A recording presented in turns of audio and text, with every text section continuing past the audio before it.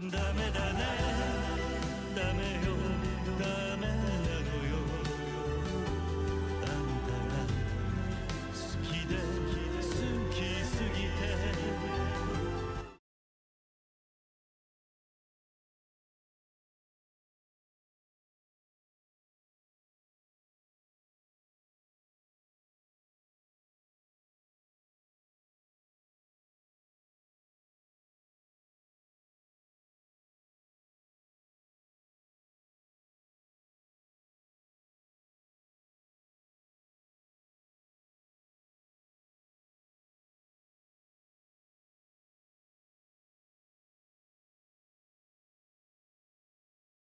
I am muted. Thank you for pointing that out, Digby. Hello, hello. T-Man, welcome to the chat. Thank you for the follow. Welcome to Onii-san's basement. You're welcome to stay, but I discourage you from attempting to leave.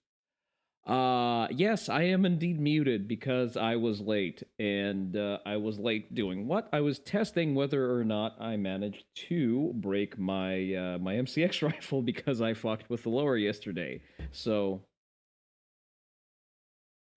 didn't realize you haven't followed. That's all right, man. That's all right. As you can see, it's now all been rectified. So there you go. Righty ho, we're going to start with a little bit of sloppa, because fortunately the news cycle is just completely fucking dead. Nothing happens, nothing ever happens, and nothing ever will. How's everybody doing today? Actually, it's interesting that you decided to drop by today, because today I'm finishing the last of the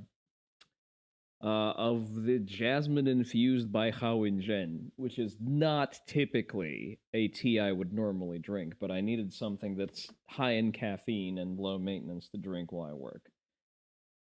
So yeah, for those of you not aware, T-Man is the biggest tea merchant in Texas. The source is The Voices Told Me. If you're looking to get into Chinese teas,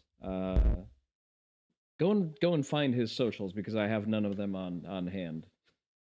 All right, so we're gonna watch our regular serving of slop. Hello Digby. Hello Sword of a Demon. Already greeted T-Man. This we're gonna have to earn. We have to earn looking at cats because first we have to deal with the slop. So apparently there are a lot of 2011s releasing. And PewView has produced a top 5. I didn't know the 2011s are different, but I guess he's going to tell us how they're different.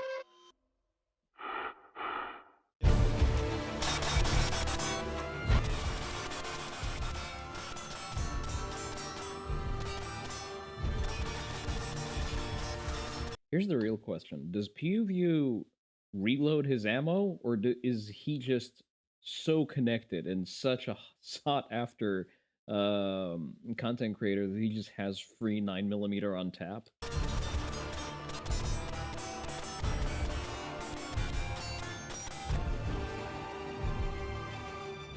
Also, T-Man, did you get around to setting yourself up to get a concealed carry permit? Because you need that before you go and buy a gun. Because A, it's cheaper than going and buying a gun, and it's also faster because with an LTC in Texas, you don't need to wait for the background check to come back. Just look at it, dude. If this doesn't make your card, your everybody thinks that their 2011 is the best 2011. I'm sorry, but having a 2011 as your primary is significantly more gay. Until they see this list. Today, through the process of elimination, we're going to find out who makes the top 5 2011s that are going to make you want to sell your house, car, maybe even your dog. Some of these guns are absolutely overhyped. Some of them are very much worth the hype, but the one at the top is really going to surprise you, so stick around. So I just did a review on this one. First up, I know a lot of you guys absolutely love this, and I do like the company. I think they got a bright future ahead of them, but so far, this is the Fusion XP Pro. It was a decent gun. It's got a decent trigger. It's only $1,400, but the grip is so fucking uncomfortable. It's not gonna make this list. Now, do I think this is a bad gun? Only 1,400. Jesus. Absolutely not. Fairly good for the price you're paying for it. If they get this grip figured out, it's gonna be fucking awesome because it is one of the 2011s that does take a Glock magazine. Love the company, bright future ahead of them. But in comparison to the other ones on this table, it's got to get eliminated. Number 2 that's going to get eliminated is the Alpha Foxtrot. This is the S15 that also takes a Glock magazine. This takes a Glock 42, 43 magazine, 48 magazine, whatever you want to call it. Solid little gun, but in my mind, it doesn't scream 2011. It's just cool double stack, 1911. So we're not going to categorize that in this. I just know that this is a fairly popular option. I didn't want to leave you guys out that are going to want to see this on the list. So that one's out. The Kimber KDS9, although a very high rating on the 60-second peer review list, I freaking love this gun. It shoots. I hear conflicting things about Kimber. Some people swear by Kimber. Others say that Kimber used to be good and it's gone to shit. So I don't know what to believe anymore. It's phenomenally, but proprietary. The only Kimber I've shot is owned by a friend of mine, and it's a nice 2011, but it's also a fine-tuned and custom 2011.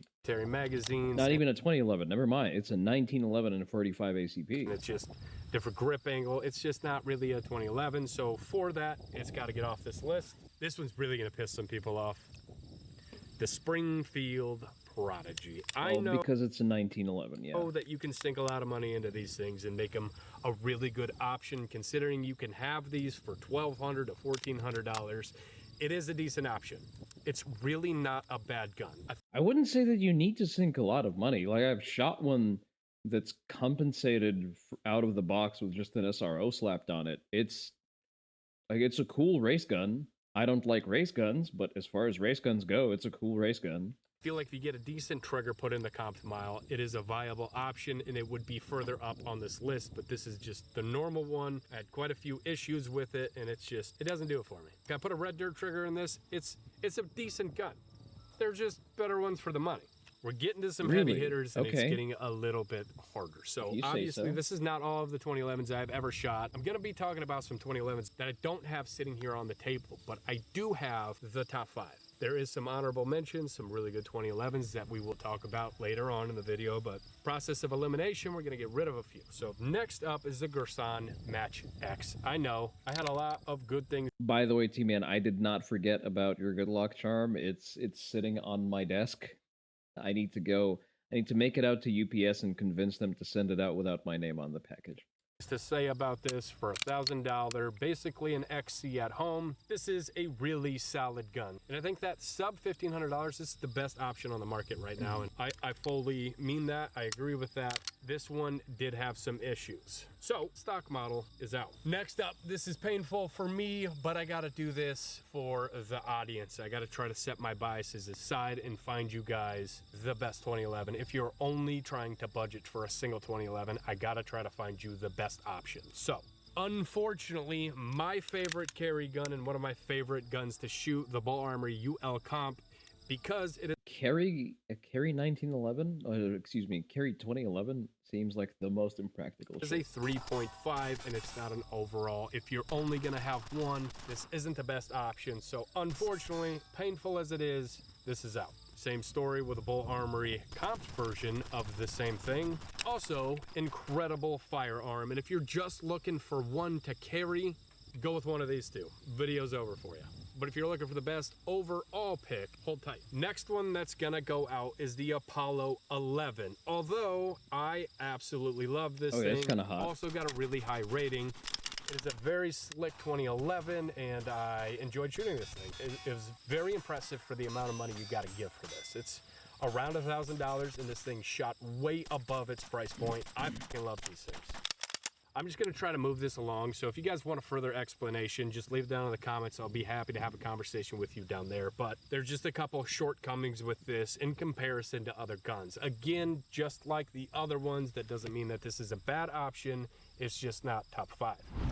Now, before we go any further, we need to thank today's sponsor, We the People Holsters.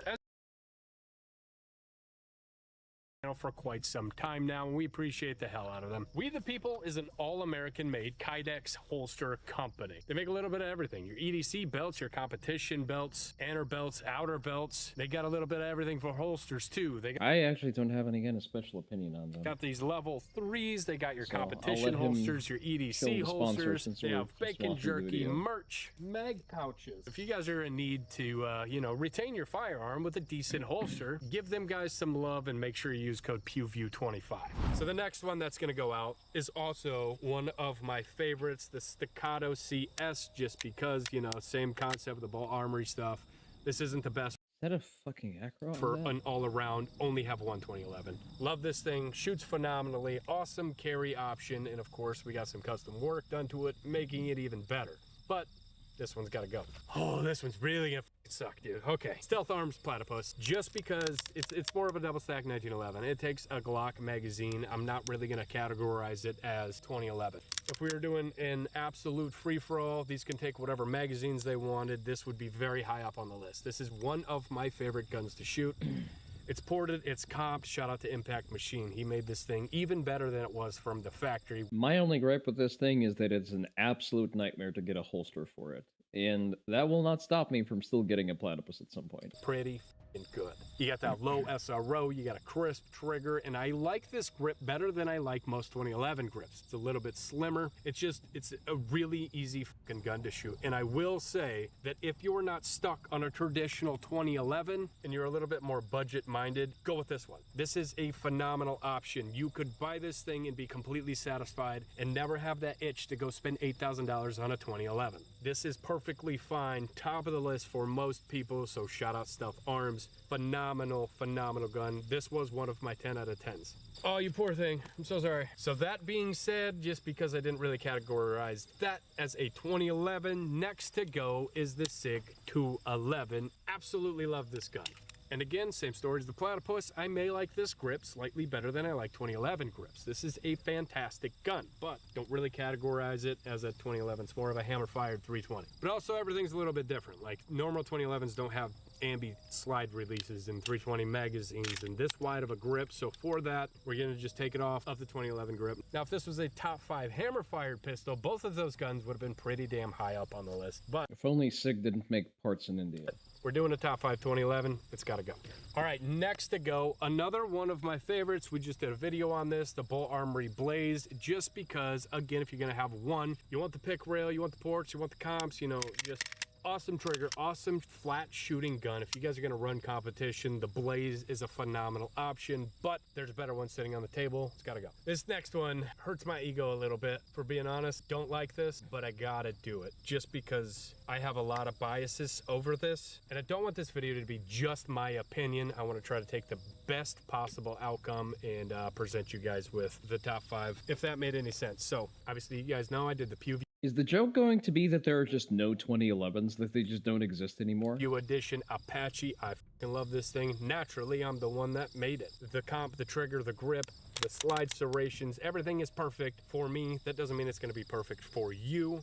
Although, of course, I would like to put this at number 1. I'm going to set my biases aside, and I'm going to knock out the PEW Edition Apache, which by default, of course, knocks out the regular edition Apache, because the only thing different from my version and this version is the slide serrations. Same gun. They're also phenomenal guns. I absolutely love the Apaches. But the guy that made the gun can't say that's the best. So even though, like, you behind the camera over there put this in your top 5, awesome, I appreciate that, I can't do that, right? Because then it looks like I'm a fucking jackass. Next one I'm gonna knock out is the Pro Edition Kimber. I fucking love these things, but no comp. It's a little bit shorter. It's a decent, well-rounded option. I like these things. But if we're only gonna pick 5 of these, I want a compensator or I want ports. So for that, this is out, which by default, the regular Kimbers also got to go. No ports. Again, phenomenal guns.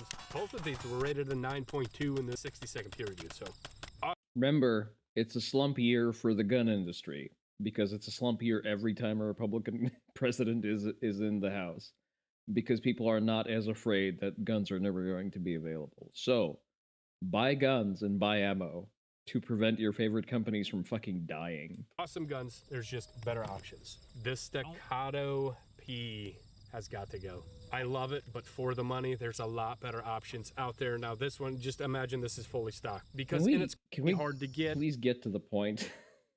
Right here is this month's gun. We are giving you guys an opportunity to make this your own. If you're interested in entering that, every single I like slim safeties, this one's out. But also shout out to T Gun Vault. Man, that guy can make a firearm.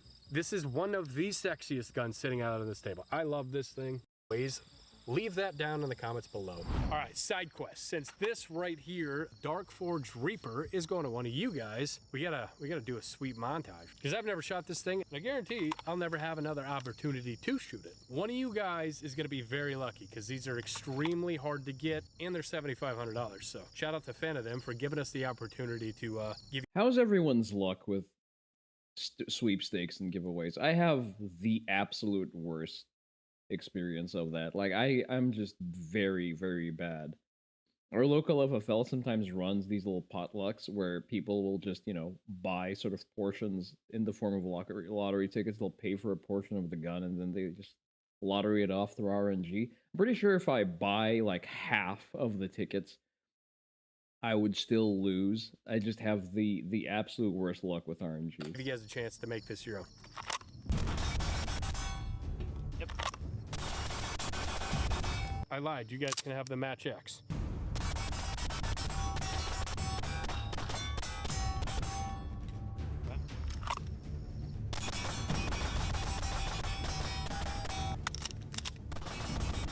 Can we just take a moment to appreciate that that table over there that he uses for filming has an entire 401k's worth in just 2011s?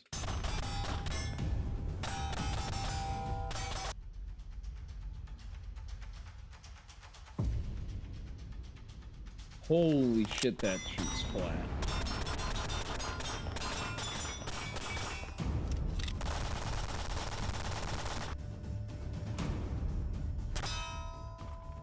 Mother. What's going on, guys? Built this little mini gym area to show you guys what a very small footprint. But for no other reason than simply I didn't want to make this seem like it's better than it is just because I'm, doing a thing with it. This is out. Coming in at number 5 for our top 5 2011, surprisingly, is the fucking Gersan Match X. Funny. But like I said, we threw this one, the stock version, out fairly early on in this. This isn't the greatest. But if you guys missed this full video we did on that, go hit this link right here, watch that, and then come on back. But this right here is a Gersan Witness Match X, but it's been decked out by Monsoon Tactical. Got a different grip, a different trigger, we added some ports, and it made this an entirely different firearm. Like, this shoots as good, if not better, than the majority of shit sitting here. And that surprises me, and the fact that we could accomplish. Okay, but is a Custom Works 2011 really, does it count? Because my approximate, my understanding was that we're supposed to only look at production guns. That for under $1,600 impresses me enough that this moved up to top 5. I know you're thinking, fucking crazy considering the stuff could have been in its place. It seems fucking crazy and I feel stupid saying it, but it is what it is. For the money, this bat's so far above its price range, it's not even funny. Like, obviously, you guys will see in the slow motion footage, this compared to every other gun sitting on this table, it's extremely flat, it's fast, it's accurate, and to be honest, I don't like Turkey guns. Most of them suck balls. I've had issues with almost every firearm from Turkey, unfortunately, because they have some decently priced firearms, but I run into a lot of issues. You send that off to a person that knows 2011s and can polish everything up and make this thing slick as shit, you get this for $1,600. Someone was trying to shill me on Canucks as a better carry gun than FNs, and like, goddamn, I just cannot take them seriously. I refuse to accept that a country that's incapable of producing a viable shotgun can produce a viable carry gun. $8,000. $8,000. A Canuck only becomes viable after it's been pimped out by Terran Tactical, at which point the gun becomes like 3 times as expensive.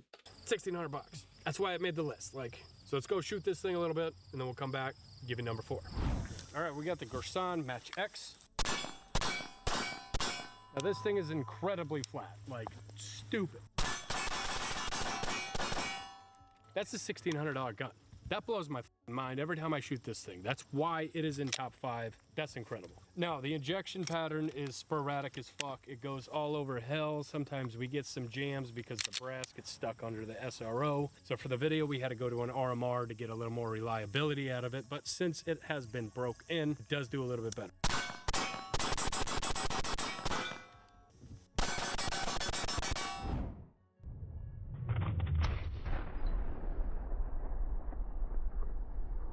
That actually kicks more than the previous one that he slung up. It's basically going to be let's go for the next one. It's going to be the Bull Armory ProTac 5-inch. This is a ported 2011.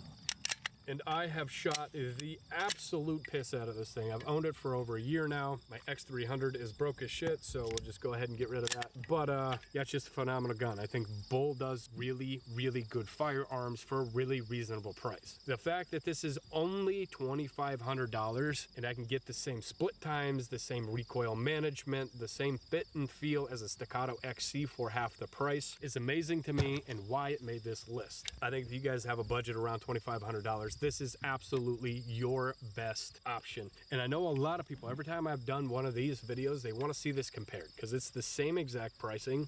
That's hard. It's really hard, honestly. I think just because it's got the track record, just because I've ran damn near 20,000 rounds through this, I'm gonna go with a Bull Armory. This isn't bad. Again, it's just not really a 2011 in my mind. So if you got 2,500 bucks, fuck, I don't know, go out to the range and shoot both of them, decide for yourself. But personal opinion, I have 2,500 bucks. I'll just buy a VP9 and then have enough left for an optic. this. All right, now we got the Bull Armory TAC Pro 5-inch. Fuck, if I have 2,500 bucks, I'll just buy a platypus. Ported 2011. And I will still have enough money left over to buy an SRO.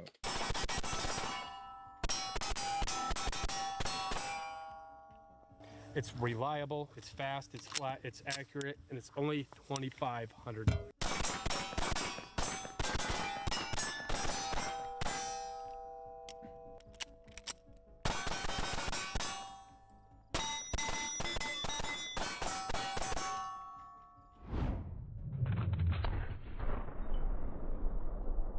Okay, it shoots about as flat as you would expect from a ported gun.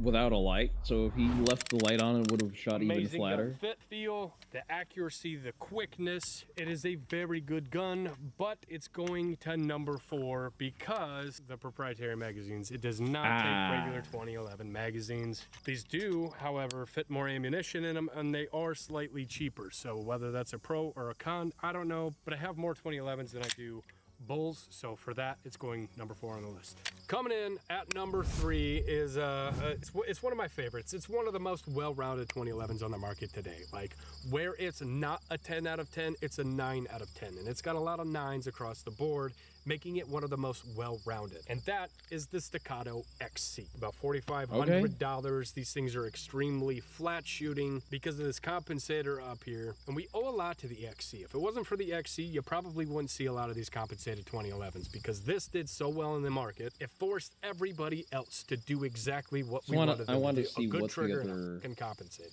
One of my favorite guns of all time, and something that number 3. Now we get to number 2. And number 2 makes me want to cry a little bit because although it is one of my favorite guns of all time and something that I could shoot non-stop every day of my life and be perfectly happy with one of these guns, it's got to go the Terran Tactical Sandviper. How'd you get this? It's flat, it's fast, it's accurate. I love the SRO mount. This is my favorite mounting system on any 2011. That's sure a very ridiculous autistic pet peeve. I really dislike it when the red dot sits wider than the slide. I don't know why. It pisses me off so much. I just cannot abide by that. If your slide is narrow, just put a smaller red dot in it. It sits lower than anything else sitting on this table right now. The trigger is phenomenal. The grip is amazing. And shout out to Terran. He even put my name on this one. I fucking love this. The Sandviper, the Pit Viper. Terran makes phenomenal guns. I love the craftsmanship that goes behind these. I think this is the best looking firearm sitting out here right now.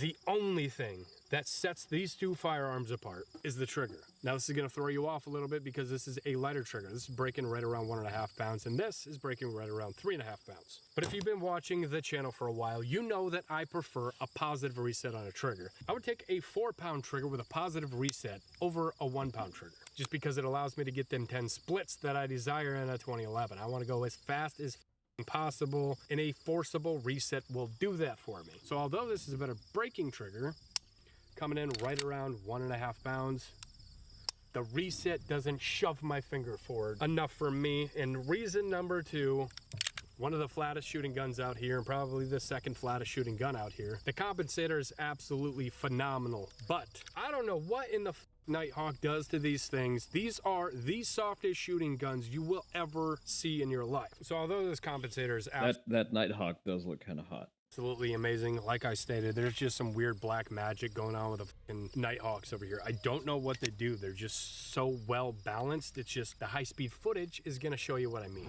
Terran Tactical Sandviper. My goodness.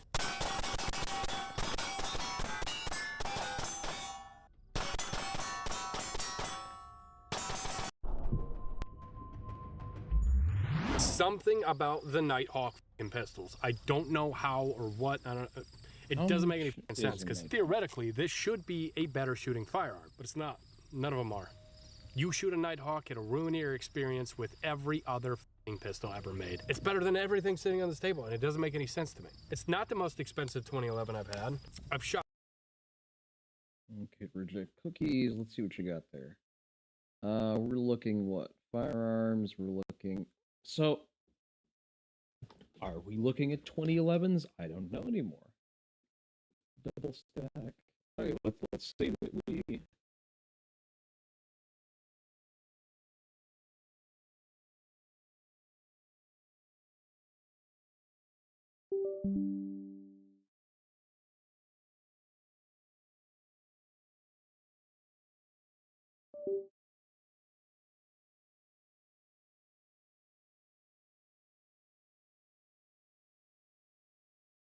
We're back. I hate this so much. I don't know what the fuck is happening with the goddamn Alienware laptop. It just keeps losing connection to everything that is plugged in via USB. It's obnoxious. And it's already in a... Everything except the microphone is in a powered strip. And I just moved my camera around and it rolled my eyes into my head. Alienware, there's your problem. My previous laptop was also an Alienware, and it did not spurg out on me like that.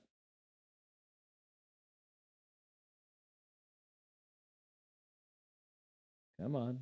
Ah, there we are. my eyes are slowly rolling out of my head. All right. If I can, I'm waiting for my Steam overlay to go away. There we are. Yeah, Alienware is not great. Like, using this latest Alienware laptop that I've been using kind of has significantly put me off ever wanting to fuck with anything Alienware ever again, because I feel like I am going to spend more time troubleshooting than I am going to be using it. Got all of the Atlases. I put thousands of rounds through Atlas pistols and they didn't make this list. I think that is a very overhyped pistol. They are very good. In my personal opinion, this shoots better than any other Atlas that I've ever shot, and it's half the price. I'm not gonna sit here and bash on Atlas because I do like their guns. I think the craftsmanship is amazing. All right, I think that's quite enough of that. So this was in my feed and I wanted to take a look at that. So this is a 3-shaku, 3-soon length katana. So that is, I would say this is like on the edge of what I can reasonably unsheath from, not even really, no, 164 centimeters. Yeah, that's probably pushing it because I top out at like 2 shaku, 2.5, probably 2.8 shaku is where I top out for like a good productive cut.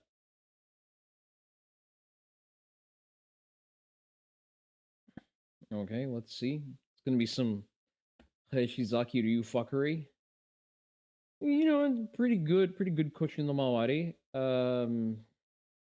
Not digging the hyperextension. Like, there's not really a productive cut you can make from that. Granted, there's no central line control on the reseathing just because the different. know what? The more I look at it, because she looks like she's like 5 foot nothing, maybe even less. You know, the sort of median Asian woman height. So, oh, I mean, we have this for measurement. So it's one. So she's like 170 centimeters roughly. I think I could. I think I could draw this. I think I could. I've been getting back into Yaido a lot, and I'm actually looking at picking up a new cutting sword. So I'm gonna see how that pans out. Oh, nice! Someone got clipped in the head. Nice uramawashi.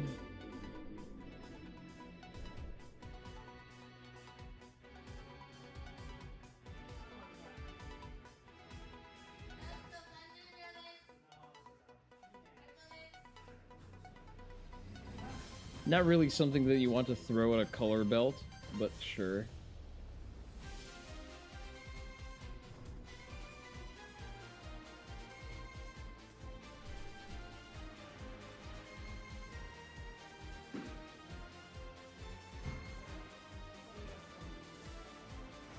No selling low kicks.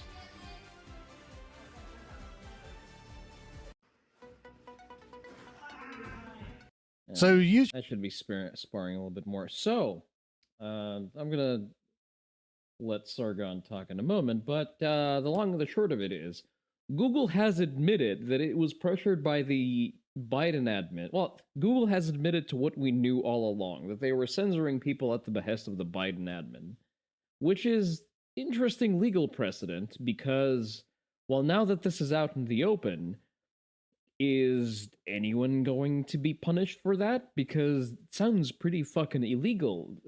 Just, you know, it on the face of it sounds like a violation of the First Amendment because the government doesn't have the right. They are specifically limited from limiting speech.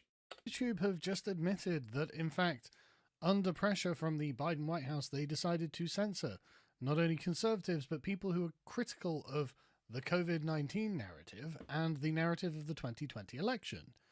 And that's really rather remarkable, isn't it? Because there are loads of people who have had their accounts removed because of political pressure and for political reasons, as well as the concerns about, like, you know, medical misinformation and things like this.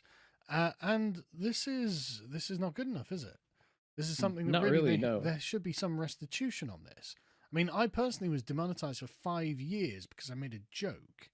So, I mean... Oh, boy. Oh, boy. I mean, if someone makes a successful case for damages, oh, that's going to be spicy. And you can imagine how badly that hit me. So imagine how badly it is to have your entire account taken away. Because I could at least still talk to you guys. But I tell you what, loads of my friends have just had their accounts just completely waxed. And... that's it. YouTube have not said or done anything. Not only that, they've demonetized the Lotus Eaters channel by proxy from Sargon. Until now. So this comes after House Judiciary Committee Chairman Jim Jordan subpoenaed Alphabet, which is Google and YouTube's parent company. And so they sent him this letter, basically admitting everything. And it's actually kind of crazy how just... how genuinely open and like, yeah, we did all the terrible stuff and we were bad. And we're not going to say sorry, but, you know, we shouldn't have done it. We're not going to do it again. It's like, okay, but doesn't this open them up to lawsuits? I'm sure there are going to be loads of people who actually could start lawsuits against them now because they've basically admitted that they shouldn't have done what they did. So they explain what Alphabet is and they call it the company. No, I think if there was any legal liability that this betrays, then I think Google has enough well-trained attorneys that have written this out in a manner that very specifically limits their exposure to liability. The government, however, may be on the hook for paying out a lot of our fucking money to people who have been caught up in this. And so Jim Jordan is, of course, advancing the core American value of freedom of expression, which is something that not just YouTube, but Twitter, Facebook, Instagram, and any others TikTok in particular, are not really that bothered about and haven't been in the very recent past. Because remember, we're only going back, let's say 5 years, right? We're not even going back that long. A lot of this happened in 2023 and 2024. So it's just, okay, well, fair enough. Let's carry on. They talk about how the COVID-19 pandemic was an unprecedented time in which online platforms had to reach decisions about how best to balance freedom of expression with responsibility, including responsibility with respect to the moderation of user-generated contents that could cause real-world harm. Well, we haven't actually Sounds like a shit ton of excuses. seen any of the real-world harm, really. It's hard to directly link the two together. But they say senior Biden administration officials, including White House officials, conducted repeated and sustained outreach to Alphabet and pressed the company regarding certain user-generated content related to the COVID-19 pandemic that did not violate its policies. While the company continued to develop and enforce its policies independently, Biden administration officials continued to press the company to remove non-violative user-generated content.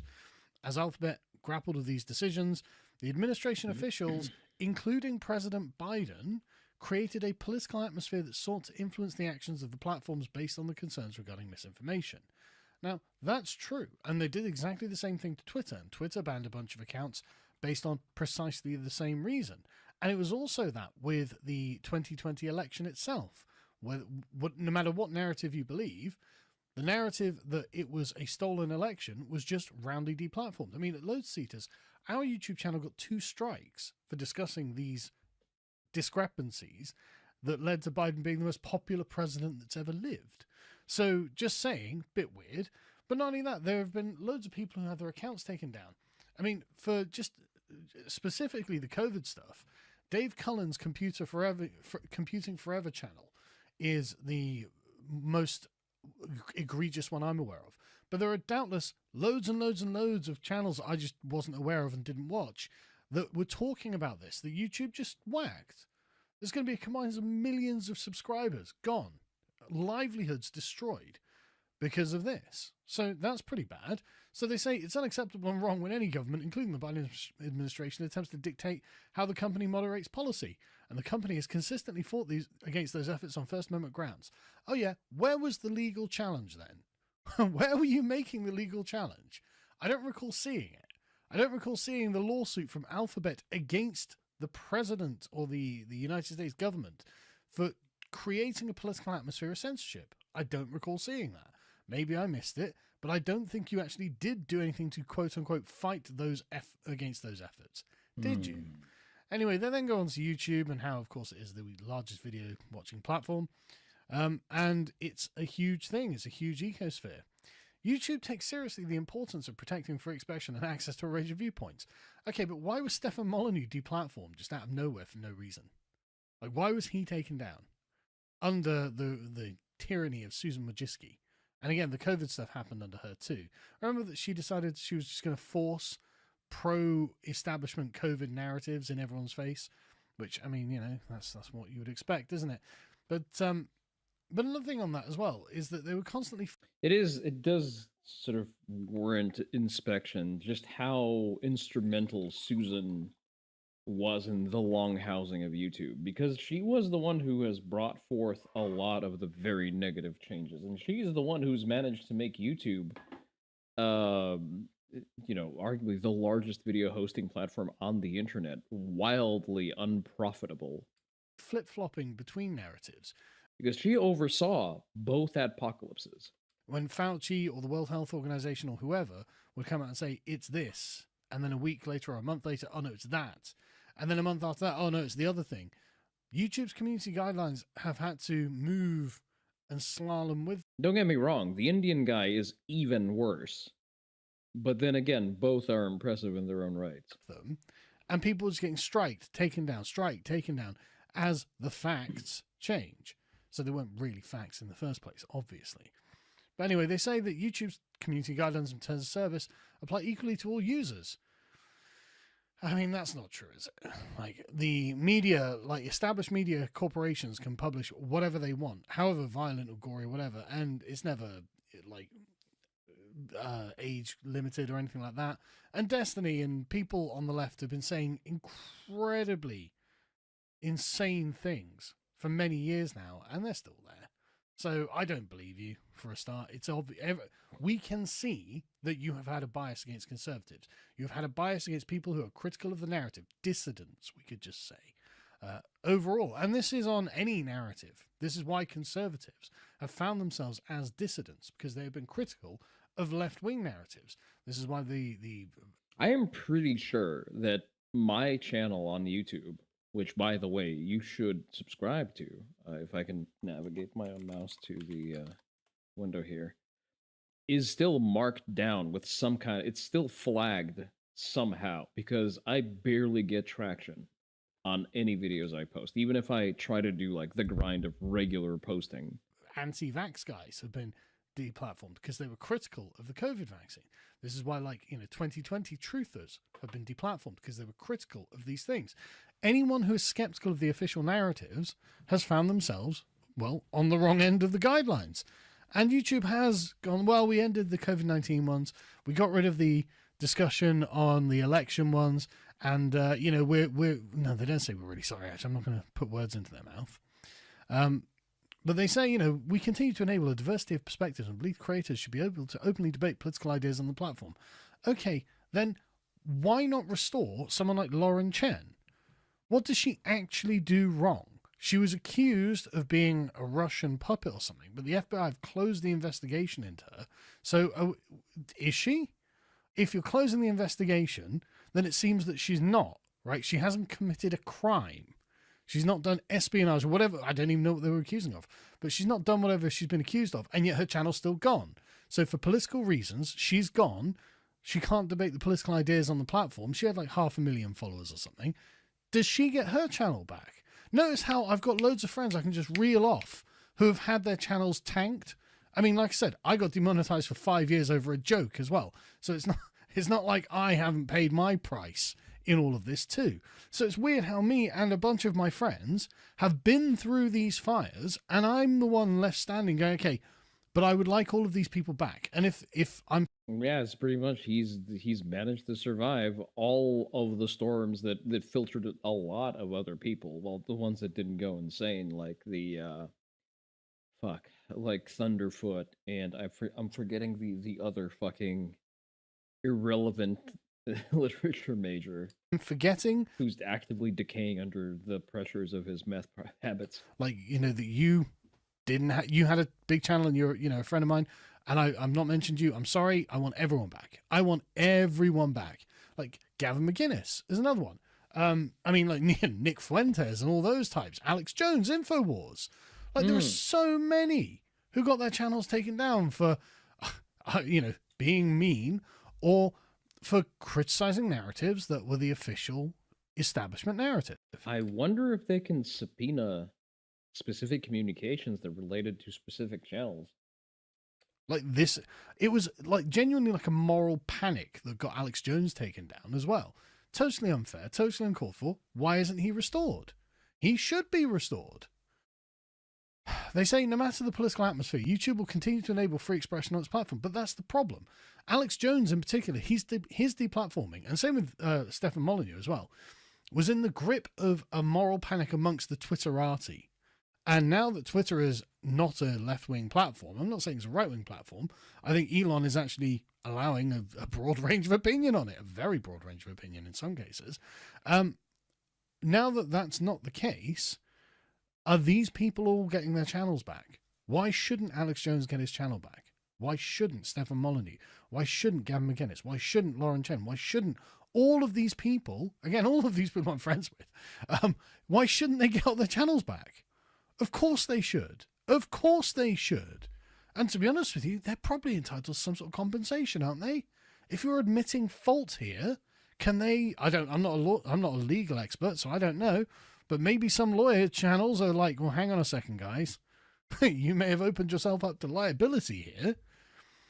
Anyway, they carry on. And it's nothing terribly interesting until the end part here. YouTube values conservative voices on its platform and recognizes that these creators have extensive reach and play an important role in civic discourse. The company recognizes these creators are among those shaping today's online consumption, landing must-watch interviews, giving viewers the chance to hear directly from politicians, celebrities, business leaders, and more. Well, I mean, it hasn't felt like that for many a year now. I wasn't even a conservative back then, but like, I guess as a conservative content creator and a conservative voice on the platform, I've got to admit it really hasn't felt that way. See the regulatory landscape part? Now that is the Mach speed finger pointing. They are going to divert any liability, any blame towards the Biden admin or towards some part of the executive branch. It's really felt actually like we were living under the sword of Damocles, and the horsehair that was attaching it to the ceiling was getting thinner and thinner and fraying apart more and more with each one of us that shunk was taken out by the sword, right? It didn't feel for a second like you did, and I really have trouble believing that's the case now. I think it's just that because Trump's in charge, you're like, okay, Trump might do something crazy. Like, God only knows what his intention and regulation or whatever it might be that he does. So maybe we'll just play ball.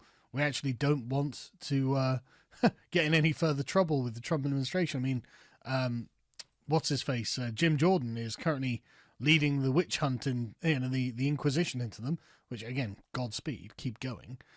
Maybe they're just, obviously they're like, yeah, we just want to play ball because of course now they go onto the regulatory landscape and they're like, yeah, well, we're for completely unlimited free speech. That wild west of the internet, well, we enjoyed that. We'd like to go back to that. And to be honest with you, I'd love to go back to that, frankly.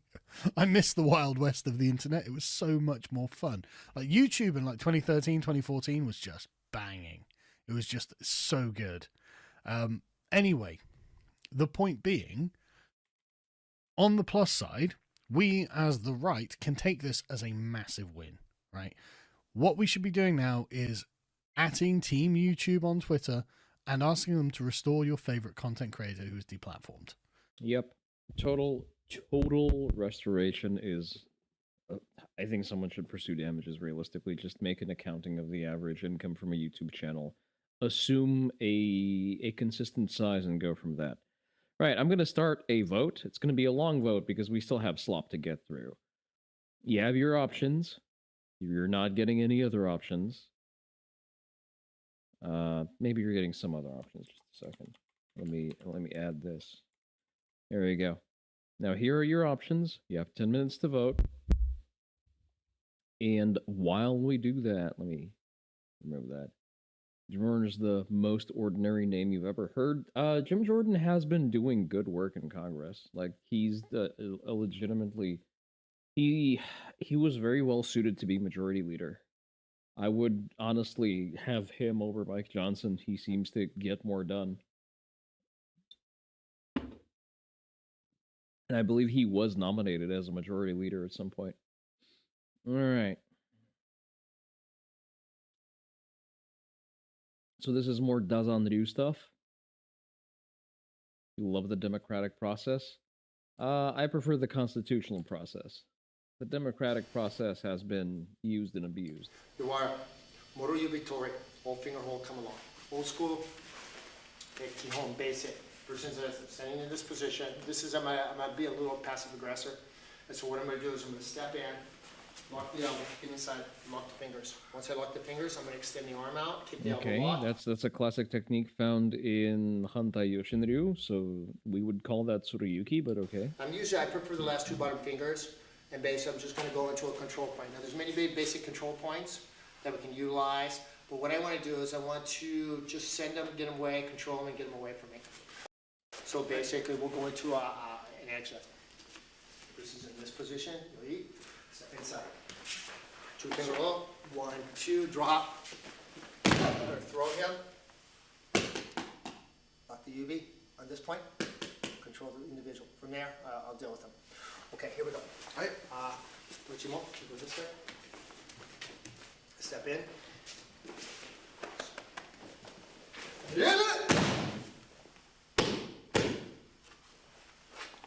It's a little bit too Aikido coded for me. Like, it's a legitimate hold, but not to that effect. Okay, now that we're done Kihon, let's go into Joe Q. Let's upgrade the technique a little bit and show you more of a different way Okay. of applying this technique. This time the person's going to reach forward and get into the grab.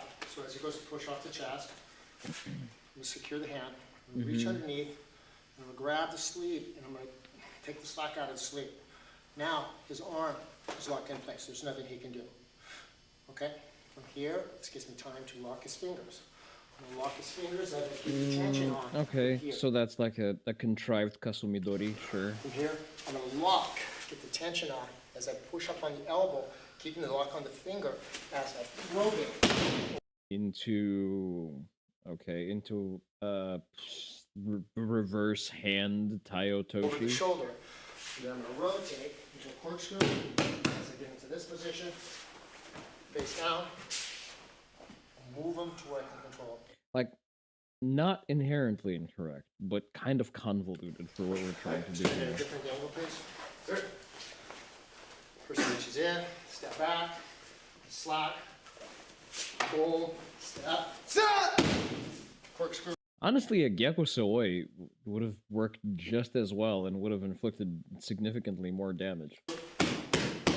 Move them. Not Gecko Sooi. Well, it is Gyakute Sooi, not to be confused with the Korean Sooi Naga. Taking any position to where we can control them. Control them. Yeah, that's textbook you can do. Control. Push. Yes. Okay. Hey.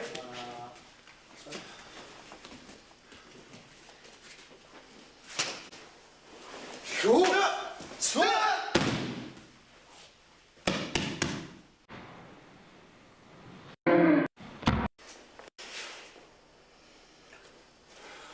Jokyu.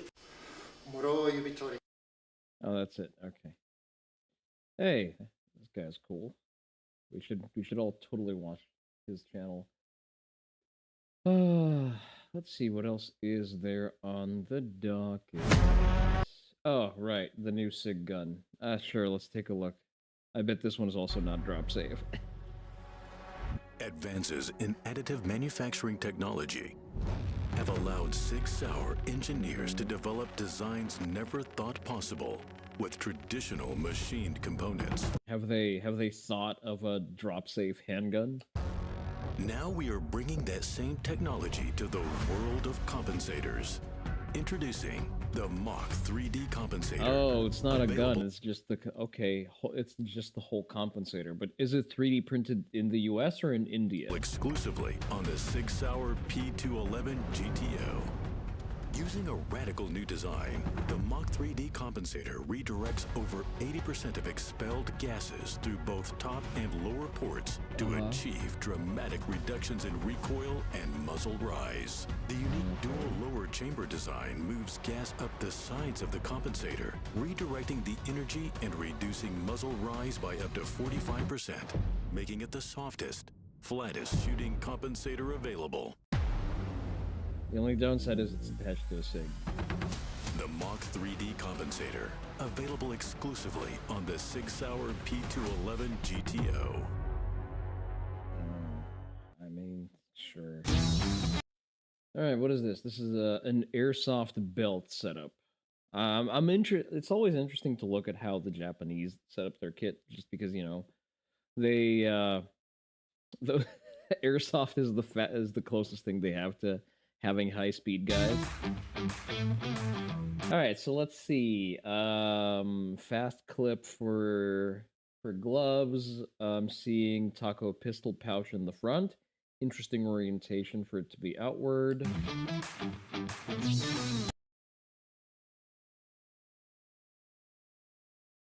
That's not a fucking SIG. There's a buffer too. I mean, it's an airsoft gun, so it can be whatever the hell it wants to be. So 2 pistol pouches. A single taco pouch on the left. Okay, sure. No dump pouch, interestingly enough. Single point sling, a stand-in for a med pack, I assume, in the back. Oh god, fucking P90 hanger. Is this the Chinese brain rot you've been hearing about? No, this is the Japanese high-speed airsoft brain rot. This is fucking brain rot. The P90 holster is absolute fucking brain rot. Why? Wait. They have a they don't they have the stupid fucking pistol brace Velcro on the back. Oh, I completely forgot about that. The Japanese have started making pistol braces for airsoft because they see Americans run pistol braces on their short-barreled guns. People still use the P90? Yeah, listen, the P90 is, as far as bullpups go, it's probably the best one out there. Like, it shoots a respectable caliber. It's very effective against the poors who can't afford level 3 body armor. The P90 is a cool gun, and, you know, FN makes good stuff. The trigger is dog shit, but that's because it's a bullpup.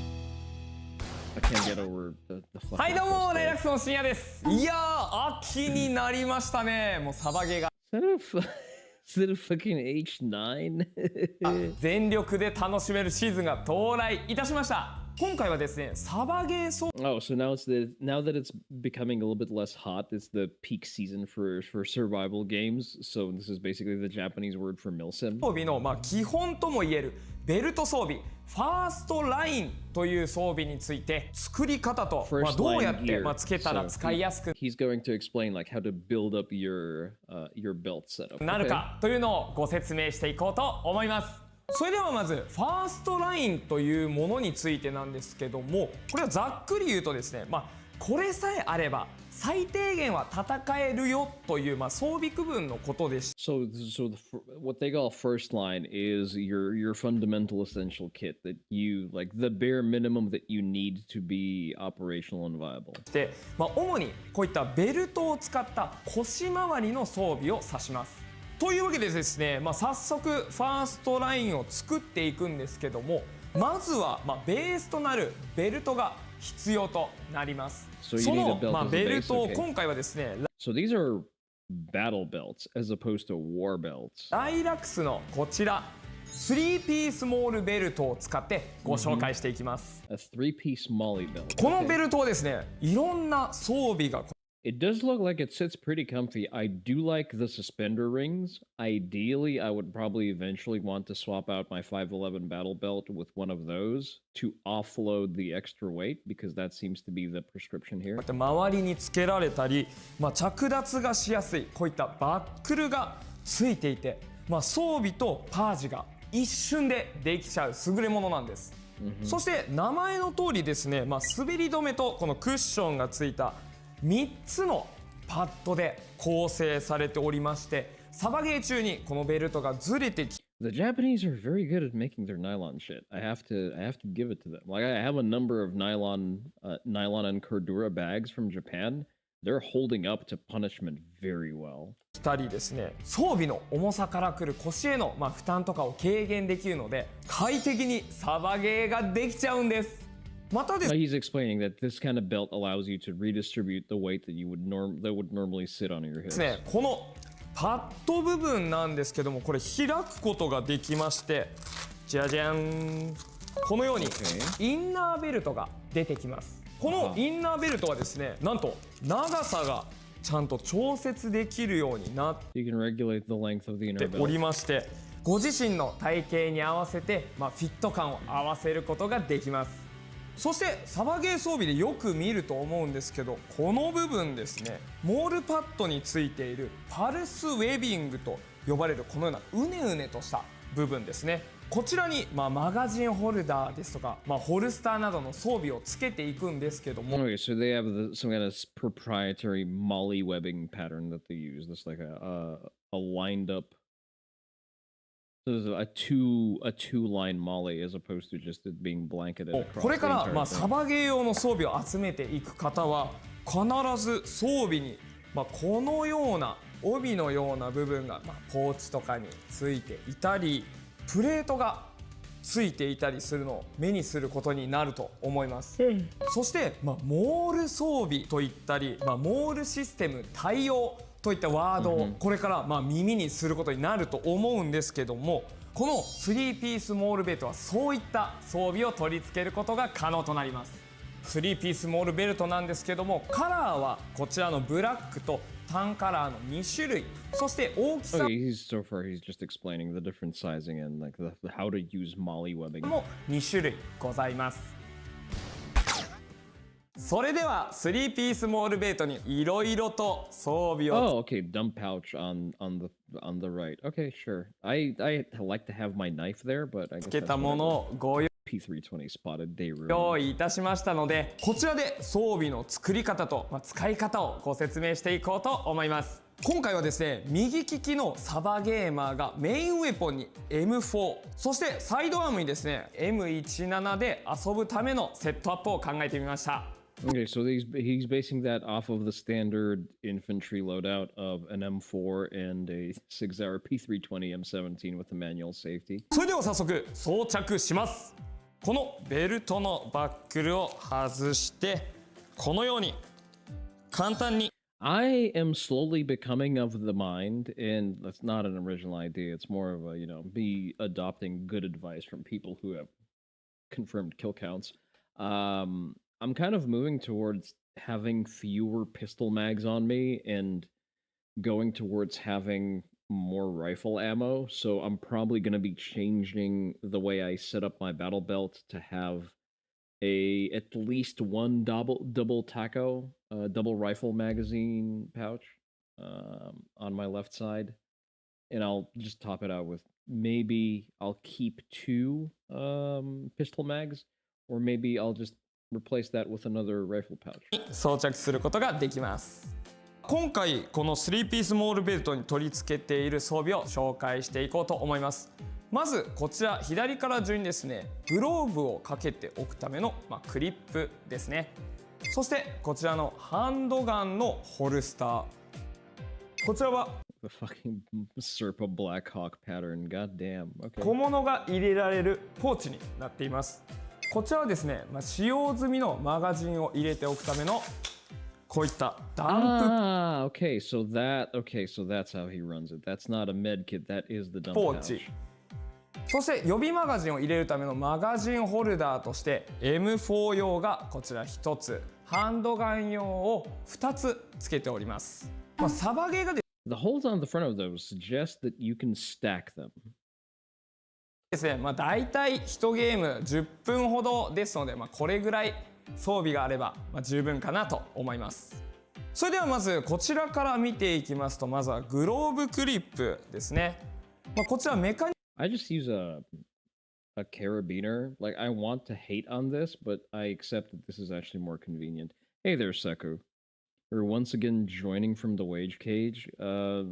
Listen, stay strong. The wage cage empowers us to get money to buy silly things. メカニクスウェアから出ている、ベルトなどに I, for one, welcome the wage cage. 装着できるアイテムなんですけども、 For the wage cage pays for my tactical LARPing. Because if not for the wage cage, I couldn't have just burnt through 100 rounds of 300 blackout right before the stream. ここに装着しておくことで、ゲーム前にグローブがどこに行ったっけと探す手間がなくなるので非常におすすめです。That was also the nice 300 blackout that I burned through. Like, part of that was Ammo Inc., part of it was Fiocchi. Pretty sure that was the batch that I still paid like in excess of 70 cents per shot for. So you do the math. Well, I mean, there's not a lot of math. Good night, Sort of a Demon. Thank you for checking in. こちらのハンドガンのホルスターなんですけども、体の I mean, with the manual safety, the button release becomes less sketchy. On top, if it weren't for the fact that that's a fucking P320. The wage cage allows you to hire artists so you can make your board game look pretty. There you go. There you go. Your wage cage pays for the artists. My wage cage pays for gun accessories that I then proceed to fucking ruin. Because remember the Atreus safety that I posted in the chat? Well, I stripped the fucking screw that's holding it together. So now I need to find a gunsmith who can drill the fucking screw out while Atreus sends me a new one. ほぼ真横に来る位置に装着しています。今回装着しているのは 40way CQC ホルスターとなっております。このようにね。Listen, it's not my fucking fault that they make those screws out of Play-Doh, okay? I have the correct screw head. It's made for a T10 screw bit. But it stripped the... I don't know, maybe they just, you know, drowned the fucking thing in Loctite or what. But the fucking thing wouldn't budge by the time I have completely stripped the screw head. ね、ワンタッチで脱着もできるとても便利なホルスターなんで I do like the rotating holsters. I have a very similar setup that I'm going to show up on the next gun stream because I've re-kitted my belt significantly. So I set it up on a Blade Tech little like, mini rotation pad. So that way it has a very low footprint, but I can sort of flexibly navigate the way I want it to sit without having to fuck with like the orientation of the fixed holes on normal Blade Tech attachment stuff. ですけども And I can run several guns that way because as long as I have the Blade Tech disc, I can buy multiples of those. And the plan is I have one holster set up with a disc like that that's for the 43X.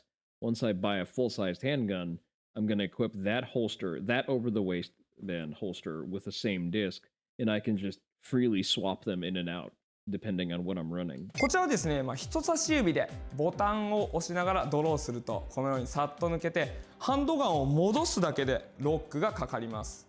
逆にここのボタンを押さなければこのようにドローが I wonder if the Japanese airsofters even track uncommanded discharge. Well, okay, it's not an uncommanded. It's going to be a negligent discharge in this case. But I wonder if they even pay attention. Glock 17 large? Nah. You see, now I don't think I posted that anywhere. So I tried shooting my 43X with a Glock 45 side by side, which is basically a Glock 17. And my fucking camera just fucking blinked in and out. I hate it so much. It keeps doing that all day. Fucking retarded piece of shit. Once it's back, I'm gonna go back onto my tangent. Give me a second. Has something to some kind of gay globo homo ass power green energy mode shit that's doing that. It's limiting the power output of the motherboard. Regardless, so I shot a Glock 45, which has a 17 grip with a 19 slide, side by side with my 43X. And I have, granted, it's a range pony, whatever the fuck else. But I shot better groups and more accurately with my 43X. How come Discord didn't ping? Do you have notifications in the server on? Because I'm pretty sure I pinged with an everyone. As promised, I only ping for streams or if something is very funny. How are you doing, Crespian? But yeah, I am now a Glock 17 hater just because the grip doesn't agree with me. And I shoot my itty-bitty subcompact pea shooter significantly better than the supposedly better and more shootable Glock 45 that has a gigantic grip and a relatively small reciprocating mass. That's all right. Hey, listen, as long as you made it to the stream at some point. And realistically, do you need a ping? Because I am live at all of the same times, all of the time. できないので、脱落する心配はございません。で、狭いツールや、入り込んだ CQB エリアのあるフィールドとかだと、ハンドガンにすぐ持ち替えたりする頻度が多くなるので、こうやって素早くね、シャコシャコ変えたい方にはもうすごくぴったりだと思います。本来であれば Okay, so he's explaining, well, you go into like CQB areas and you need to quickly reholster your handgun if you have it out. Sure, I agree with that. The locking mechanism on the face of it, pretty good. Again, I understand that it's an airsoft SIG, and it's it would be very funny if the airsoft SIGs were also going off on their own. ですね、この 40way CQC I would not want a P3. Well, I wouldn't want a P320 on me full stop, but I would especially not want a P320 in a Serpa pattern holster. That is just suicidal. ホルスターには、腰ベルト用の、このようなパドルが付属されているんですけども。Well, that's the thing, Seku. I'm not blasting Glocks altogether. Again, my 43X is a Glock, and that's my carry gun, and I shoot it very well. Like, I've shot tighter groups from 7 yards than I shot with a full-size gun. Maybe it's a shitty range pony gun. That's probably a part of it. I'm also not really used to how to make the best use of all of the real estate. But then again, that real estate is kind of fucking pointless because it's just a brick. Like, there's no... That's actually one of the things. There is no texture on it because it has a stock grip. And my 43X has hockey tape on it. So that's probably a part of it, now that I think about it. Because I have a contoured grip that's made of hockey tape. You don't like them? I want to like them. I appreciate the fact that they have so much aftermarket support. Realistically, I will at some point get a Glock 19 or 17 just to sort of build it out into a Gucci Glock. I would like to do that as an exercise. And with the amount of aftermarket support the Glocks get, it's the optimal base platform to build out a very, very good gun that would be impractical for a production gun.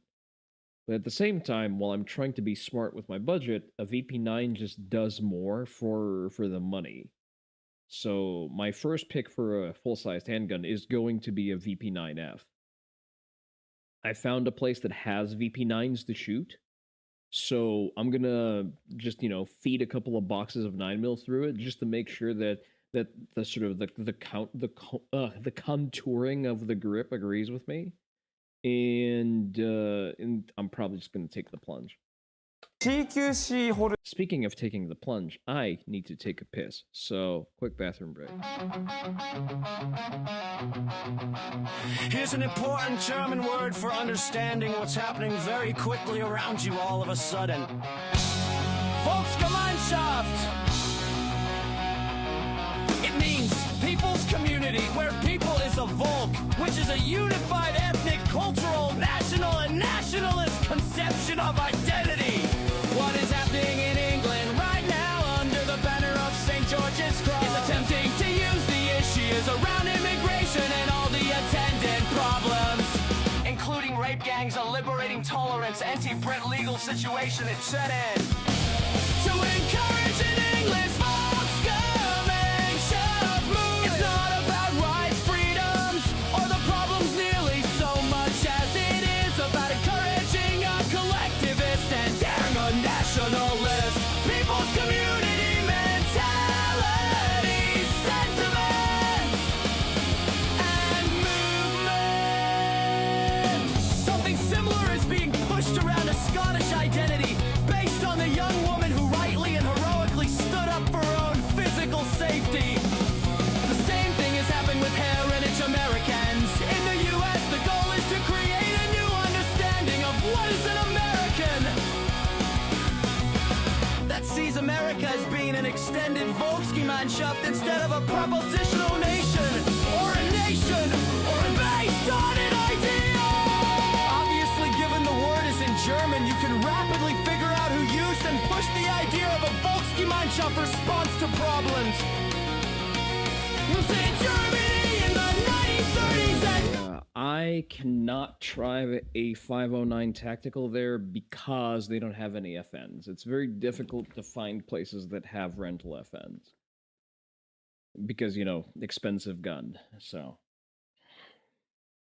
that's a big problem with shopping for handguns. Like it's very much a guessing game. You don't really know what you're getting until you actually buy it and shoot it. ホルスターシリーズ専用のアタッチメントのこちら Which is fucking asinine. モールプラットフォームを装着することで、モールベルトにもご装着いただけます。さらにですね、自分がハンドガンをドローしやす That's very similar to the Blade Tech one that I い角度にホルスターの角度を調整することもできます。おすすめとしてはですね、ホルスターの角度はまっすぐした角度よりも少しこのように前に傾けると、Oof, ドローしたり戻したりがしやすい。I think that's less. I prefer to tilt it a little bit, sort of, grip towards myself because it's like a more natural drawing movement. You don't need to over travel with your elbow as much. Like you go. How should I explain this? You're closer aligned to your plane of aiming, and there's better movement economy as you get to your handshake. やすくなります。 If you ちな can't みに it この slightly 40 backward. ウェイ CQC ホルスターなんですけども、グロックですとか、M9、USP、さらにですね HK45 などなどもう40機種以上に対応してまして、さまざまなハンドガンをお持ちの方には特にぴったりなホルスターになっております。対応してない機種でハイキャパですとか、デザートイーグルとかもあったりはするんですけども、それはこの CQC ホルスターシリーズに別に商品ございますので、ぜひそちら I'm just explaining that they have holsters for like all of the ご standard 検討ください。 handgun models. 続いてホルスターの反対側、左側にはですね、このように予備のマガジンを装着しています。今回はですね、ハンドガンのマガジンを I would kind of want to move that slightly to the side. このように2つ、そして More back. M4 のマガジンを1つ用意いたしました。予備マガジンの数はですね、自分の使うエアソフトガンの頻度に合わせて、調整するといいんじゃないでしょうか。今回はこのバイトマグというマグホルダーを装着しています。ハンドガン用はですね、シングルカラム、ダブルカラム、どちらでも対応しています。 Oh, yeah, so it's like a universal mag pouch. Nice. Even has some internal ま locking たこちら mechanism. の M4 用のバイ Wait, what is the release? トマグはスタンダード M4 にも次世代 M4 にも対応しています。どちらもですね、このバイトマグの下部にあるショックコードからマガジンのホールド力を調整することができます。 Oh, 正面 like an active retention. So that's just.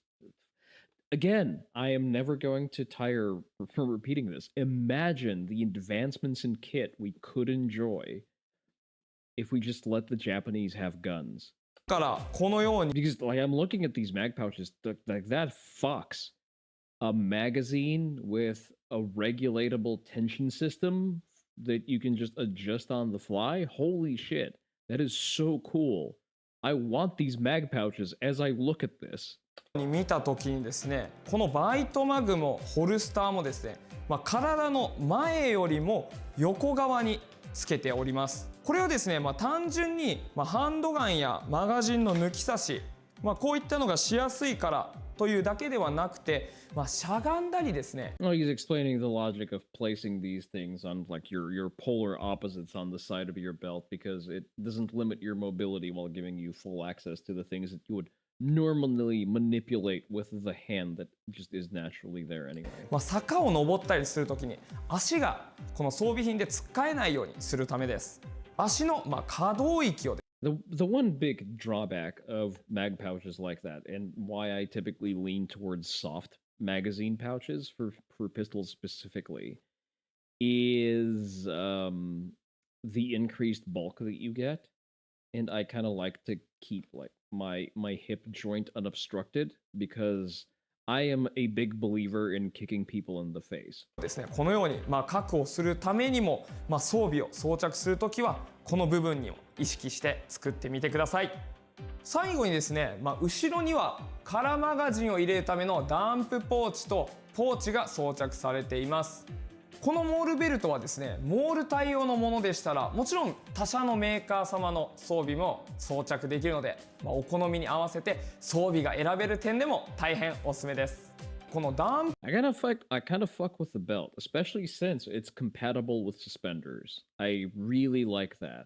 So next time I go to Japan, I'm just going to look out for this brand. I'm gonna hit up a fucking airsoft store and see if I can get some tactical kit. ダンプポーチはですね、体の中心よりも左側にこのように装着してると思うんですけども、こうすることで、マガジンチェンジした時に左手で空のマガジンをこのように後ろに入れやすくなります。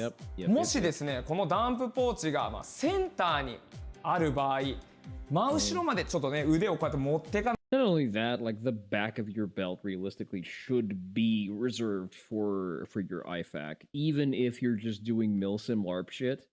Like injuries occur everywhere. Like you may not need a tourniquet for airsoft and milsim, but your standard boo boo kit for like cuts and scratches and falls and shit, you probably would benefit from having that on you. ないといけないので、このような位置にポジショニングするのがミソだったりします。そしてこちら右側にはポーチがついております。アメリカ軍が運用するファーストラインなどではこの部分にメディカルキットなどを装着したりするんですけども、Okay, so he's explaining that normally, like in first line kit, American militaries would have IFAKs here. That is true.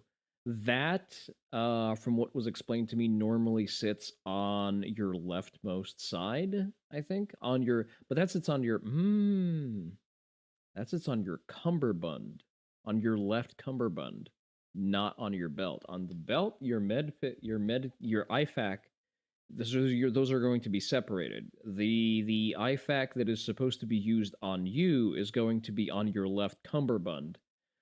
And the IFAK that you will use to plug someone else is inside of your squad. It's going to be their medkit on their left cummerbund. But if you're the dedicated medic, then you're also going to have like your dedicated expansive medical shit in an IFAK that's also like located additionally somewhere on your kit. サバゲーでね、そういったものを使うことはほぼないと思いますので、今回は通常のポーチを装着しています。この中に財布とか鍵などの貴重品を入れておけばゲーム中も常に携行できますし、ポケットにですね物を入れなくて済むのでズボンがパンパンにならなくて大変おすすめです。 That's what cargo pants are for. それでは最後にちょっとした応用例をOkay, we have plates. That's interesting. He does have a tourniquet pouch for ご that. 紹介しましょう。例えばですね、セカンドラインのプレートキャリアをつけたい場合、ホルスターがこのようにベルトの I really need to get into milsim. I need to get more high speed training, and like the longer I look at it, the more cognizant I am of how lacking I am. I need to get myself a venue where I can dump like $1,000 into kit and run around and shoot kids with BBs. の高さだとハンドガンが干渉して抜けにくい場合があります。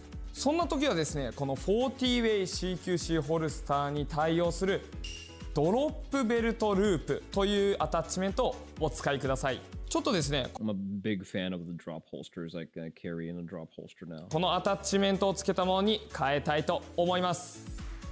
はい、というわけでこちらドロップベルトループを Oh, so that's how he does that. Interesting. He just threads that. Well, what the fuck am I saying? That's the same way that I attach that because that doesn't attach to Molly. 装着したファーストラインになります。先ほどのものはブラックだったんですけども、ちょっと分かりやすいようにターンカラーにしてみました。これをですね、この3ピースモールベルトのインナーベルトに通したものがこのようになってるんですけども、こういった状態の上にモールパッドをかぶせた状態になります。ベルトから少し下げた位置に40ウェイ CQC ホルスターを装着することができますので、このプレートキャリアに干渉することなくスムーズにハンドガンを coworker and you had to cancel your plans unfortunately. Why? What happened in 2020 that prevented you from congregating with other large groups of people? Really, nothing strikes a chord. ドローすることができるようになります。またですね、この CQC ホルスターのアタッチメントに対応した AK ですとか P90 のマガジンホルダーもございまして、さらには P90 が装着可能なじゃじゃんクイック The fucking P90 carrier. I can't get over how retarded and at the same time fucking cool that is. If I go to okay, here's the thing. If I go to Japan, I am buying the P90 holder and I will get a fucking P90. Fuck it, I'll even SBR the P90. Thank you for the hydrate. Just to use this fucking thing to cause people around me to spurg out. ホルスターなんてものもございます。なんと I will start open carrying an SBR'd P90 to my mailbox just because I can.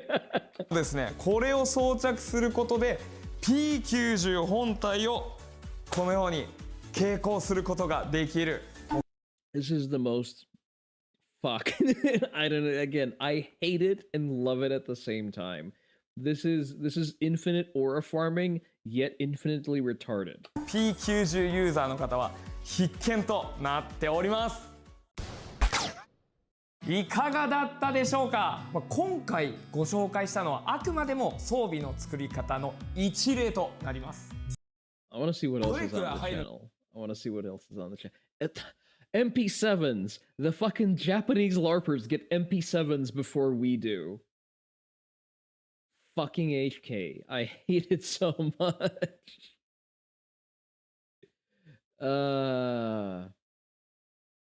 What was that HK catchphrase? You suck and we hate you. Oh, nice. New Tokyo Maru stuff. If Tokyo Maru makes a 43X, I'm buying that. Another reason why I really like Glocks for like the foundation of your kit is because it's very easy to get airsoft analogs, because I like I would prefer that my kit be as close to my IRL kit as possible. So that's why I'll be buying an airsoft MCX eventually. I just need to find... I almost bought one. I almost bought one recently. I barely held off. どうもライラックスの深夜です。ただいまですね、第63なんですけども、P320 フル P320 full set. It even has a removable FCU. God サイ damn. ズが登場。 Wait, no. There's no way I can fit that into a real P320 frame. Like there is no shot that I can take a P320 FCU, an airsoft FCU with like barrel slide and all, and just attach that to a real P320 frame. するわけなんですけども、これ衝撃のニュースですね。結構2つ目なんですけども、 Finding an airsoft Super Black Hawk with a 10.5 barrel is probably impossible for you. Yeah, probably not. But there you go. Like if you want to hip carry an SBR, you're set. Lilac's official. I assume they ship to the US. もう G19 Generation 5 MOS となっております。 Give me my fucking 43X, please. I need it for training. Is there a 43? There has to be a 43X airsoft. Come on. Airsoft replica of the Glock 43X or 48 MOS. Airsoft Society.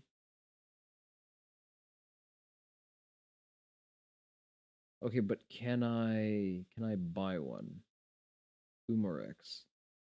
There's no way Umarex sells those. Umarex is cool, but they're not that cool. Yeah, all of their Glock shit is the G19 and G17s, 19X, Gen 4. Yeah, it's all 17s, 90s. It's all duty sized stuff. I like Umarex, but at the same time, Glock 42, getting closer. But it's like still not the same. It's not the same.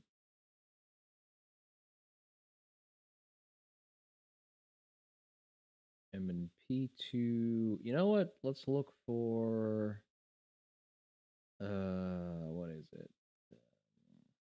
H&K. Okay, so there's airsoft H&Ks. You see, this makes your training consistent. We like that. I can get a VP9.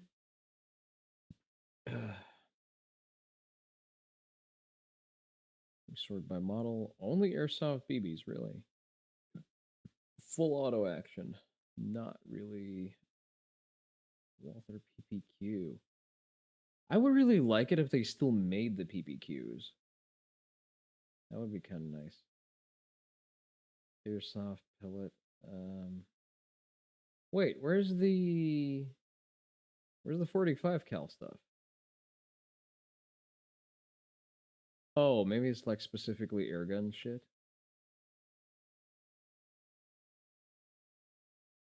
Because I like their T4E stuff. The T4E stuff is also pretty good. Only Walthers, really? Oh, and Glock. Oh, you know, the Glock has gone down in price. But again, full fucking sized gun. And good luck finding a holster for the PPQ anymore because they just don't make them. That's unfortunate. I was under the impression that they made T4E VP9s. Am I smoking? Am I smoking crack on this one? T4E VP9. No, never mind. They still have those. Yeah, they make those. It's probably not on the website. I would very much like to have this for like force on force training stuff.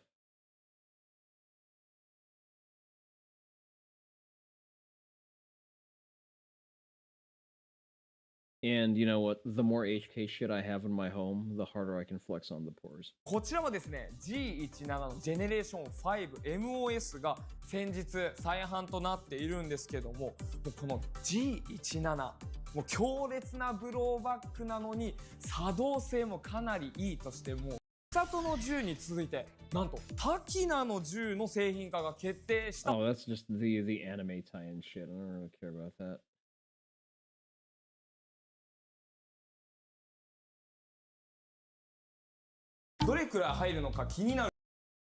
It annoys me that the Japanese get an airsoft MP7 before we get the real thing. I'm still very pissed about that.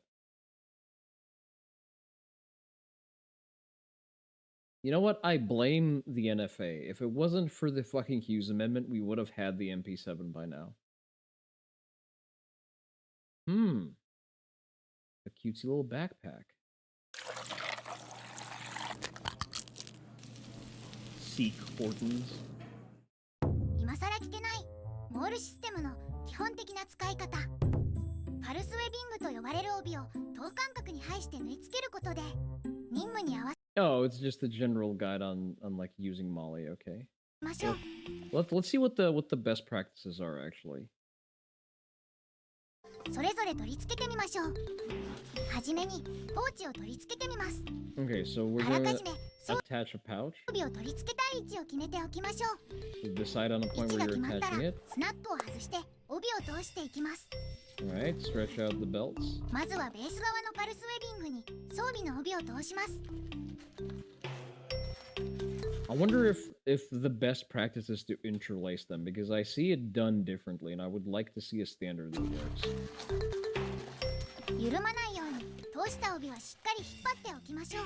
Okay, so pull it all the way through. 次にポーチ側のパルスウェビングに帯を通します。 Okay, so there is individual threading here, but do we このようにベース側、 continue? 装備側と交互に帯を通していきます。 Ah, 帯 okay. はパルスウェビングに通すたびにしっかりと引っ張っておきましょう。 That only works on soft pouches though. I don't see being able to do that on things like taco pouches. Because I have hard magazine pouches.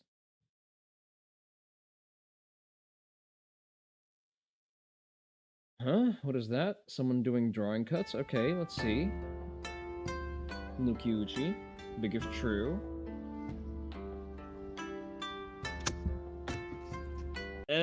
That's a lot of very ugly over travel, my guy. That's not cool. And it's also an ascending cut, which is essentially... Sorry, I'm stopping it back and forth because I want to catch the draw.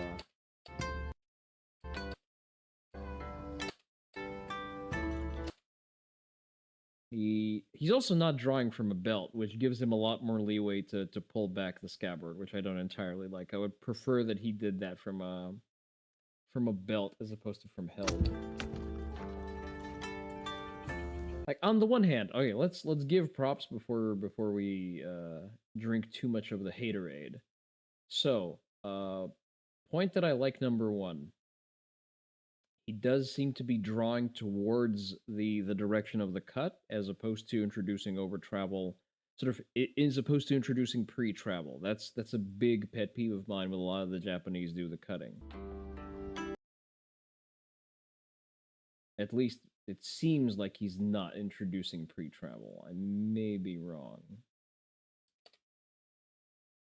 Oh my god, that is so fucking okay, sure. But he over travels a hell of a lot. That's not how you do a clean cut. A clean controlled cut is supposed to end within your boundaries with no over travel. And it's also a very short sword, by the way. That's also doing a lot of the heavy lifting for him.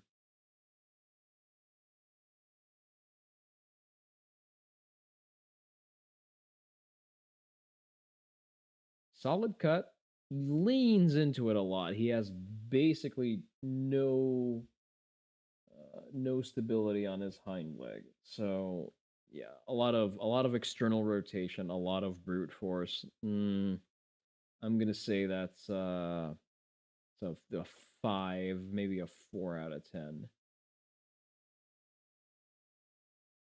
Oh, we got a fresh Coleon Noir video. Hot damn. New Saber micro dagger. I don't know. See, like, I have to be consistent. If I wouldn't trust the Turkish with a carry gun, nor am I going to trust Palmetto State Armory with my carry gun. I am very sorry, but that's just the truth. Akita Inu Dog Hotel. Okay. Let's watch Coleon Noir first. I just got into Dallas from a road trip, and clearly everybody at this point has probably heard about the shooting that happened in Dallas. And I came across this video, somebody sent this to me, of Chuck Schumer, and he said this. Violence is just terrible. Everybody, right, left, center, I don't care what your politics are, has to speak out strongly against it. Okay, big if true. But look, I think, and I don't know what's happened here, and I don't know about the guns, but we need better laws on guns. We have too many laws on guns. Sorry, we need to repeal a lot of the laws on guns. I mean, we got something done a few years ago, but it's just rampant, and we have to do more. Yeah. No, you shut the fuck up. You will not use multiple leftard commies shooting up places they don't like as an argument, as a stick to beat me over the head over wanting to own guns. I'm sorry, back in the day where we had mail order to the door delivery machine guns with no NFA process, but significantly fewer communists, we had no mass shootings, no mass shooting incidents. So I think the variable here isn't the guns. The variable here are the fucking commies. And I say, make commies afraid of violence again. The author of the Brady Law, the assault weapons ban, it's become almost every day one of these. The assault weapons ban had no traceable effect according to the FBI, which is why it was sunset. Things happen. Okay, so now I want you to think about how anti-gun you have to be, anti-Second Amendment you have to be, how rabidly anti-Second Amendment you have to be to say this. I don't know what happened. I don't know what gun was used. I don't know anything about guns. I mean, never let a good tragedy go to waste. Then in the very next breath, we need to do something about guns. Let me rerun that poll real how quick. Absolutely buffoonish that is? Like, do you know how cartoonishly stupid that sounds? You're literally admitting you don't know anything about the subject matter, but your solution is do something about the subject matter you know nothing about. That's your pitch. That's the plan. And the thing is, you're not new to this. You're not some young spring chicken. We've been having this conversation for decades, Chuck. The facts are there. The data is there. And it's already known that the vast majority of these shootings aren't even done with the so-called assault weapon. They're done with handguns. So what's next, Schumer? You gonna ban handguns too?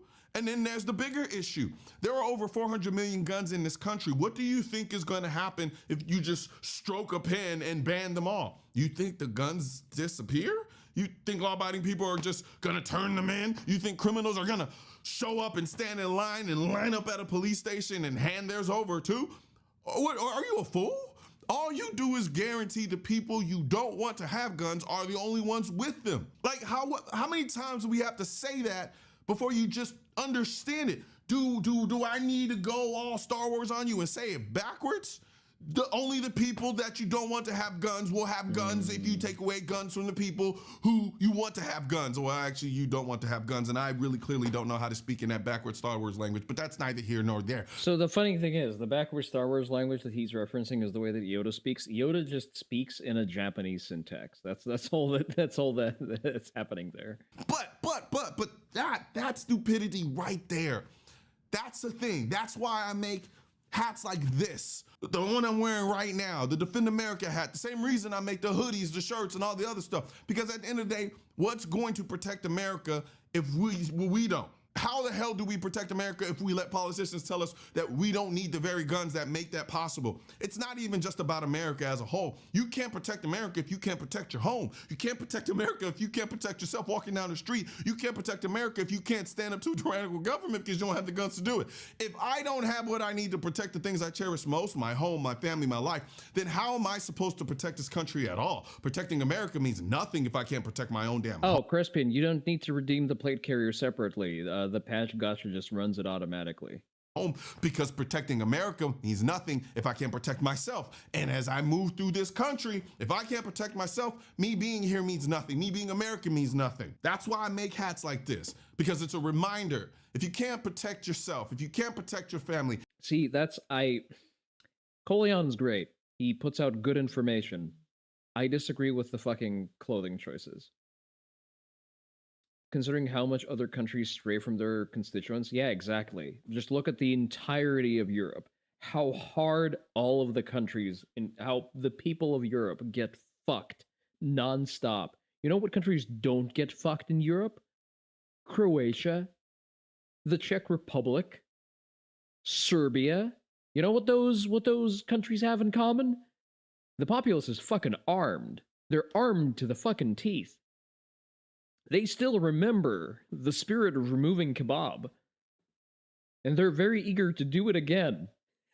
That's why none of that fuckery is happening there.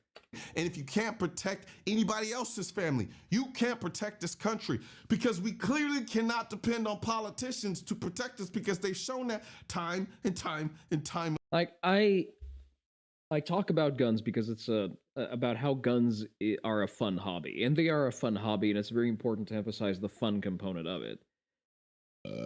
It's also very important to emphasize the responsibility of you as a gun owner, because guns are still a tool. It's just that the fun component is there to keep us consistent and to keep us up to date and keep us viable, basically. So for example, just, a recent example of being responsible with your gun ownership. I fiddle-fucked around with my primary rifle yesterday. I took it apart up to stripping the safety, which I shouldn't have done before I had confirmed that I would be able to take the Atrius safety assembly apart, but that's besides the point. But I took my lower apart, and then I put it back together, and I'm not, 1,000% sure I did it right. So I did a function check on it. I installed a trip bar, so I thought that may be interfering with some of the functionality. You know what I did that night? I loaded up my shotgun just to make sure that I have a tested gun that's ready to run for home defense, and I got off work today, and I took my rifle to the range, and I made sure that it runs with the ammo that I typically use, that it runs with the magazines that I typically use. And I burned through 5 mags worth of no, it wasn't 5 mags. It was 3, maybe 4 magazines worth of ammo.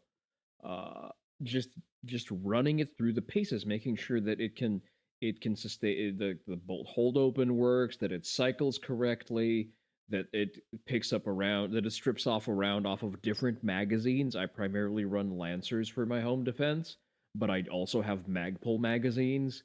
And I just ran it through, made sure that it works, because it is my primary rifle. And it is, if I am to be a responsible gun owner, understanding that I own that rifle primarily for A, the purposes of participating in a militia, and B, for the purposes of home defense, I need to make sure, within reasonable timeframes, that my tools are in good working order. And that is also very important to do. Again, and unfortunately, it's only one side of the political parties that are constantly trying to restrict our Second Amendment rights. Every Democrat politician sounds the same. We need to do something about guns. What the hell does that even mean? That could mean literally anything. It could mean handing out more guns, but we all I maintain that every American above the age of 18 should be issued a Select Fire M4 or a Mark 18. I'm not going to be too persnickety about that. I should have a government. I pay my fucking taxes. I should have a Select Fire modern machine gun issued to me in the event that I would need to use said arms against enemies, foreign and domestic. I don't know what it means. With an ammo allowance. Restricting them. That's the only thing they ever push. Restrictions. Never nuance, never reality, just restrictions. The irony, the shootings they leverage don't even fall under the bans they're proposing. Charlie Kirk's killer used a bolt-action rifle. Guess what? That wouldn't be banned under your so-called assault weapon ban. And to make matters potentially worse, this Dallas ICE shooter, he left behind stripper clip ammo. The gun he used probably wouldn't be banned either. So, you're exploiting the fucking commies using stripper clip Mosins. There is a reason why I hate the commie LARPers. All those, the fucking comslop glazers. The degenerate fucking AK Mosin and SKS fanboys. All of them are spiritually communist. And they're a fucking flight risk. Shootings that your own laws wouldn't even cover. You just make yourself look like a buffoon, Chuck. And here's what you don't understand. We don't defend the Second Amendment because guns are fun or sexy. That's just byproducts. We defend it because we know you can't protect us. You admit you don't even understand the issue. We live with the threats. Home invasions, carjackings, armed robberies, street violence. You don't live that life, Chuck. You've got our... Remember to vote in the poll. There are several people in the chat. Remember to vote in the poll. Because if there's one vote, I will keep rerunning it, and I'll keep doing runoff elections. Guards to protect you 24/7 if you want them. We don't. So unless you're volunteering to walk around with me 24/7 with an AK-416 and a 2011 strapped on your hip to protect me from any threat to my life, I call bullshit and miss me with all do something nonsense. We don't want people to die. Nobody does, not from either side. But we're not giving up our rights so you can feel like you did something. I don't think I'm kind of past not wanting people to die. I think that it's about time we make the left afraid of violence again. And then put us in more danger. Because the reality is simple. Your laws don't keep us. You don't see a poll? Are you on mobile? Because there is a poll running currently, and we're like on the last 2 minutes of it. Try to refresh the stream. But there is a poll running. Safe. They make us less safe. They make us more vulnerable. And the only people who benefit are the criminals and you, the politicians. So no, Chuck, your concern isn't safety, it's control. And that's why we're not giving in to this on bullshit. Mobile browser, it should do that. I forget where it pops up on the mobile browser, but it's somewhere there. And then if you want to know... Wait, mobile browser as in like the internet browser? Not even the mobile app? That explains a lot. Where to get your Defend America hat, shirt, hoodies, and all that great jazz. I'm going to put a link in the description section of this video. All right, quick. Let me check if I think I had some slop set aside to react to, because this was just what was on my front page. Let's see. I got a lot of Twitter links here.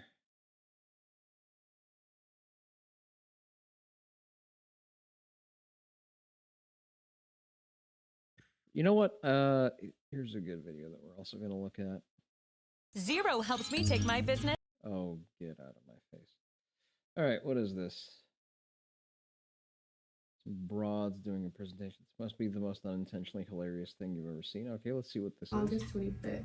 So when I'm researching a company and I want to get into a trade, and then I see something like this, I'm going to go to ChatGPT and Google what happened on this date, which this date was July 25th. You vote for, wait, what? You vote for whichever option maximizes commie cremation in the poll? Okay, so your options are ruined nurse, forest relic. It's like a temple run with boobies. Gray zone, fast food simulator, or buckshot roulette. You can vote by mail-in message. I shall allow it. All right. Again, your options are. Oh, there you go. Someone, did you figure out how to vote? Again, your options are. You're going to be the tiebreaker here, Seku. Ruined nurse, forest relic, gray zone. Hey there, Notary. Notary, did you vote for forest relic? Boobies run? Quick. We're voting the poll. The poll's almost run out. Ruined nurse, forest relic, gray zone, fast food simulator, or buckshot roulette. We're currently in a tie between gray zone and forest relic. So I want to go to ChatGPT and ask ChatGPT what happened on July 25th. Let's ask it.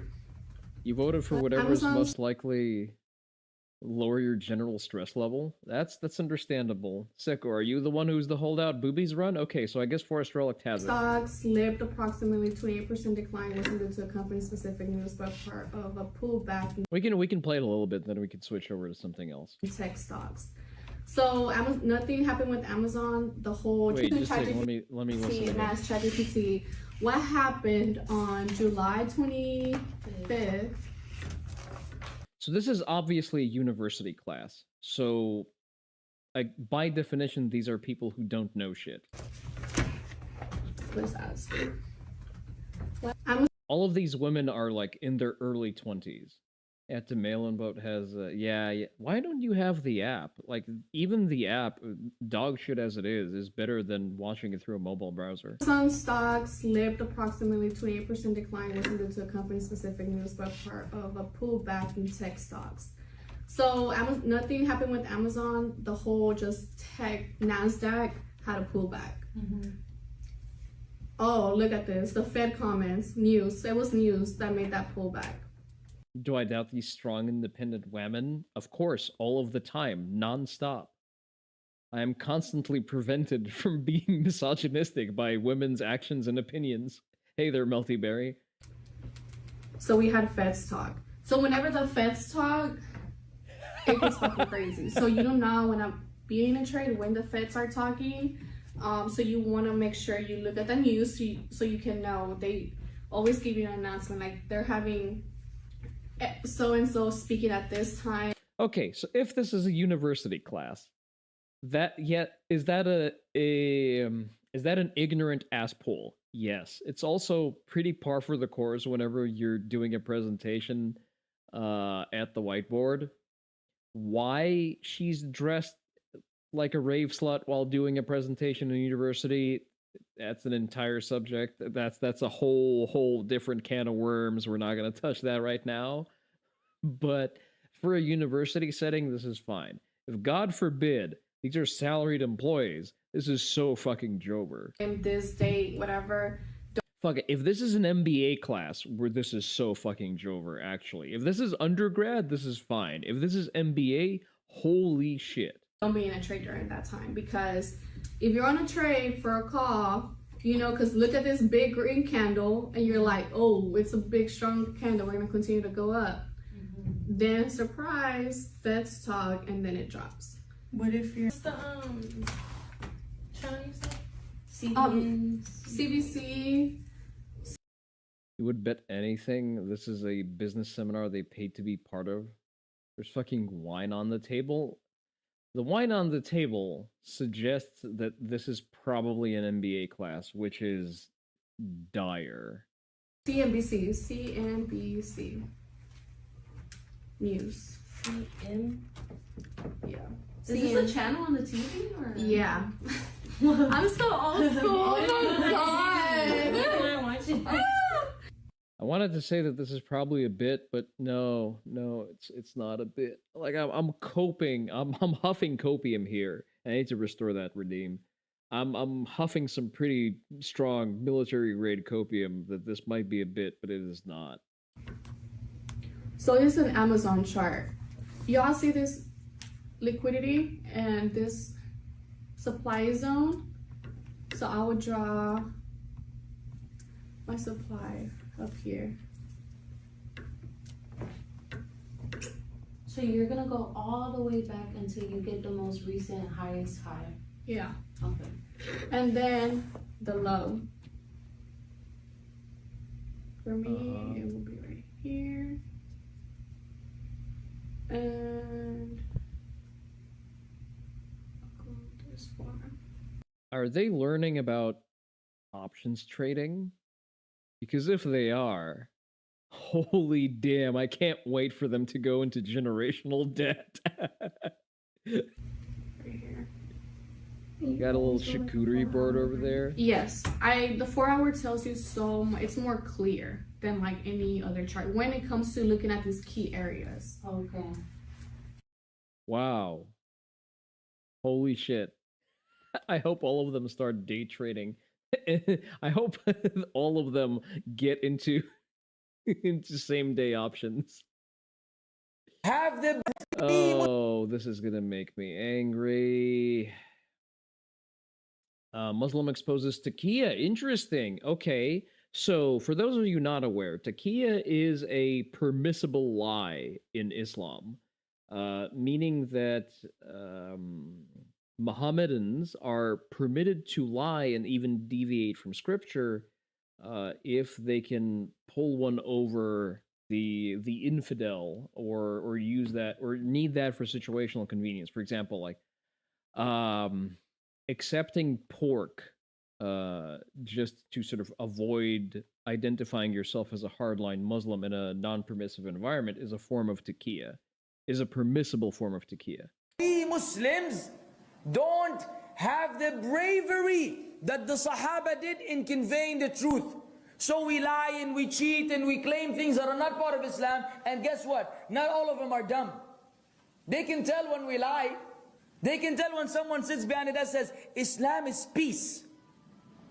Islam is about peace. There's no jihad. The only jihad is the jihad of the soul. Yeah, that's fight actually, against your struggle. That's a good example of a taqiyya. You know, your shaitan, khalas. That's where jihad ends. Every ayah you read in the book of Allah, you have misunderstood it. Ya Sheikh, why are you afraid to tell the people the truth? Don't you think Allah gave him a brain? Don't you think this kafir is going to open the Quran, read Surah Al-Anfal, and he's going to come across these ayat, the military ayat, which you've been trying to hide? Then what are you going to do? Then he's going to say, you guys were lying to me the whole time, and you keep telling me something, and here's your book, here's your Quran. Oh no, but no. See, you don't understand. This ayah was actually abrogated by the other ayah, لَكُمْ دِينُكُمْ وَلِيَ دِينُ. So now they twist things around. That was in the beginning. I mean, ajib ya akhi. So you keep playing with the deen of Allah and changing and altering and sugarcoating to please a bunch of people, and at the end of the day, the da'wah is lost in the process. I don't have things to say that wouldn't cause me to glow. Speaking of more reasons to glow. So Muslims are picketing and petitioning the Japanese government into allowing them a non-cremation burial, which is absolutely moronic and an absolute fucking hard no on an island that barely has land, barely has livable land, like graveyard land as at a premium. So I would like to see how this ends. Assalamu alaikum. मैं Khwaja Atif ओमोरी police station के बाहर से आप तमाम दोस्तों से Oh shit, he doesn't speak human language. God fucking damn it. Okay, let me translate. So our friend's 21-year-old son has died. Died of what? What the fuck do you die of at 21 in Japan? Japan is planning to cremate him tomorrow. We need 250 people to stop it. If you don't like the fact that they have cremation burials, get the fuck out of Japan. Have you considered that? Have you considered that you can just leave and stop polluting another good country? Jesus fuck. हमारे को जलाना चाहते हैं हम लोग भी बच्चे भी हैं मेरे दोस्त हैं तो सब लिहाजा ओमोरी पुलिस से No, they speak retard squiggles throughout the entirety of the video. Okay, quickly decompress. Anywhere I want. So Master Cheeks is a very, very good Halo channel. Hard recommends. We're gonna look at a video that I hard agree with. Because I only agree with things that are good and correct.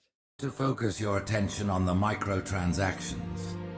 But your inability to safeguard Halo was a colossal failure. I will continue my campaign against the fan base. No, you will not.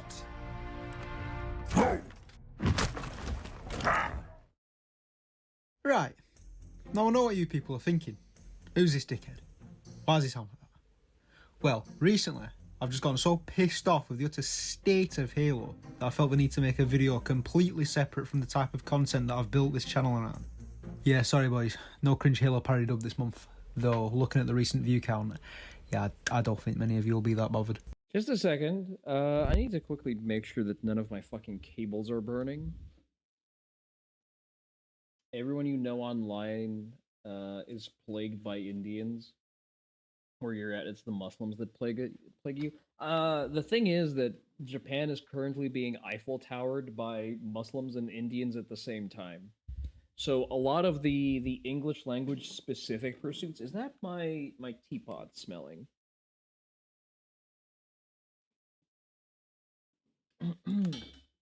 Well, I guess whichever piece of equipment loses power first is the one that's smoldering. I guess we can keep going for now. So yeah, Japan is currently being Eiffel Towered by both Muslim migration, because they're starting to muscle in on the turf, and by Indian migration, which is not a great look, and why I'm very concerned, and why I really want Sanseito to get some very good gains there. Now I know what some of you are probably asking, but Master Cheeks, you fucking beauty, what's caused you to suddenly make this video? Nothing big's happened in Halo recently. Yeah, exactly. Nothing's fucking happened. What's that? Oh, never mind boys, we've got a modded version of the rocket launcher that's just a shit version of a gun that's already been in every Halo game except for this new one that's been around for 4 years now and somehow has less content than the game that everyone called the worst in the franchise. Now, I mean, don't get me wrong. I mean, again, he's got a point. Halo 5, at the very least, had some content. Halo Infinite is just barren. There's just nothing the fuck to do. Despite the fact that, like, you are a studio that does nothing, or is supposed to do nothing, but make Halo content. But instead, you just do nothing. Halo 5 story, pretty fucking shit. But yeah. Fucking hell, man, at least I were one. I mean, what do you do in Halo 6? I think you kill like a big monkey or something, and then an alien squid milf. You know, both of these things change absolutely nothing. In fact, the only thing you accomplish by the end of Halo 6 is ensuring that, once again, nothing fucking happened. Even when something does happen, they just get forgotten about by the next game. I mean, oh, Cortana's dead. No, she's still alive. In fact, not only is she still alive, she's evil now. Nope, forget that. She's dead again. But not to worry. You've got a new Cortana now, and she's basically just an exact carbon copy of Cortana, except this one has fucking Asperger's. But yeah, that's not really why I wanted to make this video today. You know, I've had 4 years. Now, Halo story has been shit ever since 4. Like, there is not, like, the last good Halo game we had was Reach, and that's it. To get over how shit Halo 6 were. I've had 10 years to get over how dog shit Halo 5 were. And I don't care what a bunch of people on fucking Reddit say. Halo 4 were fucking gay and all. Yeah, Halo 4 was ass. What I want to talk about is how fucking miserable. Halo 4 was a game that was made by people who don't like Halo for people who don't like Halo. It was the most Call of Duty-fied Halo, and it shows. Miserable it is to be a Halo fan in, well, this video's coming out in 2025, but it's probably going to be the same fucking thing in 2060, you know, when Master Chief's got to fight a new villain that we've never fucking heard of, and he's going to die in this same game as well because he was going to do something that would cause, you know, something to actually fucking happen in Halo.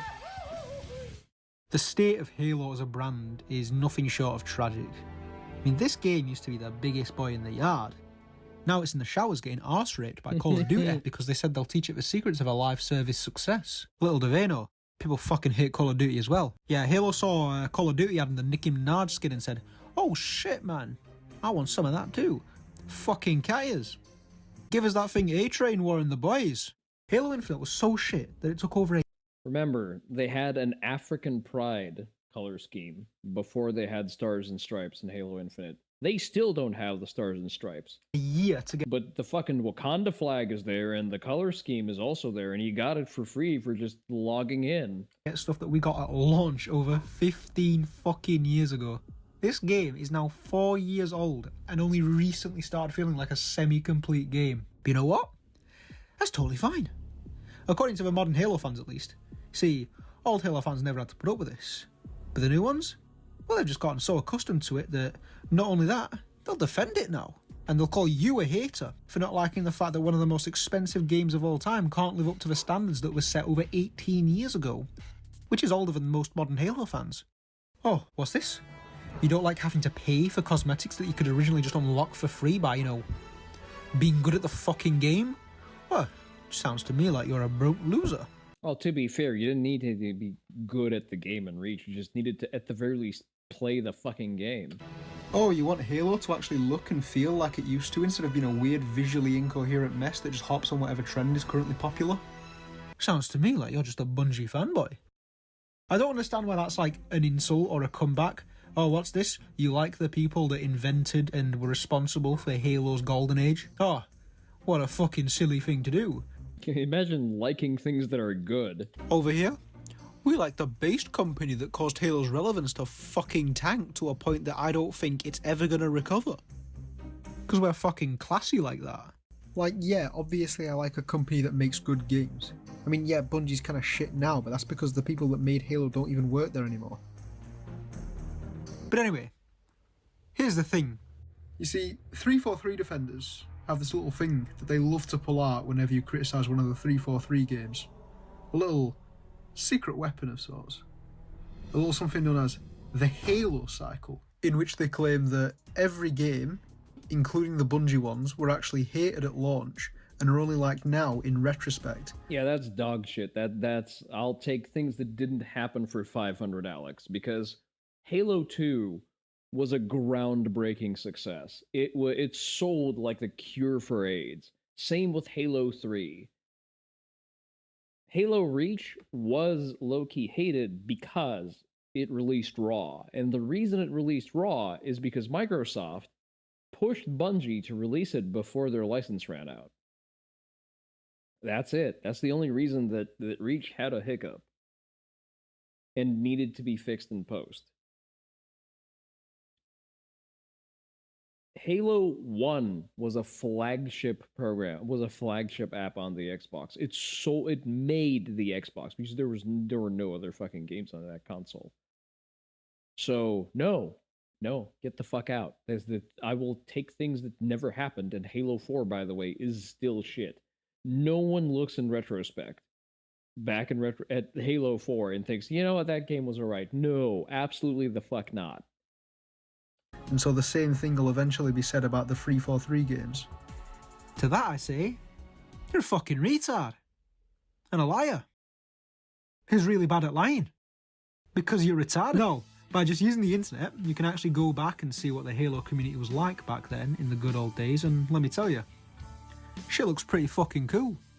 We had Red vs. Blue, we had Arby and the Chief. I mean, what do we have now? Red vs. Blue. Also, no, I'm sorry. You cannot convince me that Halo 4 is considered a good game now. Like, if that's true, we're in bigger trouble than I fucking thought. Let me tell you, at no point have I ever had my mates round. I'm sorry, if you think that Halo 4 was a good game, you need to be put down. You're a net detriment to the gene pool. And gone, you know what, lads? I say we boot up a game of Halo 4. No, nobody in the history of the fucking human race has ever said that. Fucking hell. You'll get someone saying, let's play a game of Warzone Firefight on Halo 5 before they say Halo 4, right? Nobody likes Halo 4. Anyone that says they like Halo 4 is lying because they want to be a contrarian. The real Halo cycle is that 343 fuck up in some way, everyone gets mad at them, and then 2 days later they just go back to liking them again and they'll defend them against the haters, which is anyone that, thinks a gaming company should actually be competent. Wash, rinse, retardation. Like, holy shit, the Halo fanbase is so fucking spot. This motherfucker is spitting. Yeah, like, listen, he's just dropping truth nukes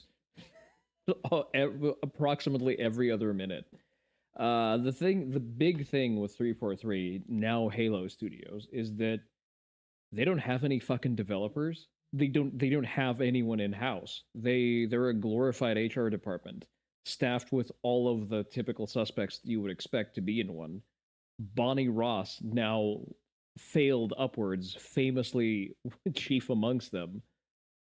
Spineless at this point. All they could do was outstaff the real work to evil white male oppressors in St. Petersburg to build their fucking game. And when the war popped off, they suddenly had no access to the fucking source code because they make none of the shit in-house. It's no wonder 343 haven't felt the need to actually fucking try for the past 10 plus years they've been in charge of this franchise. 343 have now had control over Halo longer than Bungie did, and they still haven't made a single game that remotely matches the quality of anything they did. The only thing that they sometimes do better is fucking graphics, which, you know, should kind of be a given, you know, considering the 18-year difference, but apparently sometimes that's a bit too much for them as well. Right. Yeah, I maintain that Halo 3 still looks better than most 343 games. 343 were literally founded by Microsoft purely to make more Halo games. But for some fucking reason, they had this stupid rule about not hiring people from Bungie. That is just retarded. That is the most retarded and asinine thing they could do. Which, like, why? Why would you not hire why would you go out of your way to not hire the people that made the games you're fucking continuing from? At this point, it feels like they even have a rule against hiring people who even fucking like Halo. I mean... Well, I mean, that was the exact prescription when they were hiring people for Halo 4. They very specifically were hiring people who don't like Halo. And also, you know, all of the Flaggett memorabilia there. One of their top guys tweeted this shit for some reason. Roku's self-serve ads platform. It's easier than ever with Ads Manager. Sign up today. Hello, Mark Barden here from Sandy Hook Promise. On December 14th, 2012, my 7-year-old son... Blow it out your ass. Oh yeah, I hate guns. I'm so glad I worked on this franchise and not one of the other ones. Like, good fucking lord, what are they putting in the fucking drinking water over there at Microsoft, man? I've had moments I've struggled with Halo. Yeah, no. How about you struggle with the fucking breadline, you Oh, I'm gonna drop a gamer word. No fucking shit, mate. You guys had to live up to the pressure and expectations of actually making a good fucking game. This shit is already pretty annoying, right? But the fact that you're essentially forced to like this pathetic company lest you be labelled a toxic gamer. I'm kind of entirely on board with being labelled a toxic gamer. It's just icing on the shitty mouldy cake that 343 have been reheating in the oven and selling back to their audience for over 10 years at this point. This weird obsession with false positivity is some of the most embarrassing and pathetic shit I've seen from any fandom. I mean, at least the Star Wars fandom are actually vocal about how fucking shit their franchise is now. Like, there was even a point where A fucking monster makes your blood boil. You hate those ads? Yeah. 343 meat gobblers were going out of their way to make... Imagine transforming a fucking... a rampage killing in a soft target into an opportunity to shill my rights away. Forced positivity is utterly fucking feminine. Oh yeah, it is peak Longhouse. If you have things to criticize, then it makes people feel bad, and that's against the consensus. Gay little complimentary comments about the game with a little hashtag at the end saying Halo positivity, in a sad little attempt to drown out the people who were pissed at a soulless company for their incompetence. Bro, every reply section to a Halo post, especially when they do something profoundly retarded, every other post just roasts them to death. Because, you know, you don't want to hurt the multi-million-dollar company's feelings now. They might feel the need to put some actual fucking effort in then. Like, mate, come on, they're not even... I mean, if at least 2/3 of Halo Studios staff just, you know, discovers that you go along for results and across for attention, I think we're going to get some better games at some point. I'm paying you to say this. They don't pay the people that do their own fucking jobs for them because they don't want to do anything that they can't lock behind a $20 paywall. The modern Halo community is like the equivalent to a battered housewife who immediately forgives her unemployed abusive husband because he'll sometimes come home with one flower and then ask her for 10 quid if she wants the rest of the bouquet. I mean, just for the sake of argument, let's actually compare what Bungie gave us in 10 years compared to what 343 gave us in 13 years. So Bungie, first off, we got a masterpiece. Hell yeah. A masterpiece. Yep. The Second Coming of Christ. Abso-fucking-lutely. Pretty good. Really good. There were good things about Reach that I like. It needed another year of development time. All right, now what's 343 got? Gay. Yep. AIDS. Uh-huh. AIDS for the iPhone. Yep. Testicular cancer. No lie detected. A slap to my already cancer-riddled scrotum. An attempt to remake that masterpiece but just failed and made a slightly less bad version of the gay one. Yeah, also disappointingly accurate. The Holocaust. Now, I know what you're going to say. Aren't you forgetting about Halo Wars 2? No! Halo Wars 2 was made by a completely separate company. A company... Yeah, by a company who knows how to fucking make games. Who actually seemed to like Halo. And 343 just slapped their label on it for some reason because, I don't know, one of the guys helped move some of the copies into the moving van when they were shipping it off to retail. Well, probably because they were a publisher for it. Now, 343 recently did something that people thought was impossible. What with them being a progressive modern gaming studio and so probably ran by a bunch of autistic people. They read the fucking room and realised that no one likes them. You see, 343 tried to pull a fast one on us by claiming that, oh, 343 Industries? Those schmucks? Nah, they've gone, buddy. Wait, something just dawned on me. So for those of you not in the know on Halo lore, 343 Guilty Spark is the monitor of the original Halo ring. So he is literally just a Janny who was also too retarded to do his job well, which ultimately ended up in the ring being destroyed. Which is kind of ironic given 343 Industries' track record with Halo. 3 of the people who worked there? So the naming was actually oddly appropriate, more so than they probably realize. They've left. We're practically a different studio now. Look at, like, I'm sorry, if your team looks like this, my wallet identifies as non-binary, as in with the word buy in it, because I ain't buying anything you make because you're very obviously never developing anything worth buying. A room that looks like this is not going to make a banger game. A Halo studio, if you will. You see, they've replaced all the bad people. The bald freak, the lesbian, the goblin, they've all had the boot. Now we've got that bird from the Hunger Games, the Netflix version, and this guy. I don't know anything about him yet, and he actually looks like a normal human being, so I'll lay off him for now. But I'm watching you, Pierre. Don't let me down, son. But yeah, that's pretty much all I wanted to say in this video. You know, being a Halo fan is genuinely one of the most embarrassing things you can be in the gaming community at this point. Yeah, he's not wrong. Alright, I'm gonna leave you with a cat grooming video. I'm gonna take a piss in the interim. Halo is fucking doomed. Halo is fucking dead and half decomposed at this point. I'm pretty sure that Halo Infinite just doesn't... My copy of Halo Infinite on Steam doesn't work last time I checked. And I haven't checked in a year because I've had no fucking reason to check. Because that would imply that I would have to play Halo Infinite. And I would rather claw my own eyes out. Watch the cat being groomed. I'm gonna take a piss and then we're gonna play the Temple Run game with boobies. Hello? Do you like tubes? Okay, well, you were crying because you want to come out of there, and now you won't come out of there. Come on out, kitty kitty. Come on. Let's go. Should I take you out from the top? Come on out. Hi. Can we come out? Today we are grooming Diego, the retired barn cat. Okay. He's got some mats in his butt. Hi. Tube? Hey, Tube? He's not gonna take Tube. All right, shall we clip your nails? Funny meow. You can't go down there. No. No, you can't. Come on. Hello. Can I see your paw? Should I put you in a cone as an insurance policy? Your nails aren't too long. Oh, I lied. Oh.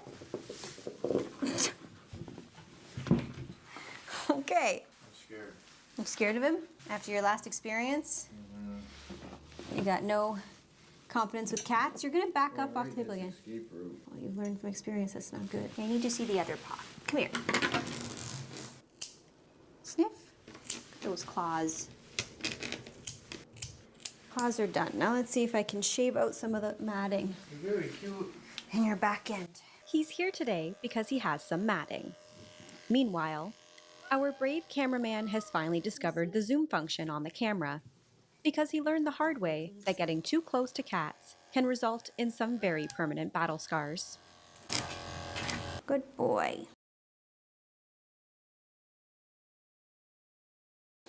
Okay, he's doing pretty good. I think he'll be okay in a bath. Yeah. So far he is very calm not being in the bathtub with water. So I'm just going to see how he is while I pour water on him. And if he's really calm, then I'm going to put him in the tub. Good boy. Okay, I think we're going to go in the tub because you're being very calm. And I'll be able to do a more thorough job in there. Okay? Good boy. Not a big fan. He was a barn cat, so he's seen some things. That noise, What a good boy. Muckfuzz face. Now let me tell you, Diego is embracing retirement perks to the fullest. A warm bath? He'll take it. Honestly, at this point, I'm surprised he didn't order a margarita and ask me to put cucumbers over his eyes. Oh, your owners didn't know how you'd be, and I'm excited to tell them how good you are. Oh, wow. She was right. You definitely needed a bath. Don't jump. Yeah, I see you thinking about it.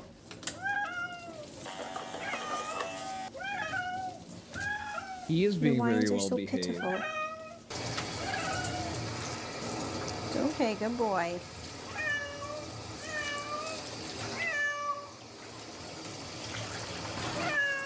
It's okay. I know.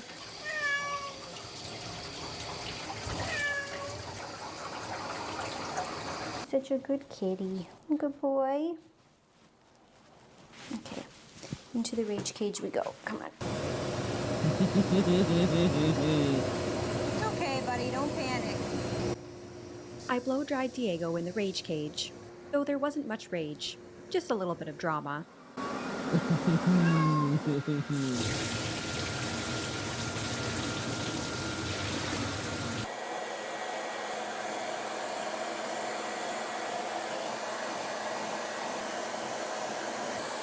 After a fluff and puff, he struck this pose, which looks like a failed escape attempt through the ceiling. Instead, he ended up looking like a mix between a horror movie extra and a Cirque du Soleil audition. Retirement clearly hasn't stopped him from chasing new careers. Okay, come on. We have to give you a brush. He should like brushing. I start by brushing him with my slicker brush, and then I go over him with my butter comb. These tools are excellent for brushing out a long-haired cat and getting down to the undercoat. Are you laying down for me? That's nice. If you're looking for grooming and pet products, like the ones you see me using in my videos, you can find them on my website, growwiththedogs.com. And then you're all done. As well as on amazon.ca and amazon.com. Just completely stun locked by the happy hoodie. Okay. Let me see. One last paw. Oh, don't scratch me.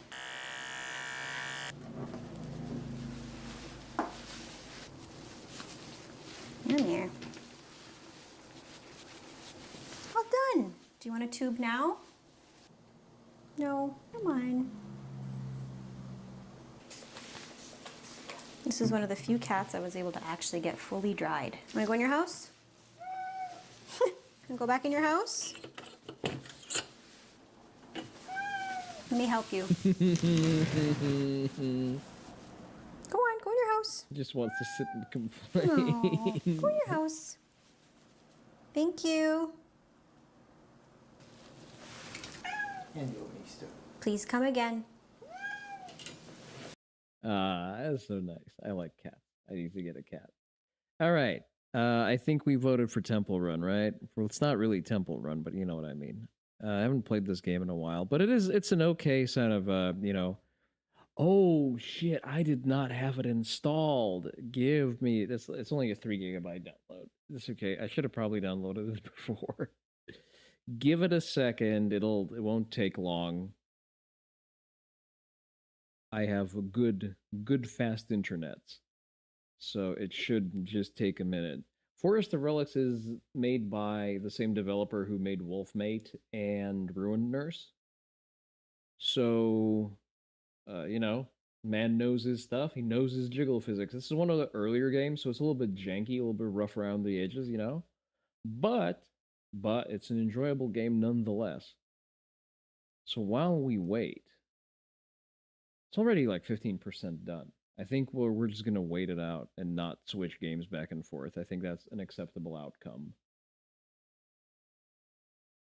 It's not great. I don't remember if it was well optimized or it was just, you know, simplistic to the extent that it doesn't really strain my PC much. You know, there's also I guess you could call it a tower defense. It's not really a tower defense game, but his earlier games were more simplistic, programming wise. Like Ruined Nurse is one of the more sophisticated games that Ichiri put out, and he's working on, I guess, a traditional RPG game. So I'm waiting for that one to release. Hopefully, we'll see it soon enough. Let me see if there's a release date yet. Upcoming releases. It says Q4 2025, so it should be, you know, soon-ish. Still no final release date, unfortunately. All right, we're almost done. Let's change our category. I'm not gonna go by name. We're just gonna say games and demos. Keep it generic because I doubt there's a dedicated. There's definitely a dedicated Ichiri community, but there is not a dedicated Forest Relic community. I'm pretty sure about that one. Almost 100% certain. Remember to use all of the... There are a number of new redeems. There's the Tap the Sign redeem. There's... I want to run this. I want to run this for a bit. I don't know why we don't use this redeem more often. I feel like it's a lost opportunity.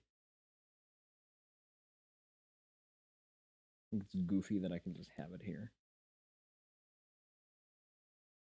All right, 70%. We're almost there. Our other option is Sushi Ben. That one I did download, but I'm kind of on the fence on playing it since Forest Relic is already nearly done. I wonder if it saved my progress, actually. I would really hate if it nuked my save game, now that I think about it. I may have to... Oh, okay. I may have to beat the fucking game all over again.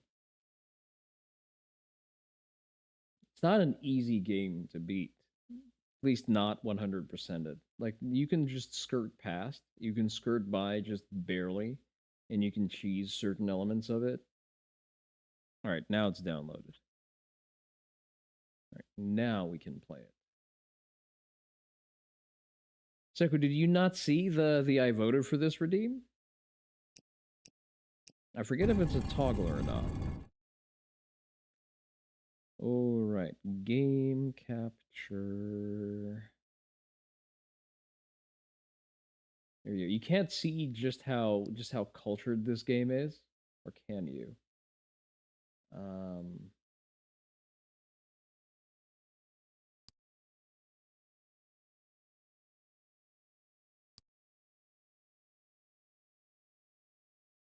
Double jumps, timer on screen. Fast run is in. Okay, I think it saved all of my progress. I'm gonna keep you as a bunny girl. All right.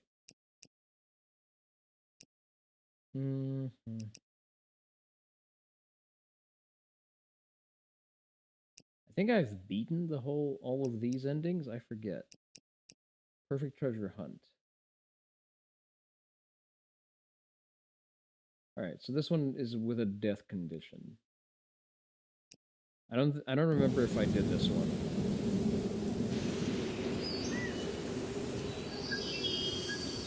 Should have probably gone on a... Oh, okay, we're getting a little bit of stutter. Let me fix that real quick. Your first time seeing it? It's not a widely known game, and it truly is is, you know, a very niche game developer at that. Just a moment, I'm bumping up the performance there.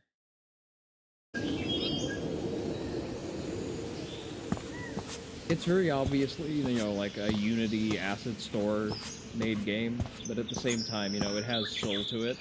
Has some good plot.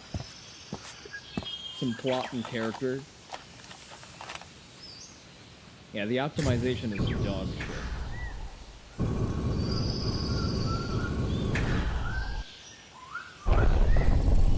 Yeah, so it's got soul.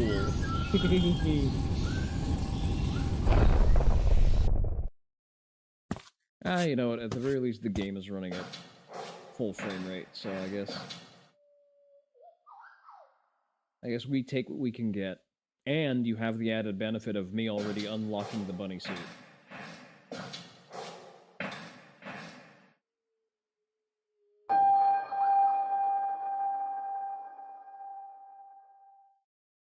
Oh, you meant the redeem?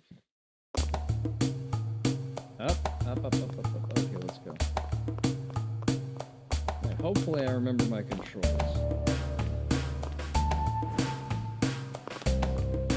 These are not collectibles. We have our glider.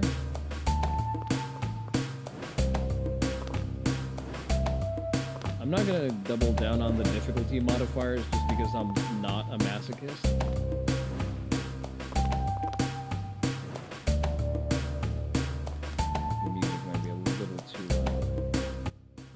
By default to very loud, and I don't like that. No! Oh! Never mind. Try that one again. Yeah, so there is no dialogue, there's, you know, a stand-in of a story, but, you know, I think there's a good understanding that people aren't...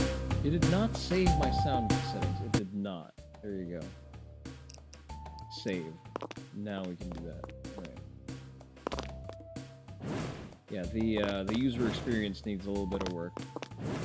He's definitely gotten better as he's made newer games. I mean, realistically, the guy thrives off of the granular control he gets as a single dev.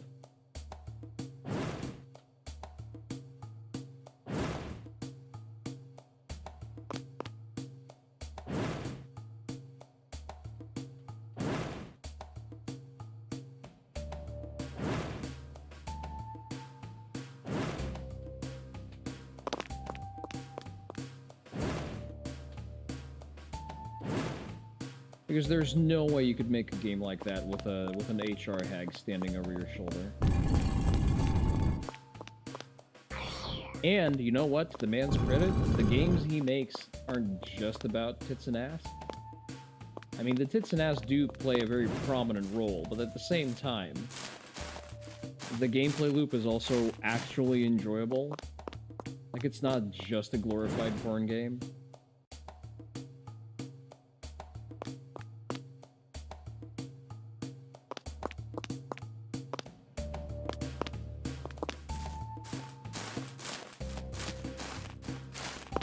If I did, I better be the head of HR. I'm not sure what you mean by that.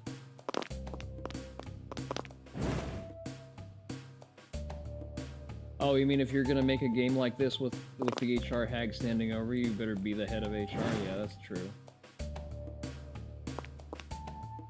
I could have sworn there was a safety role.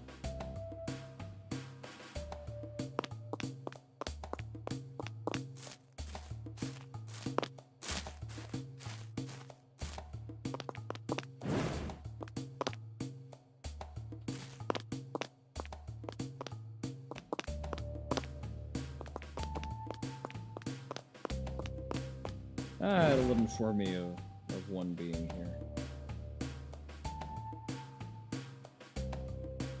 Oh, no, I fucked up. This is not the way I'm supposed to go.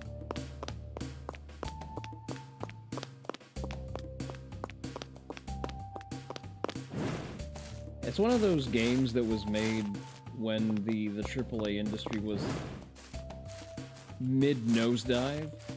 Because this is an older game. This is at least a couple of years old.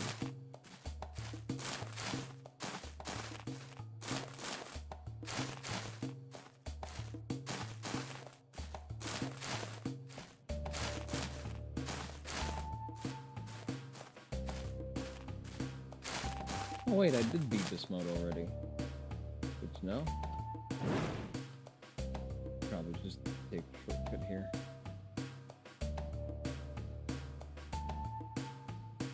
My best time is, what, 24:04? Probably not going to beat that anytime soon. I don't remember if I ever played on the permadeath setting.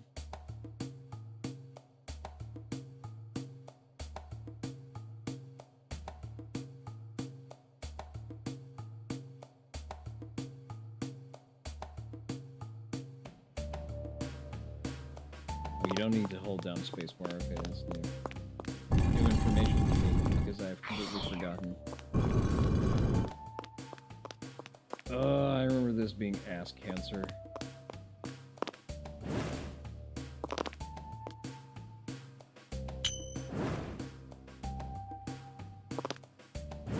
I think there was a secret up top, but I already have it, so I don't need to go secret hunting.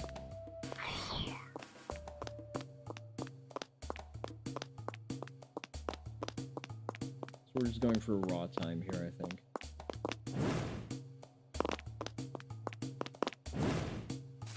Just knowing the full speedrun meta.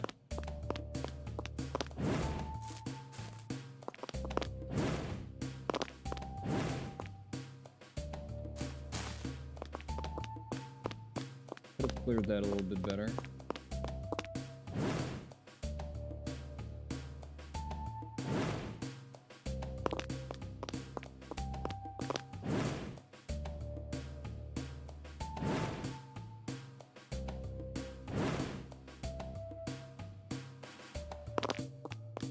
So yeah, there's not a lot going on here. Some of the later stages are a little bit more attention intensive because there's timing involved. I do appreciate that there's a clamber mechanic, so you don't need to really, as you know, white knuckle the platforming. Otherwise, this would be insufferable. Oh, that's the security roll. Okay, so it's on right mouse click for some reason. Take note of that. The safety roll is over here. Checkpoint. Okay, so we have for real fall pits now.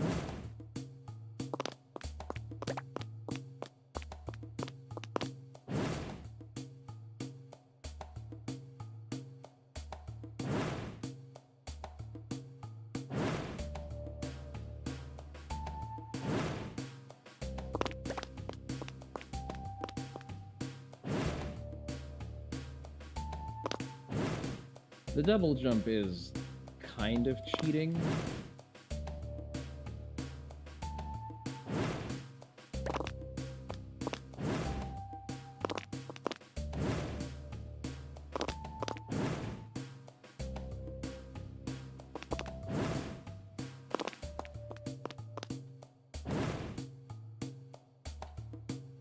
It's a good thing I can double tap the glider.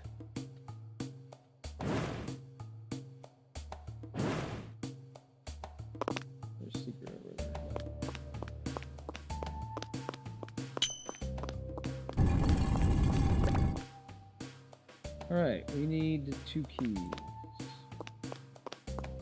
The glider lets you do it very quickly.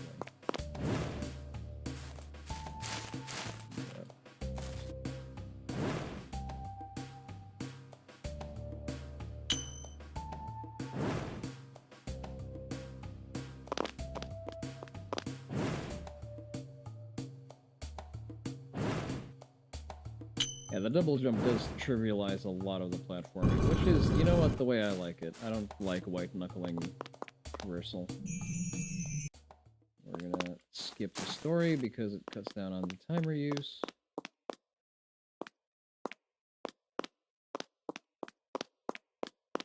Alright, we can sprint too.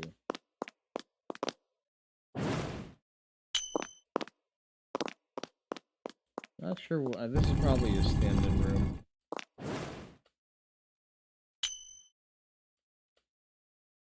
Up. Up. Oh yeah, they're teaching us a new mechanic here.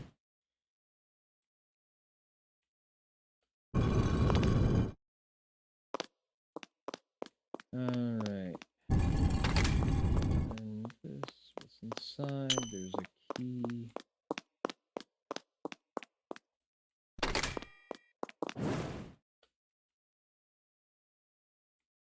I forget if they give you... Wait, what is this? Oh, bonus life, okay. So that replaces some of the secrets, I guess. So I should have been checking the secrets.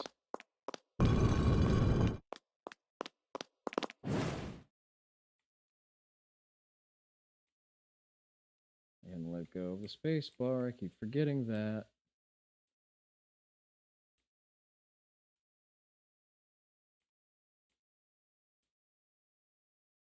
Pick up the key. The music track stopped because he forgot to loop it.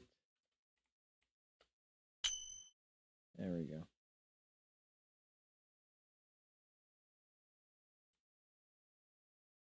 We're not going to do multiple runs just because... Whoa, I forgot. We're not going to do multiple runs just because I only have so much patience for games like this.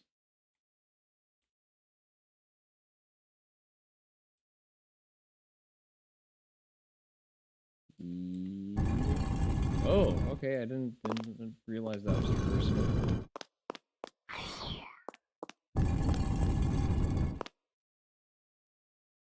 Alright, let's get the lay of the land here real quick.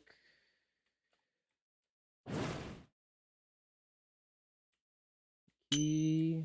Alright, where do we go from here? There's an invisible wall over there, so we're not going to be able to just access it willy-nilly.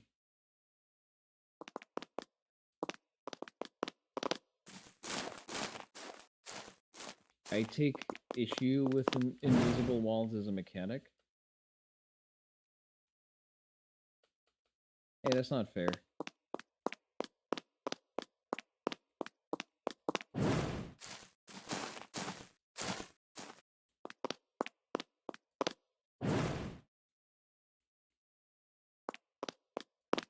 Since when is Seth Zintash in my friend list on Steam?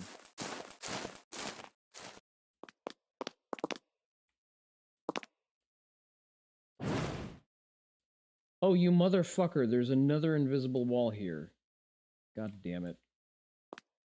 Right, I forgot that that's a difficulty modifier that they've added. Sure.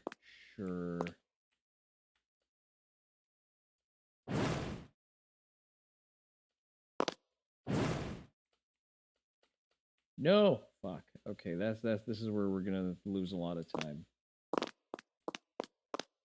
I was not aware that I had him in my friends list. It's probably just someone else who's named Seth. I am Jewish enough to know Seth. And we probably grew up in about same part of the world. But we must have just passed each other.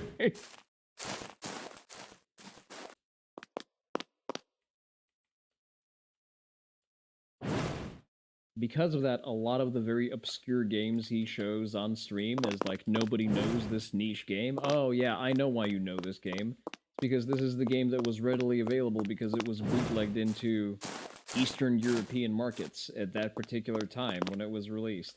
God fucking damn it, I hate this room, I hate this room.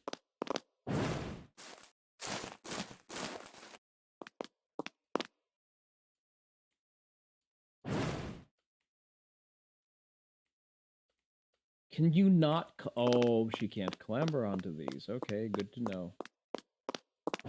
We're gonna waste a shit ton of time on this one. I'm not beating my part-time.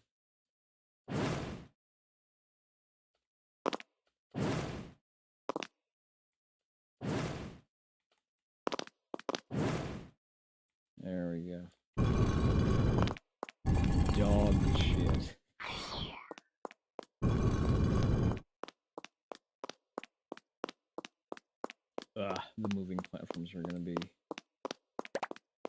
inexperience.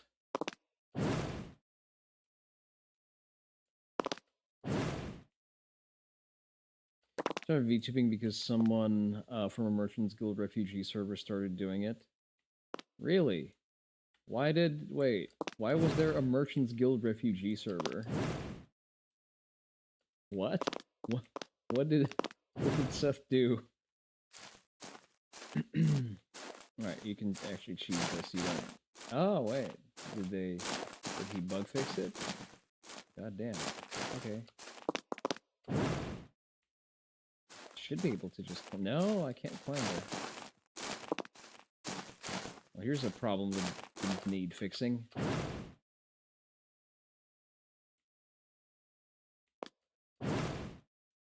Oh, I remember you. Oh, I remember you. I'm not gonna play this game. Nope.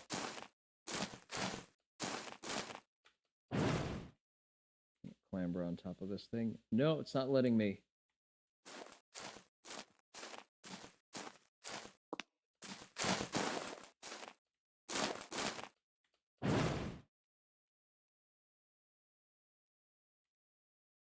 I hate the roller pins. I'm gonna skip as much of it as I can. We're gonna see how much these age she made it big. We're also proud of her. Oh.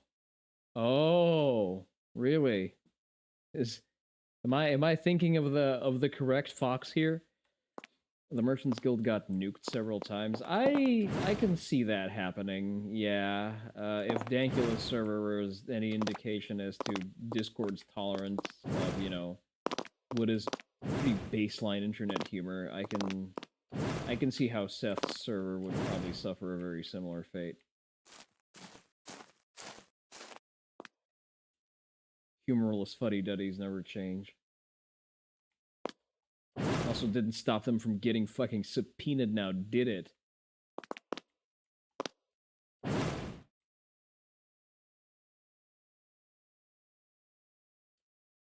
I've seen people doom posting on, where was it? I forget. It's a puzzle I need to solve. I forget if it is.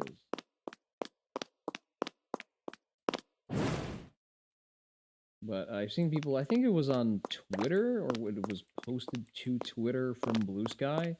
They're saying, oh, like, the government is sending subpoenas to YouTube and Discord, so there might not be a YouTube and Discord very soon, so look for alternative places to organize your communities. Like, God, this is so panicky gay and cringe for absolutely no reason. They think that being they are so used to having all of the levers of power that they think receiving a subpoena is the fucking end of the world, and just because the shoe is on the other foot, the other side of the argument is just going to blanketly abuse power to just smash any sign of resistance. Because you know why they think that? Because that's exactly what they would have done if they had any more power to them. It is such a gigantic self-report. Spoiled child ideology has followers that act like spoiled children. It's not even spoiled children. It's more that they're actually afraid that the opposition will do to them what they wanted to do to said opposition. Are there invisible walls here? It looks like there's invisible walls here. The lighting is very deceptive, so I'm not sure.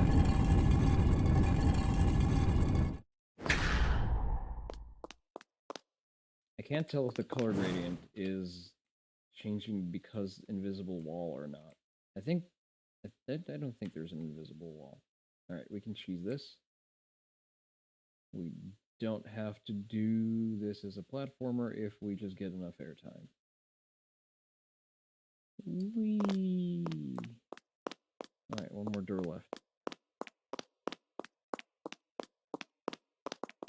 You know who I'm talking about? You don't want to identify, indirectly smear that VTuber with your brand.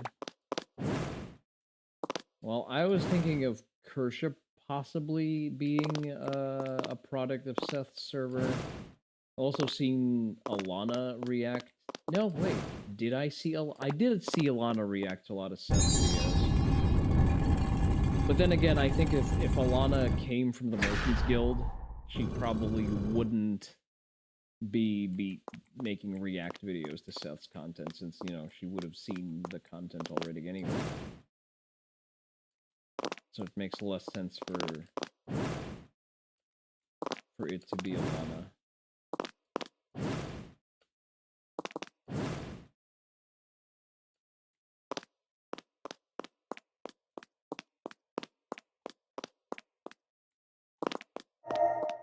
Bonus life obtained. I'm gonna lose a shit ton of lives on the last part of the playthrough because the final stage is just mass cancer. Very obvious trapdoor.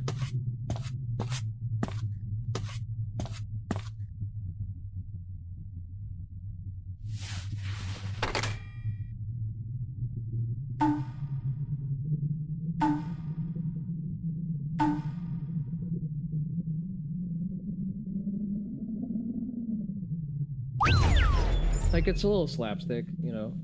It's nice to jiggle physics, though. May not be well known, but you're definitely a brand risk for most people.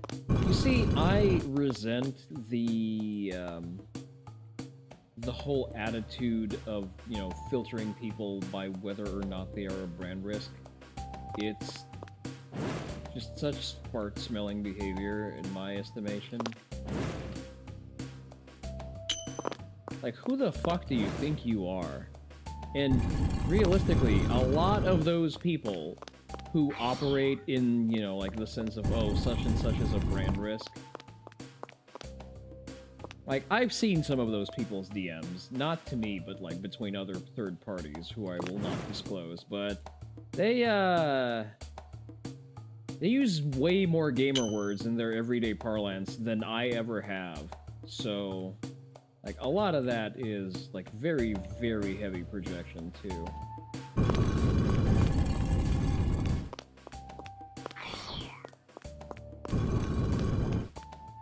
Ugh. Not gonna be fun.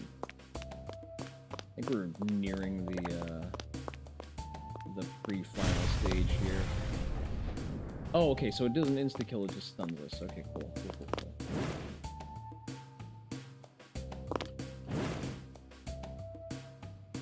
Skip this entire...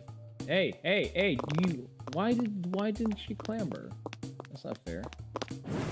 There was an expectation that she would have clambered.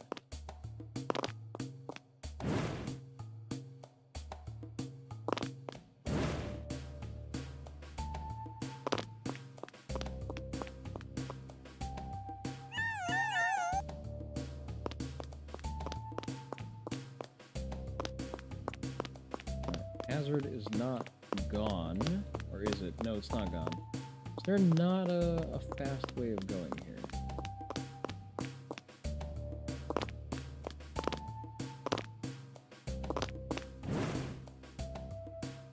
I wonder if I can get a running start on some of the jumps. I'll find that out later.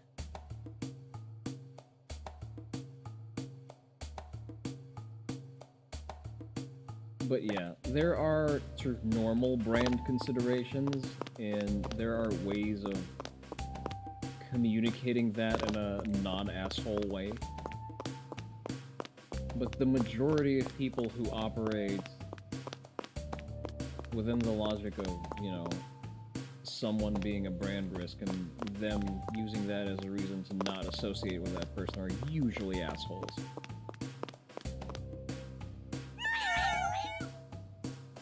You're self-aware enough to know where you don't belong. I feel like that's a self-nerf strategy. Alright, if I hit that touch field, it's going to warp me directly to the entrance. Yeah, so it will. I wanted to get that extra life, but fuck it, this is faster. The speedrunning strat is this. Honestly, Seko, I'd say your biggest problem is not making enough content to even be a brand risk. Like, I have not heard you say anything that is facially incorrect or, you know, outlandish. Because to be a brand risk, you need to either be a loose cannon in the sense that you don't know how to behave in certain contexts, so therefore associating with you is just, you know, a random number generator. And I know people like that. I know people who are just very random with the kind of bug they can get up their ass on a particular day. Whoa! Alright, some unexpected physics interactions there, but sort of played out okay. It has to be the global best. There's no way I've beaten this in 24 minutes. There is absolutely no shot I beat this in 24 minutes.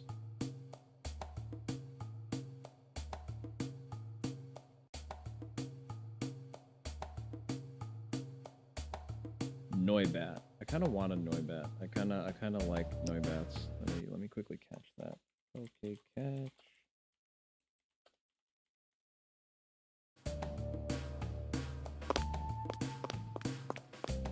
All right, I don't take fall damage.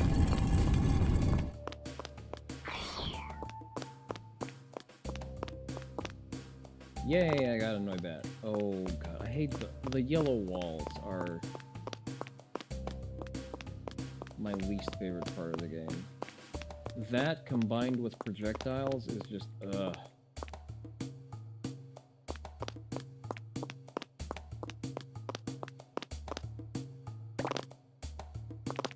Alright. This is relatively easy to navigate. You know what you're doing. Grab that extra life. Hey, hey! Don't you fucking dare. Alright. There was a way to cheese this, but I don't remember it. Is there a cadence to these?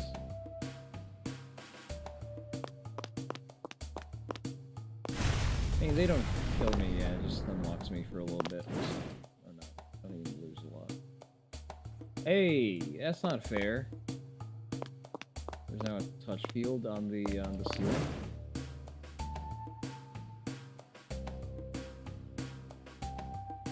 You slur in all of your videos? Oh, that's true. You do drop the odd gamer word. That's fair.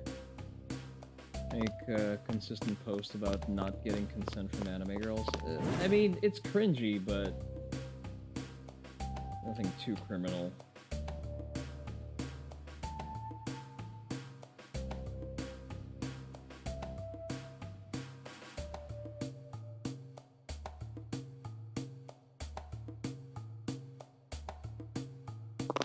No invisible wall there is just accurately modeled magnetic field of her knockers. True. Real and accurate. This post was fact-checked by real Booba Nation patriots.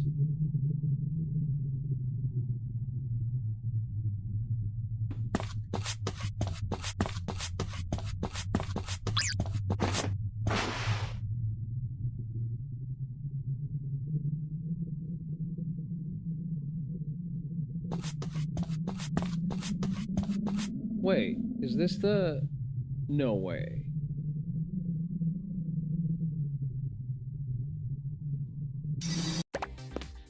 Okay, this is the last level.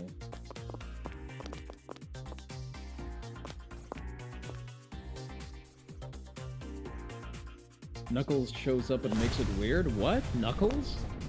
Why are we suddenly in the Sonic universe?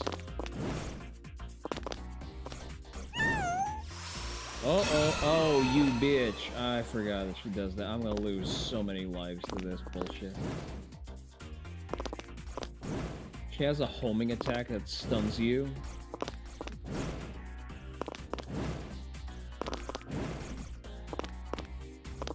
I need to get the... Oh, I need to get the... You bitch! Yeah, I may wipe on this.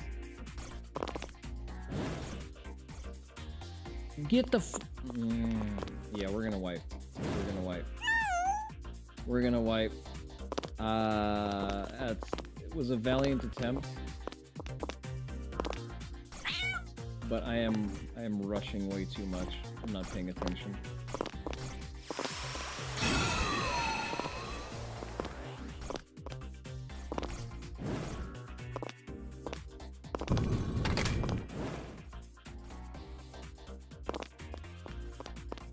This was not even the worst traversal puzzle. I'm gonna let her shoot a beam at me.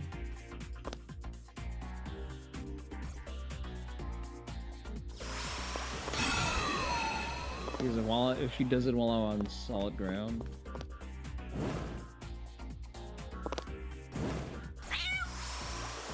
Get away from me, you bitch! Alright, checkpoint. I'm doing very bad on life.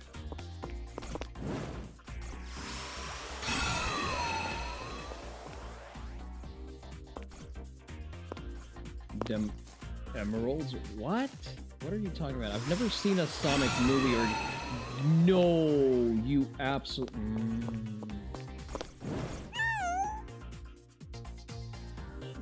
No, no. Fuck. Okay, we're just gonna wipe. We're not gonna make it.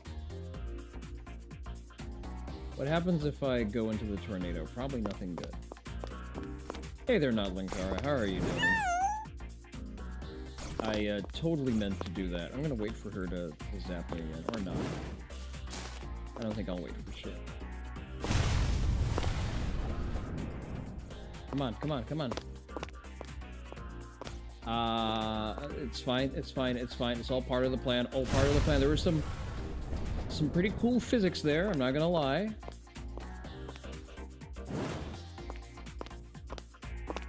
Come on, come on, come on, come on. And we're safe, we're safe. One of those Japanese rage games. It's hardly a rage game. More of a rage boner game, maybe. Alright, we got the checkpoint. We're really not doing great, because that wall over there is probably gonna burn most of our lives. I'll let her tee off on us one more time.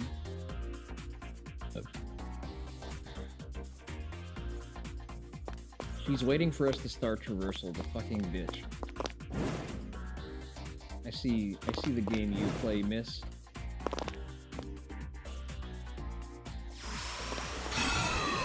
No! That is not fair. I don't know if it's I think it's a Taiwanese developer. The developer's name is Itrui, and I think it's a he, just, you know, based on his taste in women, realistically. Makes very, very cultured games. Wouldn't call them rage games. He started off with making these sort of glorified Slender Man with boobies simulator games. Like a lot of those. Oh, that's gonna be cancer. Yeah, let her stun me, that's fine.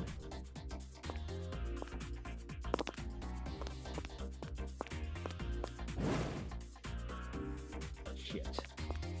Yeah, that's why I don't like the wall.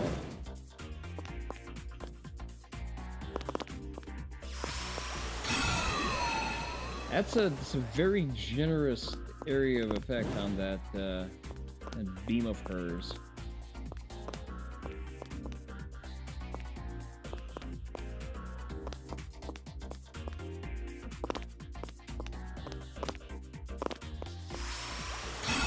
Get away from me! Yes. Alright, where are we going?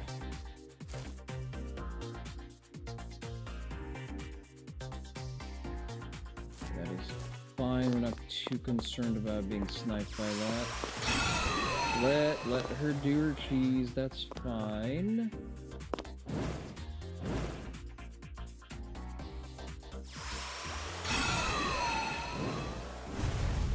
No! Oh, fuck. We might wipe. I don't think we're gonna make it. I don't think we're gonna make it.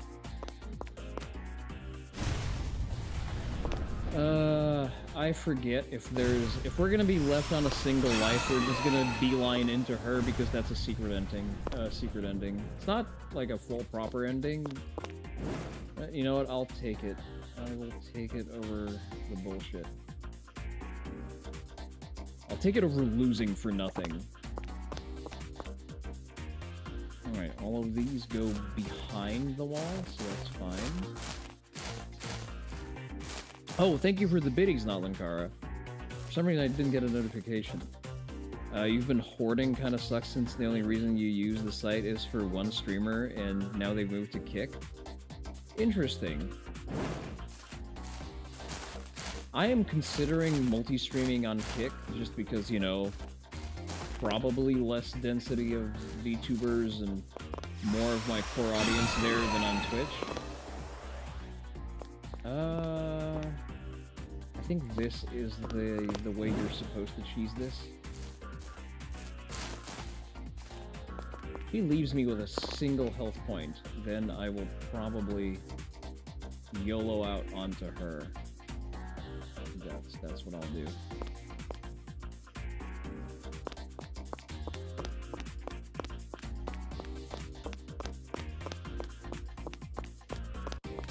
But thank you for the biddies. It's always appreciated. I don't have anything special set up for the bits because not a very frequently used form of fiat. If you don't mind telling me, who is the streamer that moved to Kick that you primarily watch? If you don't want to tell me, don't tell me, that's fine. Wait, no shot. Is this not an intended direction to go? That's the exit, right? That's supposed to be the exit. Fuck it, we ball.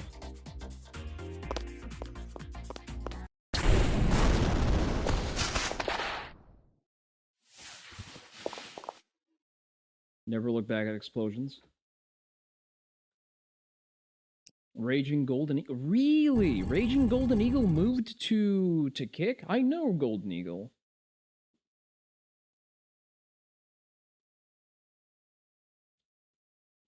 He's played a lot of Senran Kagura games.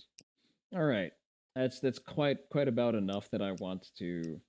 I think I've beaten all of the modes realistically, just not with yeah, just not with the difficulty modifiers. Okay, let's run another poll this time to see what we want to do next. Seku, if you still don't get the poll, we're gonna let you vote manually, I guess.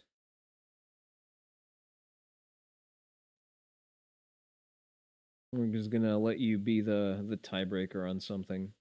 All right, let's see. Manage polls, new poll. Next game. Okay, we had a ruined nurse. We're gonna have fast food sim. We're gonna have let me think. Oh, he's planning to move on next month, end of the month, I see. Okay, fast food sim, ruined nurse, Neverwinter Nights, or Gray Zone.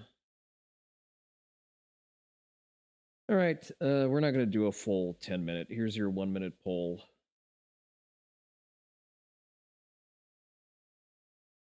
All right, make sure to vote. Make sure to vote. Open up my OBS in the meantime. Let me check the extras. Hidden. Oh, I can rotate the camera. Nice. See, like I appreciate the concept of bunny girls. I don't like the stalking heavy bunny girls. Just I was never into the stockings. It just does not appeal to me. Put the fries in the bag? Okay, if you say so. Is that your vote for Fast Food Simulator, or is that someone else? Or you look at some endings while the votes go off. That's yours? Okay, we have 2 for Fast Food Simulator. I think we're way past... Alright, that's 2 for fast food. Alright. I can't skip this ending. I'm just gonna have to let it play out while I look for my fast food sim. Okay, there it is. I have it installed. That's good.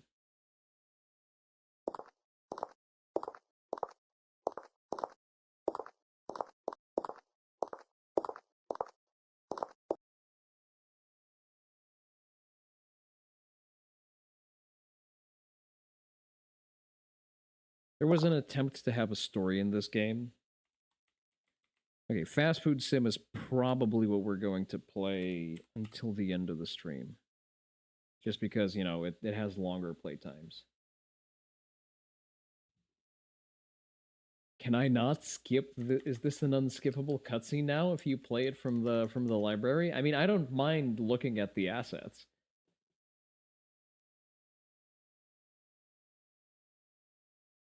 You can also tell that by the time he made Ruined Nurse, he kind of dialed in the style and making Pretty Woman even prettier. All right, we can just tap out of the game. All right. So, let's go. Let's put some fries into the fucking bag.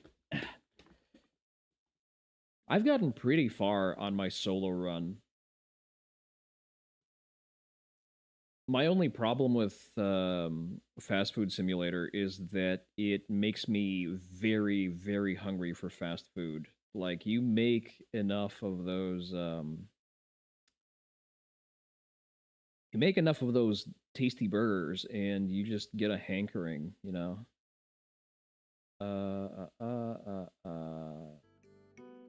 Single player. Save 2, save 1. Ha! I think I'm on day 17. Longer day duration, probably, just a 10-minute day. Just so that we get more done. Fucking love burgers. Me too, but damn, they're not kind to my diet. Xbox Game Bar. Why is that even open? Vinian. Huh? Good game? It's about to be canceled? Wait, what is about to be canceled? Fast Food Simulator? How do you cancel a game that's already out?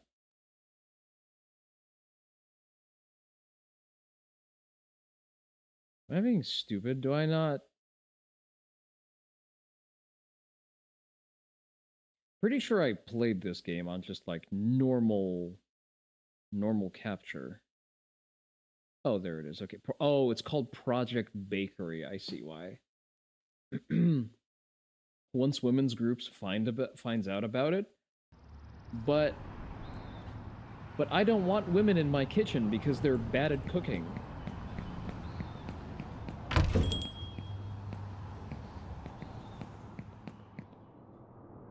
So he doesn't that I don't dye my lack of hair black and start letting my... Wait, what? What? What the fuck is... What is this conversation that you're having there? First of all, it's not that I lack hair, it's just that I choose to shave it off. Please and thank you. Alright, I think I can hire a cashier now. Destiny joke? Ew. Yuck. Renovations, hell yeah! Oh yeah, American Diner or Classic. But, yeah, I kind of like this, but I also like... see the full set. Alright, we're cooking with propane in just a second. First of all, we need a cashier. Management, hiring, restocker. We don't need a restocker, we do need a cashier. Cheapo market. I'm gonna need to... what is on this PC? Really? Truly, this is Windows 12 where you need to pay for new background colors. Alright, big tables. Table number tags. We're gonna keep ours. We're gonna use the base and cap colors. Okay, big table.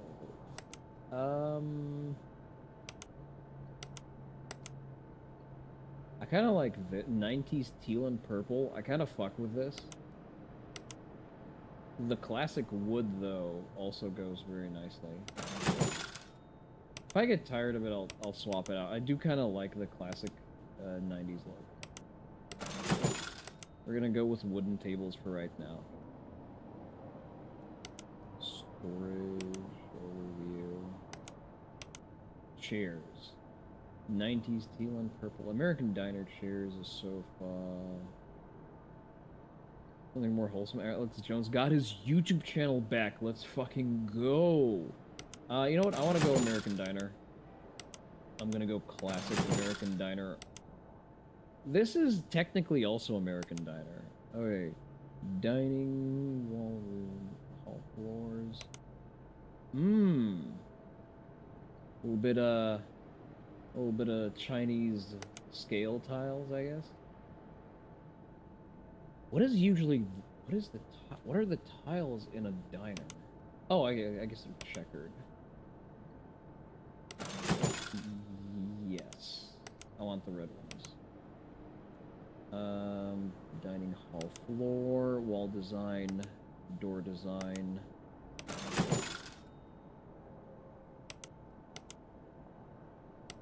Alright. Counters. Give it a little bit of an in and out spin. Alright, I think we're good. We're good to go. We didn't even waste that much money on it. Did we check? Oh, that looks... Okay, the tile choice, maybe not great. It's kind of giving me vertigo. Let's make some alterations real quick. I prefer the floor to be maybe a little bit more muted.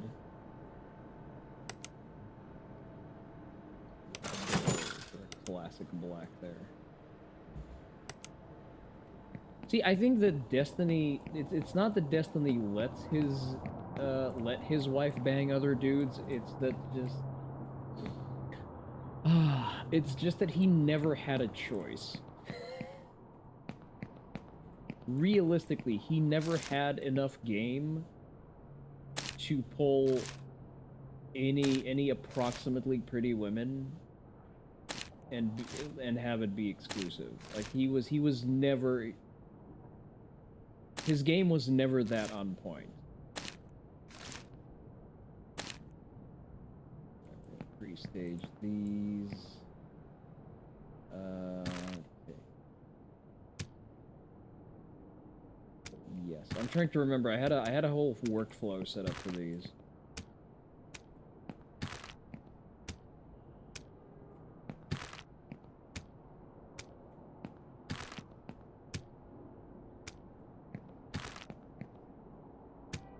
It is entertaining to watch Destiny attempt to fake crash out for attention. It is kind of mildly amusing. Container. Alright, we set the onions down over here. Is that... Yeah, those are onions. What the hell am I talking about?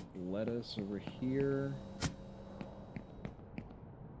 Tomatoes over here. Keep everything lined up. Where are my pickles? There are the pickles. Alright, we have our condiments. Make sure that we have everything topped off. Alright. We add it, that's fine. Opened ketchup. That's full, that's full, that's full. Do we have mustard is the real question here. I need to refill any of these. No, these are full. I think I refilled before I logged out. Wondering how long it'll be until Destiny and Hassan get arrested. Neither of them will. Here's the thing. They are, as much as it irks me to admit it, both of them are intelligent enough to not do anything that's actually prosecutable. Paper bags. You need to buy trash bags now. Okay, sure. Frying oil, paper bags, soda. Okay, we don't have mustard yet. Let me quickly check my inventory over here. 55, 60, 20. Okay, light splash soda. Let's just splash soda, Mr. Hop. Okay, we have our fry cups. Still good on frying oil. It's been a while since I've played this game, so I need to remind myself of some of the things. Paper bags, paper bags, paper bags. Do I need more paper bags? I don't remember if I have paper bags. I do have paper bags, okay. Fine. So yeah, Hassan knows when to stuff his own tongue up his own ass. So he knows how to stay in trouble. Stay out of trouble, rather.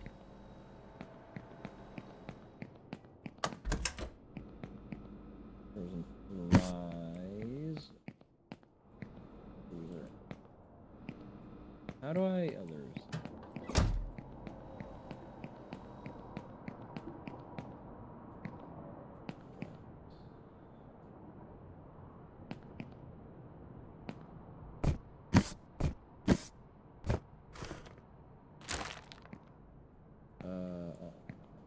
French fry warmer from the basket.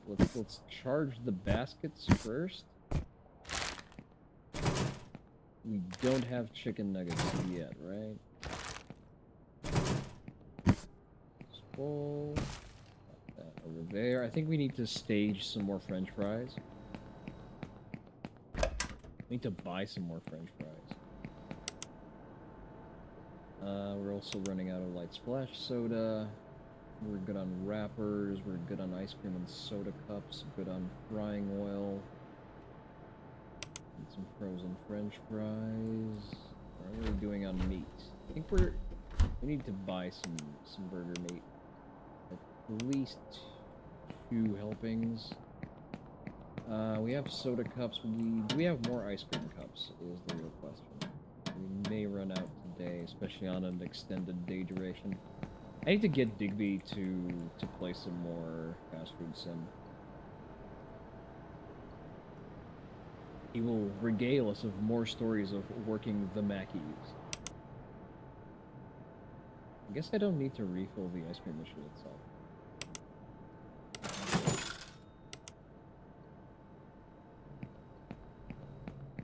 Yeah, if Destiny was actually concerned about getting arrested, he would not be crashing out the way he is right now online. He's very transparently doing that for attention, just because, well, he's really not getting any good traffic because he's stuck in a very unfortunate place of being a shitlib, but also not being enough of a shitlib for, like, the mainline Democrat voter to accept him. He's as close as the left has to being a moderate, and that's just not fucking enough. Don't get me wrong, he is still very much a shitlib. Now, he still has retarded ideas that are not well thought through, but because he doesn't want the total destruction of Israel, and maybe he prefers voting over... Like, he's not a full-on communist, and for the modern left, that's sacrosanct. Like, you can't be that. What do you mean you don't welcome the complete capture of the means of production? Alright, trash bags are going to be kept over here because there's no better place for them.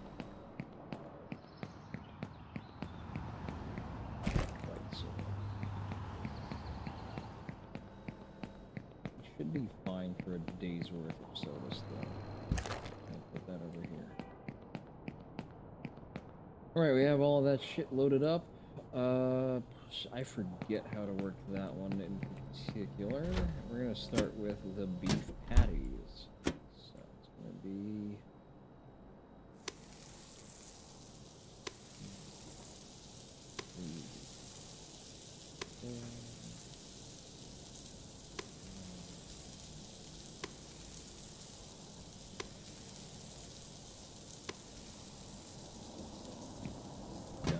now.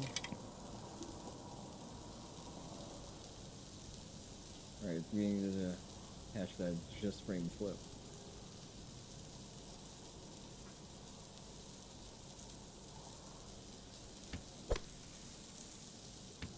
Oh my god, there's an animation now.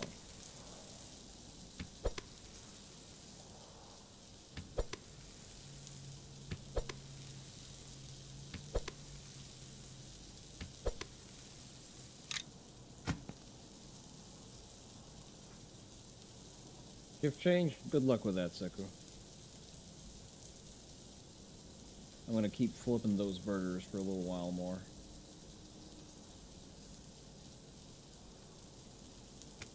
I'm going to crash out of my diet today so bad, I can tell.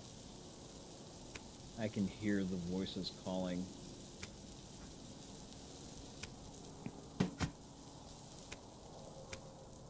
Oh, that one's a little bit, yeah, that one's a little bit raw. Just a second, let me grab that one. One needs a little bit more time. There you go. Perfect. Perfect. We need what? 4 more?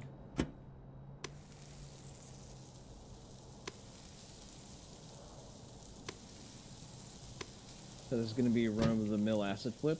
It kind of is, but kind of not. Like, it's one of those job simulator Unity games, which is slapped together fairly quickly, but it's also received a lot of post-launch support, and the premise is just cool. Onii wife laughs at me for playing this game, especially when I just got it. Like, yeah, you're so tired from your day of working a job that you sit down at a computer and you play a game about working a job.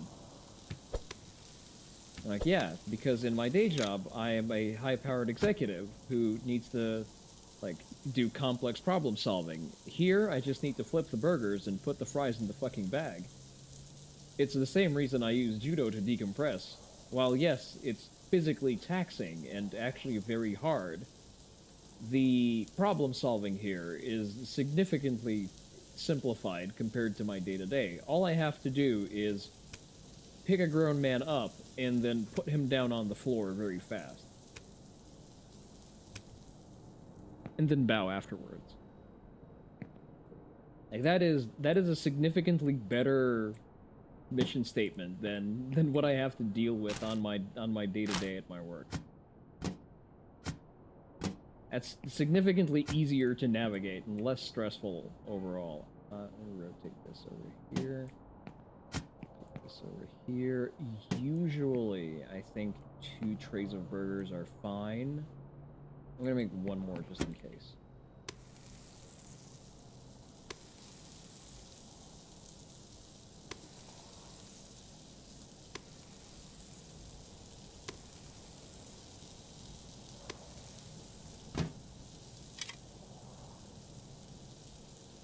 Gamelon rejected one of the most indefensible leftist narratives a while back and didn't work out. Instead of converting centrist, he just cut himself off from the base for nothing.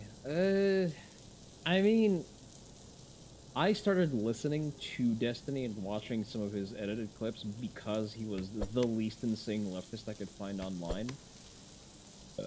But at the same time, just him as a personality, like on a human level, he's just fucking disgusting, for lack of a better descriptor. Just absolutely vile and off-putting. He's very much the cautionary tale that boomer cons would use warning against liberalism. That's why I think he does very, very few favors for capturing the center.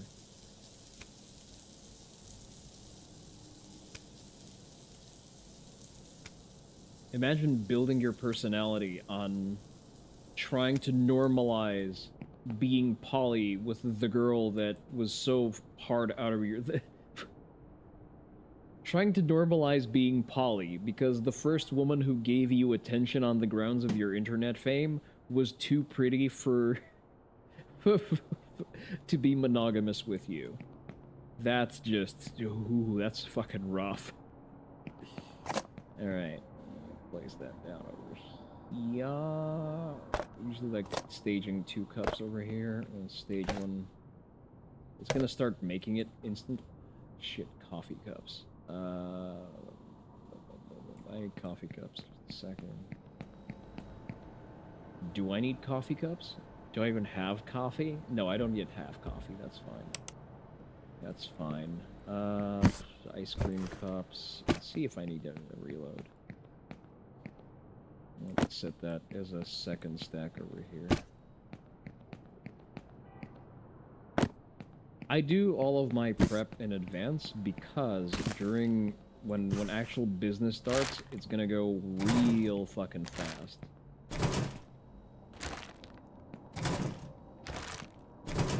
Let's set this here for now. Take some land. I'm staggering them so that I have time to react.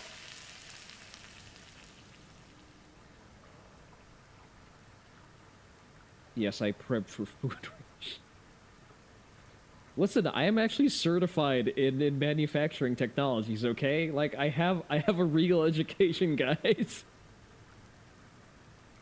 I, like, actually do things. My diploma isn't in gender studies or interpretive dance or fucking language arts. I have, like, hard skill degrees.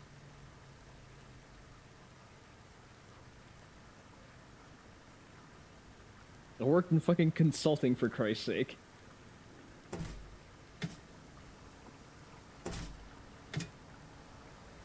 Oh, fried and contaminated oil. Damn it! Damn it! Damn it all to hell. Raw dogged like most wages? No, I must aspire to greatness.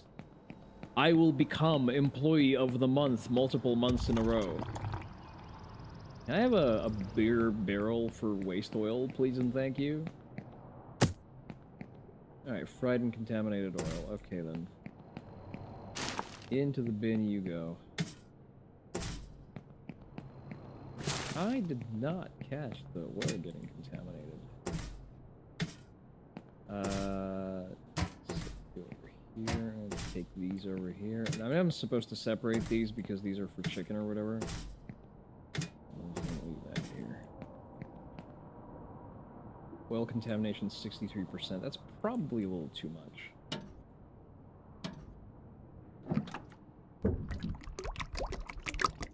If you were your manager, you would have fired me for wasting perfectly good fries. Fair enough. Well, you see, because I am my own manager, and I am technically the owner of this restaurant, I can do that. I'm also going to waste perfectly good oil. I just sit in an office which is full of books thinking about the fall of Rome. Not yet. Not quite yet. I need to be a little bit more senior for that.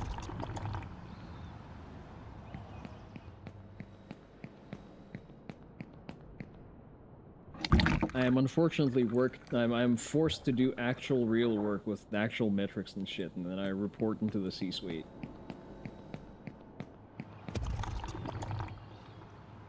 Oh, which reminds me, I probably need to let this guy go. Just sitting there while I hold on. Hold him back like an asshole. Okay. Put that here. Put that here. Into the fryer you go.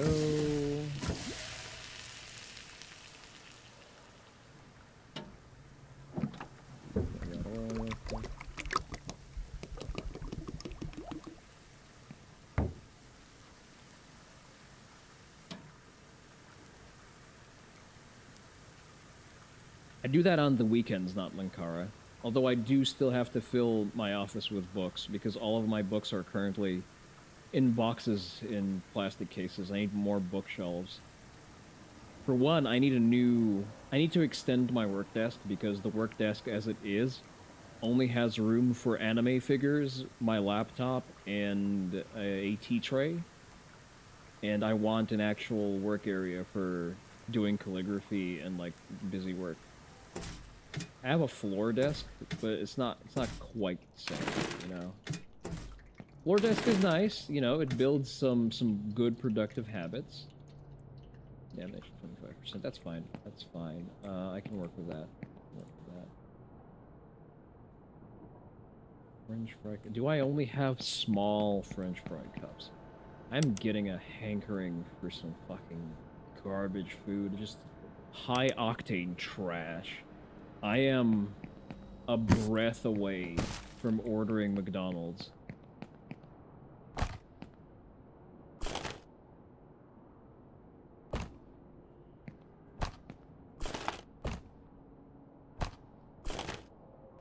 The only thing stopping me is because the night shift in McDonald's is, at least in my McDonald's, is just bad.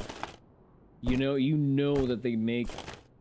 They put people on that shift only because they are too coked out of their mind to work the day shift, and they're like an actual hazard to the people who come in. You prefer Wendy's? I would actually fuck with some Wendy's. I respect the hustle of McDonald's, because say what you will about McDonald's locally, and about their sort of adverse comparison to Wendy's, Wendy's is fucking not a global brand. They're just not. They're like barely present in Japan. They're just absent in Europe. They've done... Like, McDonald's is impressive not because the food is good. It's impressive because of the way they've standardized their processes, and how they enforce the franchisees, especially overseas, following those standards. McDonald's overseas is actually very good, mostly due to the fact that all of the foreign McDonald's are centralized to their regional franchise owner. Like, it's very rare that you'll have individual restaurants owned by different franchise owners. Usually, for example, the way it was set up in Russia, there was like one McDonald's Russia, which was de facto the franchisee of McDonald's Global, who ran all McDonald's in the CIS. Rushed a little bit. The oil contamination is also not great. Realistically, for like burgers, I bias towards Whataburger. First of all, because I'm a wannabe Texan. But second of all, because the seasonal burgers... Like, I really like the chili cheeseburger. Especially when you do it right. There's a wrong and a right way of ordering a chili cheeseburger in Whataburger. If you do it right, it fucks so hard. Like, I'll fly clean off my diet the moment the chili cheeseburger is back. The Japanese McDonald's better than American McDonald's? I've never set foot in a Japanese McDonald's, but just observationally, every foreign McDonald's is better than most American McDonald's.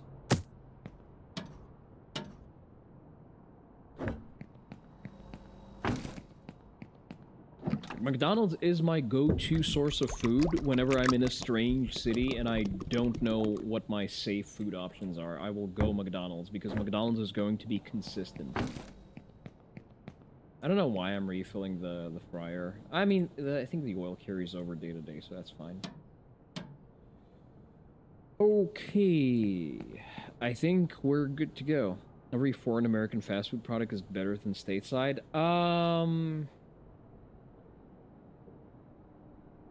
I'm trying to think of inverse examples. I would say Domino's is better in America than I've had it overseas.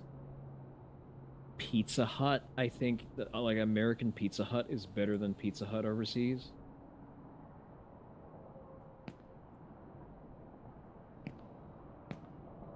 The burgers, I don't know. Like, I think Wendy's in America is better than Wendy's overseas. Probably with the sole exception being Japan. Where the fuck are you going? The fuck are you doing, bitch? Are you going to mess with my system?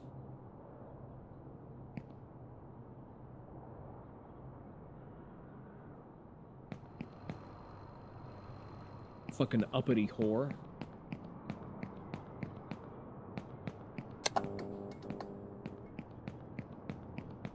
She ruins my flow. I'm fucking firing her.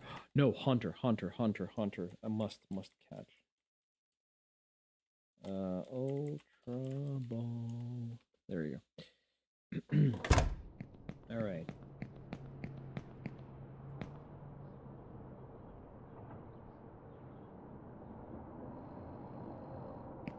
Can I like instruct her to not spaz out and move my trays? Hello. Alright, let's see what you got there. Yuma berry with 2 ice. Hello. I forgot which one is fucking Yuma berry. God damn. Yuma berry with 2 ice. You're still waiting. Okay. Hamburger. French fries small. Why am I taking this? French fries small. Yuma berry with ice. Hamburger. What the fuck? No patty? Really? Or no, there is 1 patty. Alright, hamburger, 1 patty, 3 ketchup, 1, 2, 3. Hello. 2 lettuce. 2 onion. 2 pickle. Alright. Solid choice. 1 tomato. Come on! Okay. Back to burger. Toss that here. Strawberry ice cream.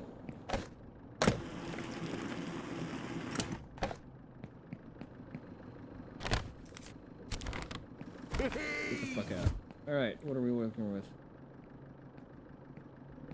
Hello. Okay, table number 16. 1 hamburger with 1 mayo. Hamburger. 1 mayo. Really? Just lettuce? You fucking animal.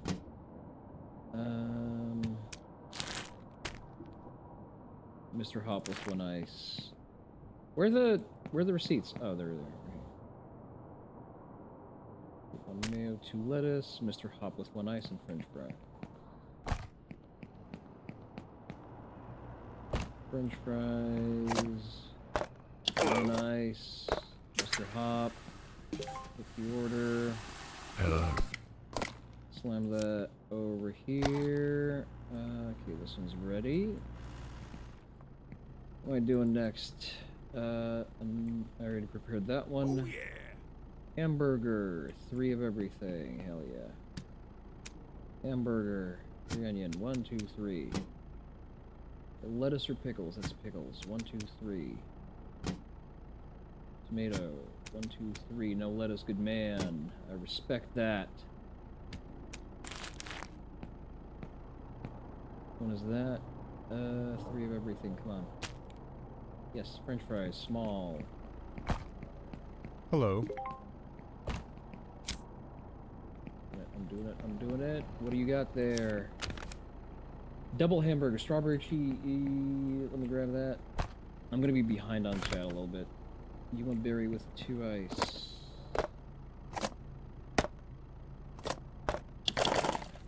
Did it add 2 ice? Yes, it did. Alright, it's 1. French fries, strawberry. Okay, double hamburger, 1 ketchup. 1, 2. Ketchup. 3 onion rings. 1, 2, 3. 2 pickles. And that's it. Hello? Strawberry ice cream. Yuma, just regular. No. Fuck, Yuma berry. Yuma berry, you go. Ah, didn't click. And strawberry ice cream.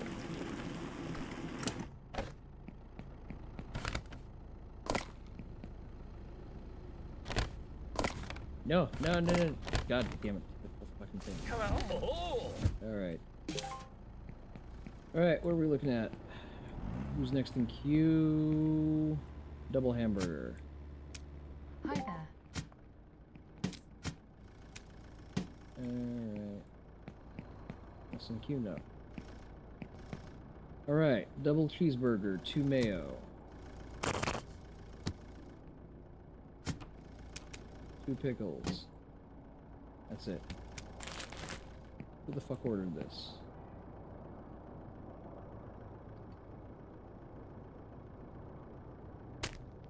Just small fries. Triage you out of here real quick. What are we doing here? Vanilla ice cream? Ah, you motherfucker. Hey. Alright, let me get the drive-through. Hamburger. I'm gonna fucking wipe. Alright. Table number 3. 3 ketchup. 1, 2, 3. 1 lettuce. 2 mayo. 2 pickle. We'll go here. That's it. Assemble. You the one ordering that shit? I think you are. Well, I hope you are. Light splash cola. Hello?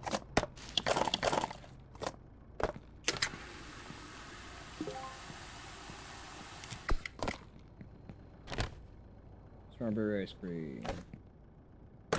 Everyone's getting strawberry.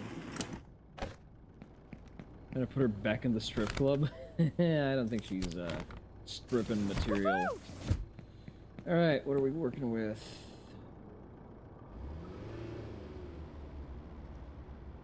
Double cheese, 4 and 4. Hello. Alright. 4 onions. 1, 2, 3, 4. Damn, I'm running out of patties real fast. 1, 2, 3, 4. Hello. That's it. Good man. Absolute chat of an order. Vanilla ice cream.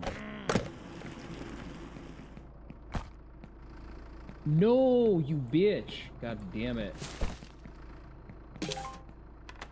Do I need more cashiers? Though the cashiers don't really solve shit. Alright, that's fine. We can salvage, we can salvage. Alright. Hamburger. Alright. I am not keeping up with the fight. Bump. Let's go to the settings real quick. Gameplay, color vision. I can't change the difficulty. No, it's running a little too fast for me. And I'm also not going to be able to look at chat at all. Tutorial, yeah, height tutorial, sticky notes.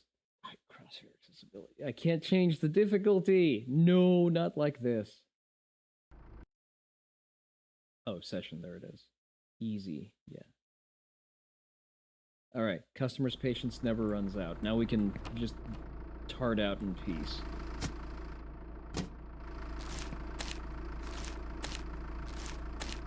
Hello. It's kind of stupid that they don't prepay for their fucking order.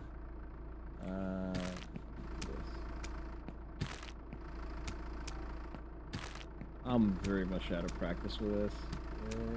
You know what? Everyone gets at least 1 patty because there's like you're not gonna have a burger with no patty, are you? Like some fucking freak. 1 ketchup. No, I'm not gonna preload that. That's a little bit too mid-maxy for me. All right, that was the top one. 1 ketchup, 1 tomato. 1 ketchup, 1 tomato. French fries, small. Hi. There you go. That's nice. Small fries. If you don't like watching this game, you better fucking tell me, because I have to spin in circles to play this. Hey there, Dom. How's your subathon going? Fries, ice cream, drain. Doing good? I'm glad to hear. As you can see, we're currently putting the fries in the fucking bag. 3 days out of 9 complete. I'd love to hear it. We're working with hamburger, Mr. Hopatha. Over here, French fries, hamburger, 1 ketchup, 1 mayo. 1 ketchup, 1 mayo. It's not even on the fucking docket, is it? There it is. 1 ketchup, 1 mayo, 2 pickle, 1 tomato, and that's about it.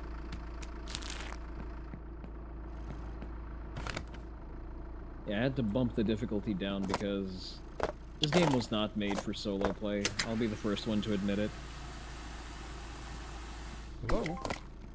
And I also blame the cashier. She's messing with my whole fucking flow. Alright, we're gonna sit and wait. Shit, we have a lot of orders we need to fill. Clear up some space real quick. Stage my work area. This goes to the trash. But yeah, if the burger flipper gameplay gets a little bit samey, you just let me know when you would like to see me play something else. Pop, pop, pop. Alright, who's up next? 2 ketchups, 3 onions. Someday I'll have a collab stream where I'll have a full server. Someday.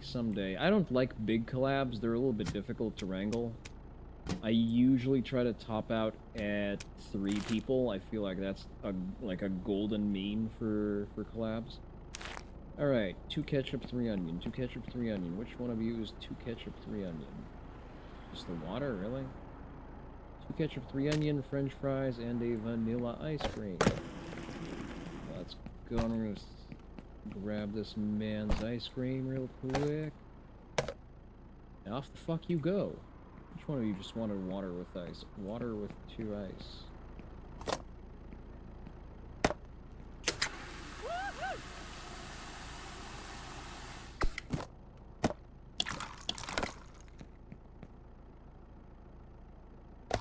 I think I also get a little bit too sweaty with the way I play this game.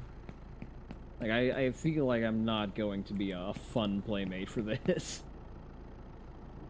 I can see that. I can see that. 1, 2, 3 ketchup on a regular hamburger, 1 lettuce, 3 pickles, 2 tomato, no onion, really. I know, I like onion. 2 tomato, 1 Yuma berry with 2 ice and vanilla ice cream.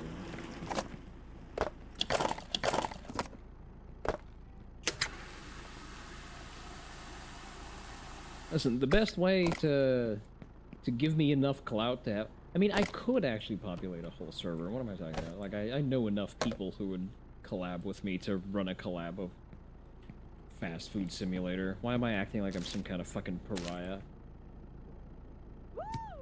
1, 2, 3.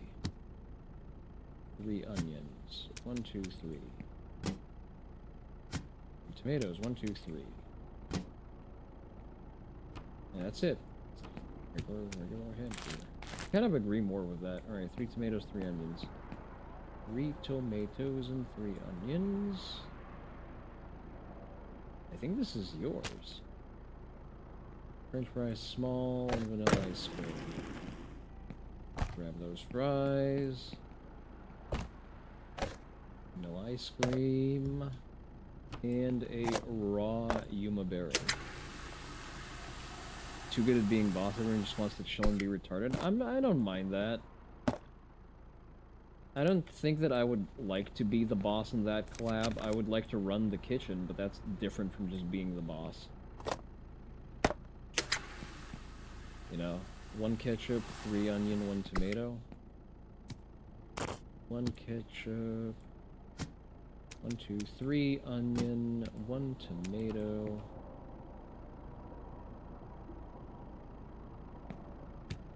Not a double, right? Up, I caught it just in time. No, it's supposed to be a double. Trust me, it tastes better that way. Don't worry about the strange order. Strawberry ice cream. I think there's water inside. 1, 2. There you go. Strawberry ice cream. Good. I'm actually fine with not being the store manager. Just, you know, let me run the kitchen. Let me impose my tyrannical order on it.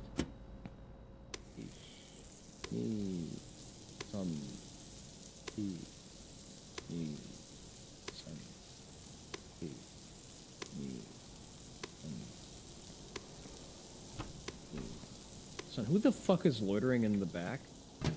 Do I need to kick you in the fucking teeth?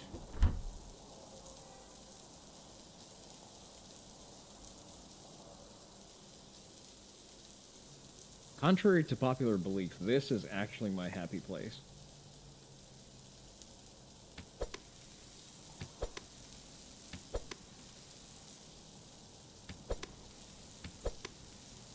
I aspire to the purity of the perfectly done burger.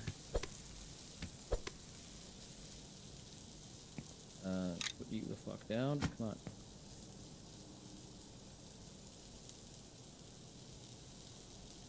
Oh no, I'm obscuring the doneness. You can't see the tooltips. I'm gonna move myself out of the way. Once I'm done with these burgers...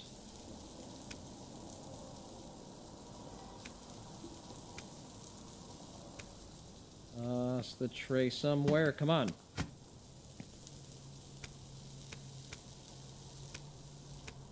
Alright, those, they came out a little bit raw, a little bit rough, but that's fine. Not like we appeal to discerning clientele.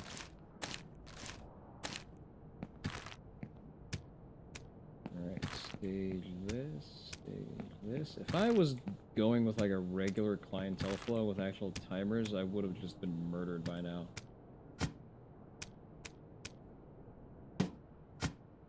Slap that over here. This goes into the fridge. Come on. This goes over here. My kitchen is a fucking mess.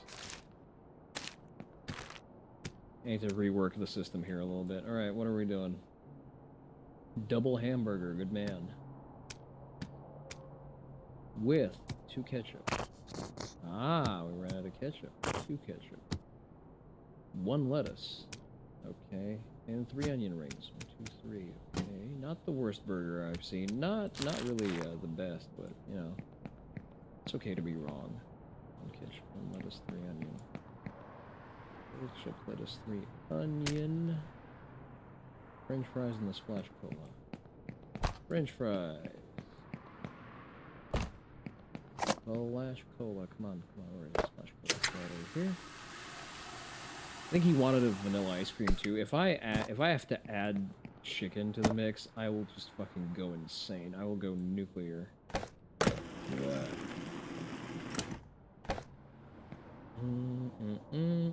think I got everything. The drive-thru is empty. That's good to see. It's probably because it's the end of the fucking day. And I just need to get all these orders out. Alright, hamburger with 3 mayo. 3. Some food away to the end of the day. 1 tomato. That's who the fuck takes their burger with 3 mayo and 1 tomato? What the fuck is wrong with you? I should chase you out of the goddamn restaurant for ordering some whack shit like that.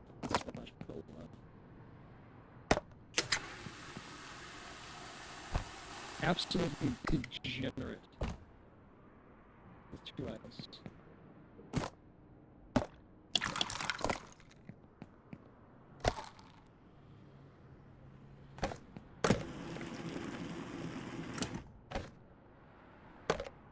Alright, never darkened the door of my establishment again. Fucking tweaker. Alright, doubles, 3 onions. You know what? I kinda have more compassion for this. With 3 tomatoes. 3. Like, you can tell that this is someone trying to keep keto.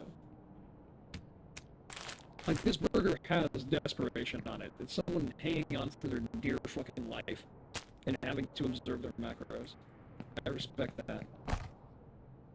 Obviously, someone on that grind. The only way to make this better is to have 3 patties instead of 2. Ooh, there he goes. 1. Or just regular Yuma. I think it was regular Yuma. Yeah, regular Yuma is nice.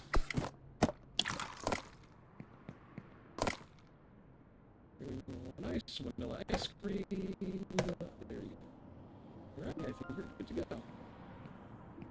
I don't like this bitch taking orders. She doesn't organize the trays correctly. Double gander to... Ah, fuck it. I'm just gonna throw this away anyway. 2 ketchup. It's on who's pumping.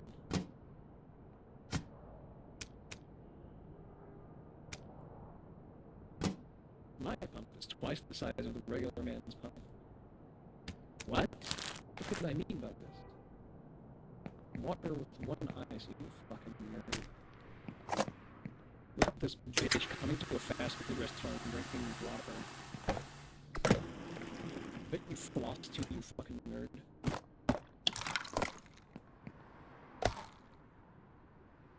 Ice cream and French fry.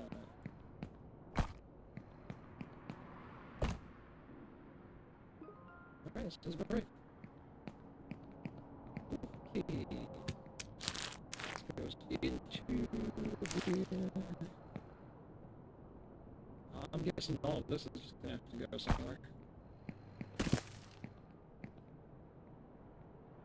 And the shift after all. We're doing on light splash below 15%. I think we're fine. We're fine still. We can write it out on the extra 15%. No need to move anything out of the way just yet.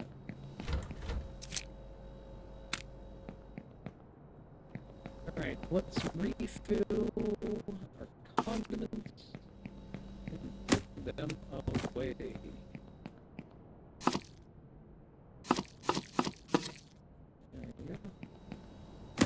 I do one more day. Since we're at least I'm having fun. Even though I did have to turn the fire. I was afraid that we're not going to have enough French fries, but we have entirely too much French fries. Yeah, more to the pile. I guess we're just good on lettuce. Let's put all of this away.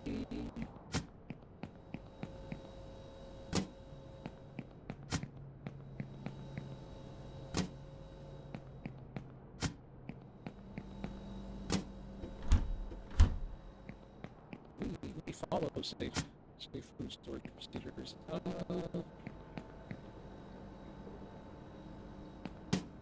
know what? It's gonna be gone in the morning. Fuck it. I don't need to clean this up. Just here, which one of you is better pattern around? Can I order? Can I have another catch? Management drive-through status. Oh, I can turn off the drive-through. Okay. Okay. I think I'm gonna turn off the drive-through, actually. I don't think I need it. I would prefer to not have to lean on the lack of a timer and actually try to meet the orders where they are. Alright, let me check the stocks on it. One bottles right out of the kitchen. Is there anything left here? There's quite a bit. The kitchen does last us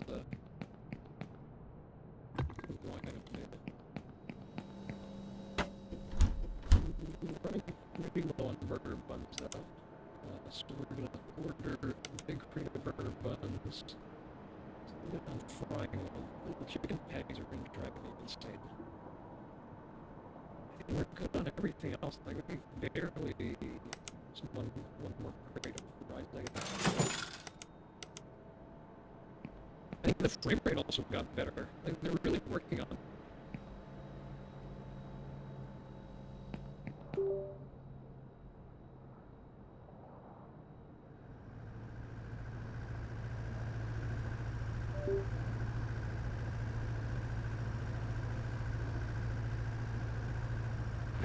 I swear to God, the fucking microphone occasionally just decides to fall off the face of the earth, or rather the motherboard just decides to faint and stop recognizing what a microphone is.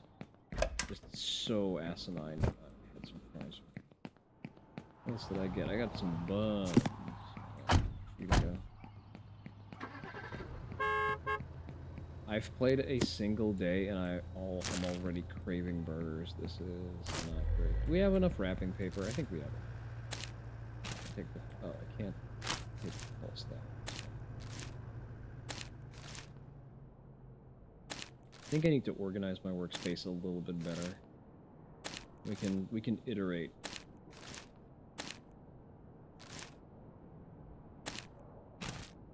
Move this over here because that's like not productive space that's being used for anything. You're just gonna disappear overnight, so gives a fuck. Alright. Call it a night. We are closed. Go the fuck home.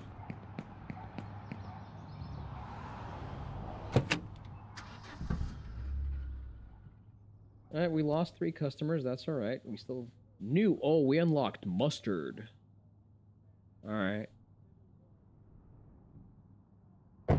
I turned off the drive-thru just because we need an extra set of hands to manage the drive-thru. Let me move myself out of the way slightly. There we go. That way, you can see what's going on in the game. Close this door. We're good on soda cups, good on ice cream cups. This is fine. This is fine. Fry some fresh French fries. 1 box should be more than enough. Order mustard though. I like that it makes you turn. It forces you to go and turn on your tower first. All right, market. Mayonnaise mustard. Anything else that's new? Probably not. Just bigger trays with shit. Probably that's about it. Yep. I am going to make them send an entire truck.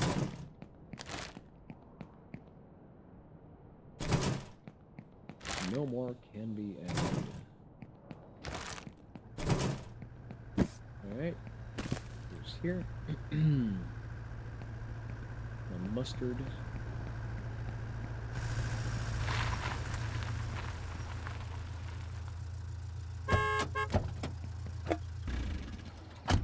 Long nerd. I don't think I need a lot of it. I do need some. Just make sure that we are stocked up. Could have probably gotten a little bit more of it. Oh. Okay. Let's put that here. I'm not sure if I'm supposed to refrigerate it. Like, I'm doing that just in case. Oh, there is no way that doesn't fit. Come on. Oh, you are such a bitch. The onions are probably fine. Surely they won't wilt.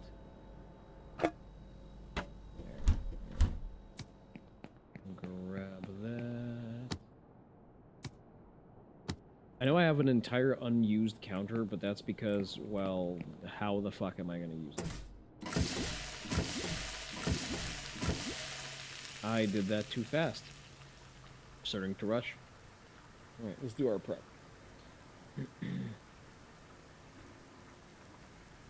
Actually, let me pull these up just to stagger them a little bit.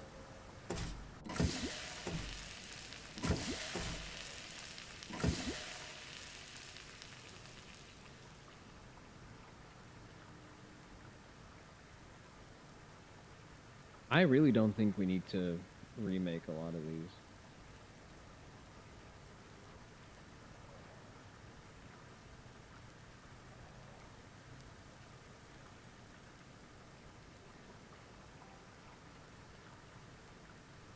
Alright, a little bit. Hey, I gotcha.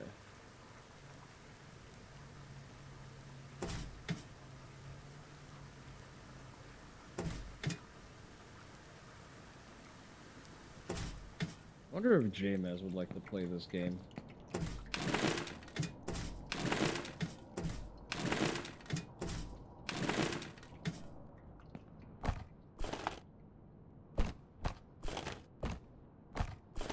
I think it's a nice change of pace from, you know, from the high-speed tactical shooting stuff.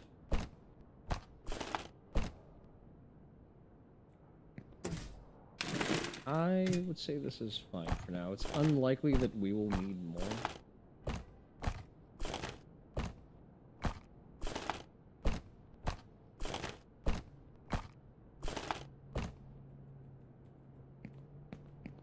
I kind of like the In-N-Out fries. That's what I'm thinking of right now.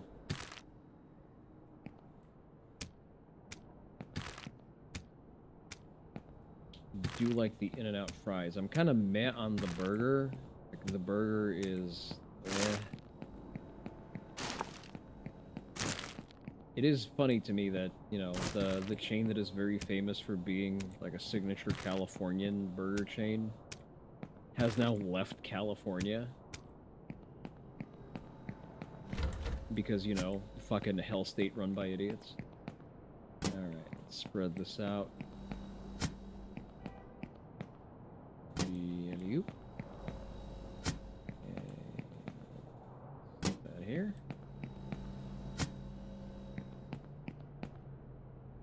There we go. All right. Oh, we need to flip some burgers. This is a burger flipping game.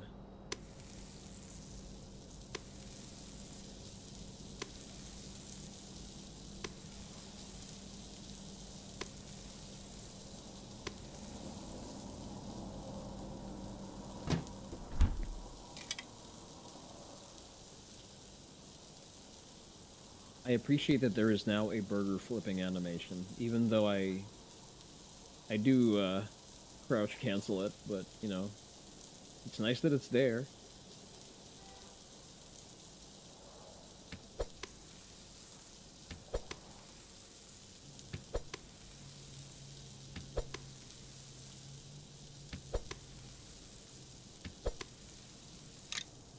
Back. It's gonna be a little bit more messy when we're gonna be running half and half burgers and cheeseburgers. That's gonna be a more convoluted logistical lift. Well, then again, I can probably cover the overhead by just preparing both. Even if some of it is gonna be thrown out, it's gonna be fine.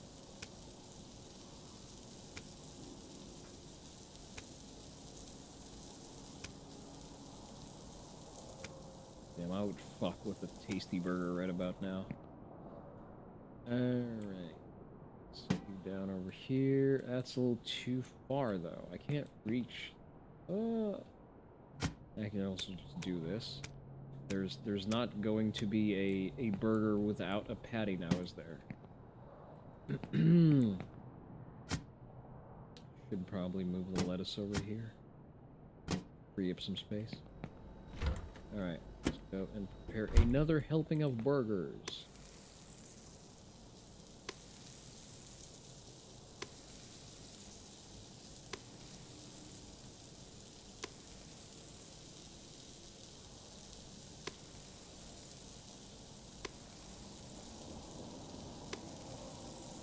Fucked up my density a little bit.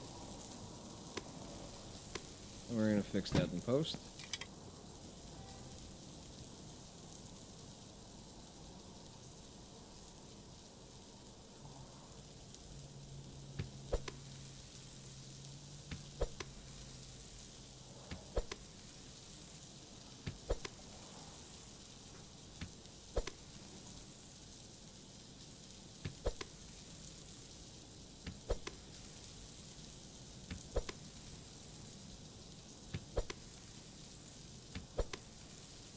Do you have a steak that I could eat today? I should probably make use of that.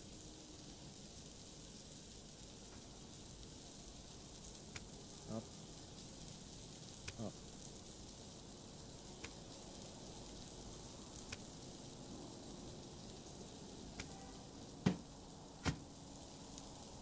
I fucked up, I fucked up, I fucked up. I pulled out a little too soon. My pull-out game was a little too strong. Just a teeny tiny bit too powerful.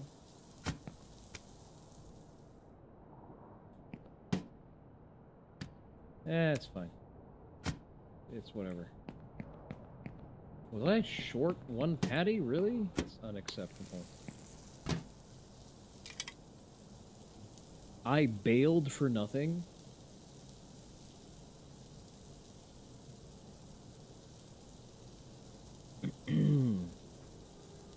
Oh yeah, by the way, next Saturday, it's likely that we are going to have a gun bench stream, because I have most of my materials ready, and I'm not going to wait until I have a full-ass desk. So, we're going to be modding my handgun. Definitely installing some new irons. If Optics Planet comes through with the sample that they're sending me, then we're also going to be mounting a red dot. Unless Oni wife decides to take it and mount it on her gun instead. Which is a frequent occurrence in this household. But we have some stuff to do. We need to clean my MCX, for one. Because she's not been cleaned, and I think a good, like, 600-700 rounds in. I mean, it's not very grimy because short-stroke gas piston. The filth doesn't really make it into the gun as much as on DI guns. But still, you know. Wash yo ass and all. As the philosopher and race theorist Tariq Nasheed informs us we should do. Okay. Fries, check. Burger station, check. Veggies, check. I think we're ready to rip. We'll flip that open sign. Boom.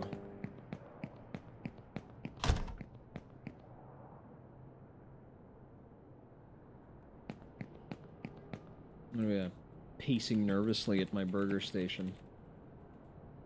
Just ready for that just frame burger save.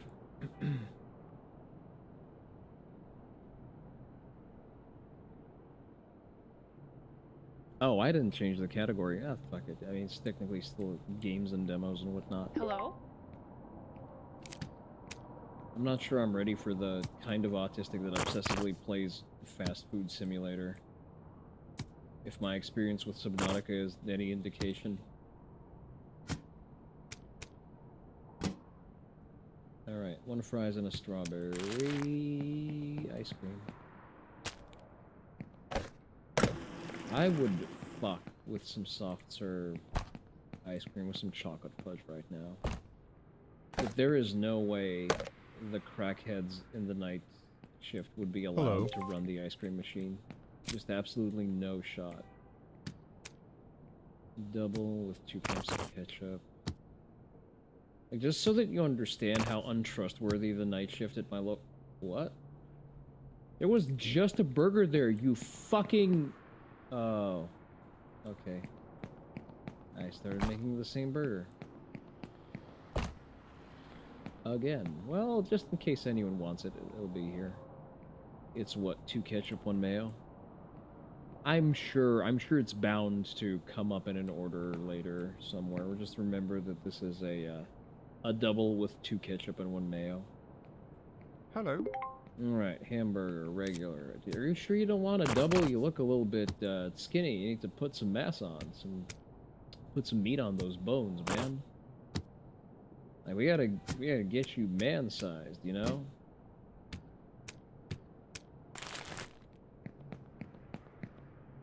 Can't have you walking around looking like a MiG-15? Strawberry, right? Strawberry and a splash cola.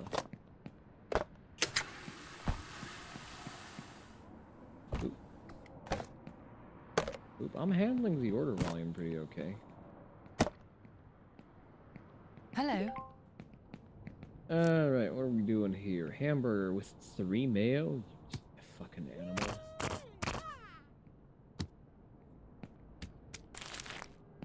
Like, as cringe as it is to have strong hamburger opinions your entire personality, a la the whole 9 yards, there's just something deeply wrong with people who take their hamburger with only mayo.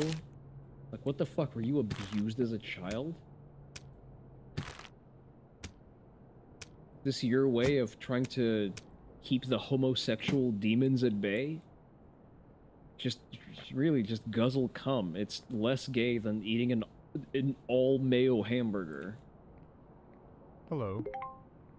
Hamburger, 2 ketchups. I guess that explains Destiny's proclivities. His first experience of a hamburger has to have been all mayo. Like, that's the only thing that can traumatize you that badly.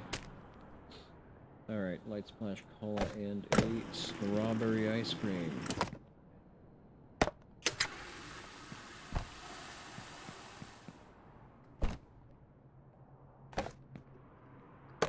With one ice. Hello.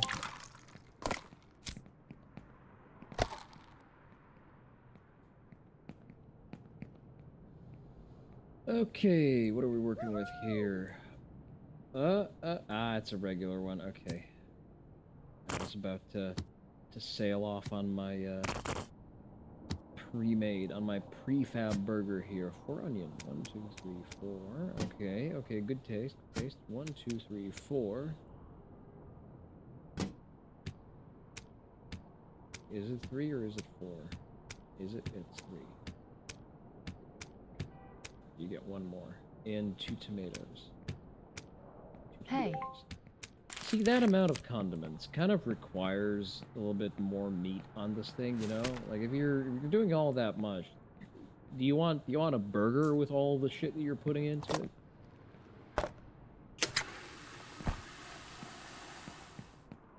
Like, your burger is mostly a salad.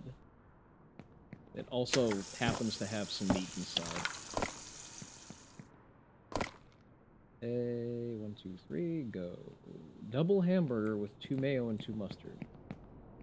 Double hamburger with 2 mayo and 2 mustard. Okay, and 2 lettuce. Hello? Sure, my guy.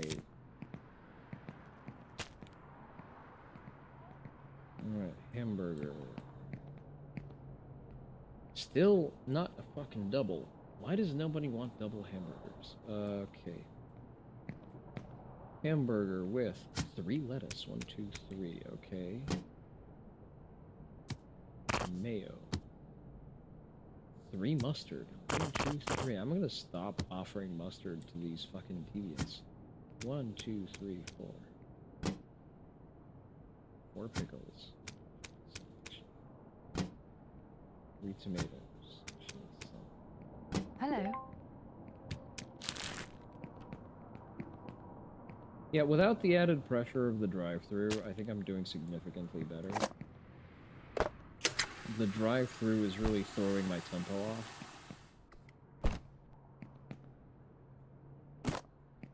The drive-thru is definitely a co-op difficulty. Okay, what are we working with here? 1 ketchup, 1 mayo. 1 ketchup, 1 mayo. 3 onion and 3 pickle. 1, 2, 3. And some. Hey. And a raw Eula.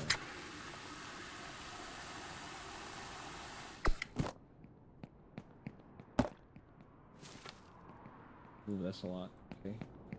So, still not a fucking double. I guess I'm gonna have to clean this burger out of the way at some point. I still hope. I'm holding out hope that someone who wants a 2 ketchup and 1 mayo double cheeseburger is gonna come and save the day. Prevent me from wasting food.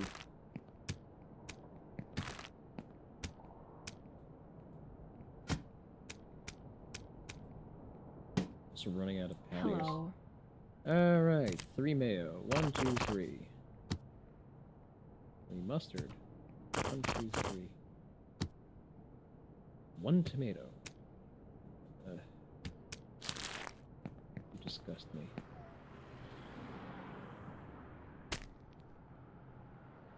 Strawberry ice cream.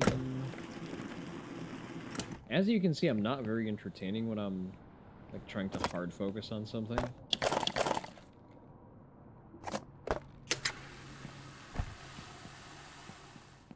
Hello. Even if I start crashing out, I don't do that in a very entertaining fashion. I just shut down quietly and gradually.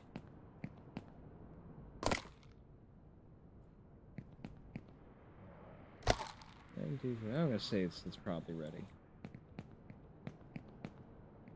Alright, what are we working with here? Hamburger, 2 ketchups. 1, 2. 3 lettuce. 1, 2, 3. 2 mustard.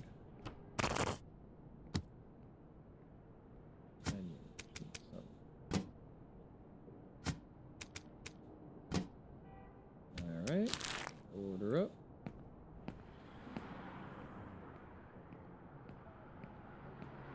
Hello?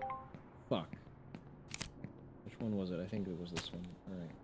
Splash cola and french fries and vanilla ice cream.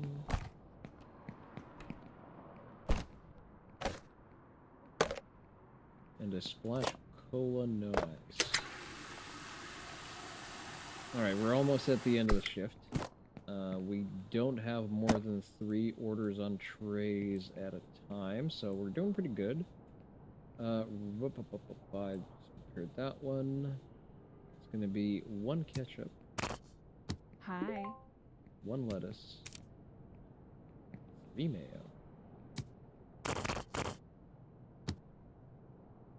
2 mustard. What is the point of having all of the condiments? Like you're at that point you can't tell what you're eating. Let's be serious here for a moment. Like you just picked everything off the menu because you don't know what you want.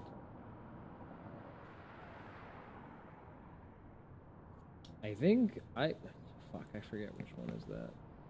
Alright, 2 mustard and 2 pickle. Alright, vanilla ice cream and french fries. I need a better way of staging the french fries.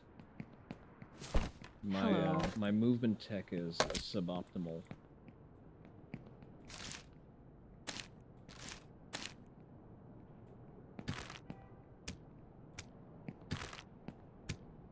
I'm gonna fucking run out just as the day is about to end. I'm gonna fucking flip a gasket.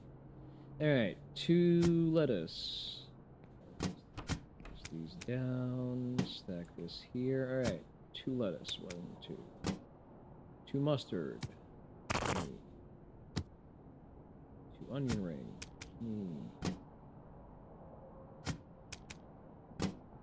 Did I teach you to count past 2 or something? What the fuck is this order?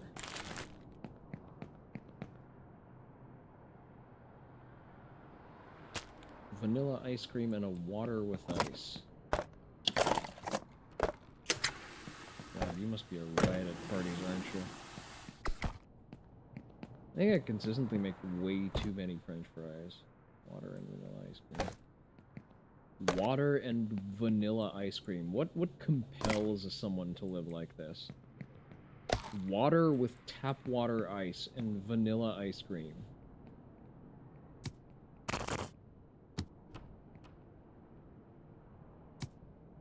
One, 2 mustard, okay. 4 onion, nice spicy. 1, 2, 3, 4. Alright, and a raw Yuma, I guess.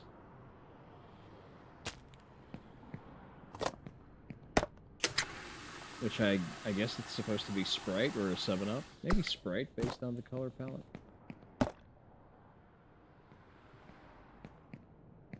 Alright, just frame last burger of the day. Single piece of lettuce.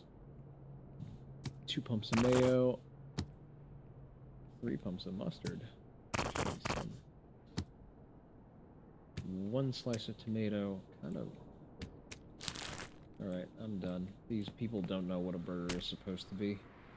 I take it back. The customer isn't just not always right. The customer is seldom right. I think I need to start informing these degenerates on how to correctly order food, because they're incapable of navigating it without instruction. And french fries and strawberry ice cream. There you go. Alright, that was the last order of the day. We've made it through. I think I wouldn't have timed out on any of these. Without the drive-thru, the order flow is just less.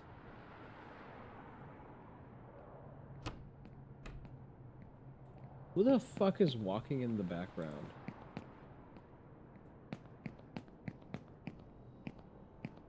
Are we being actively robbed? Is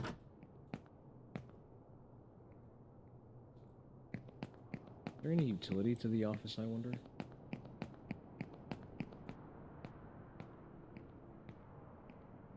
Alright, and that was the last customer, so we're gonna close shop.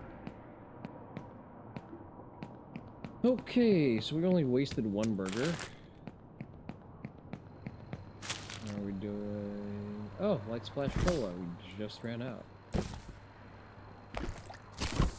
Stuff that in, 35, 35, 55, we're good for everything else, I would say. This can disappear on its own. Oil contamination 25, that's fine. 25% is negligible. However, I may want to pre-fill this here.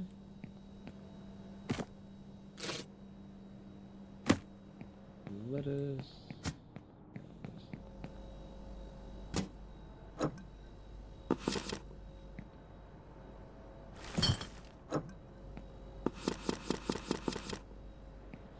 Kind of craving pickles now. You know, like the not the sweet ones, but like a kosher pickle. You know, it's a little tangy and salty. Not yet. We need to refill. And maybe order more, actually. Alright, the mayo is still pretty good. Oh, we barely... Well, we have another can of mayo. We're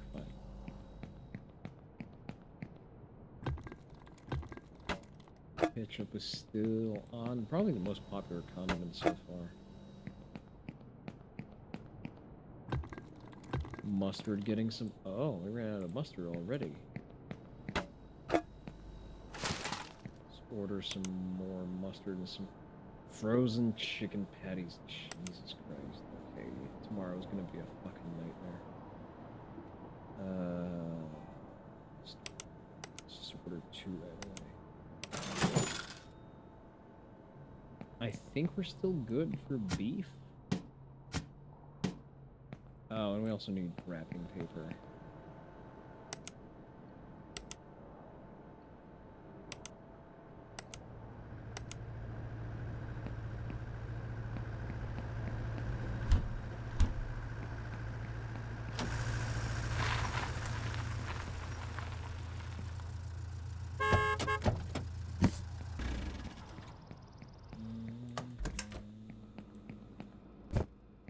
Raw meat goes here. I'm not sure if you're supposed to cross-contaminate chicken and poultry.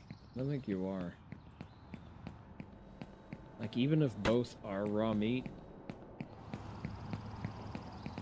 I guess I cook the chicken in oil, question mark? Do we fry the chicken in the oil? I think we do. It doesn't go on the grill.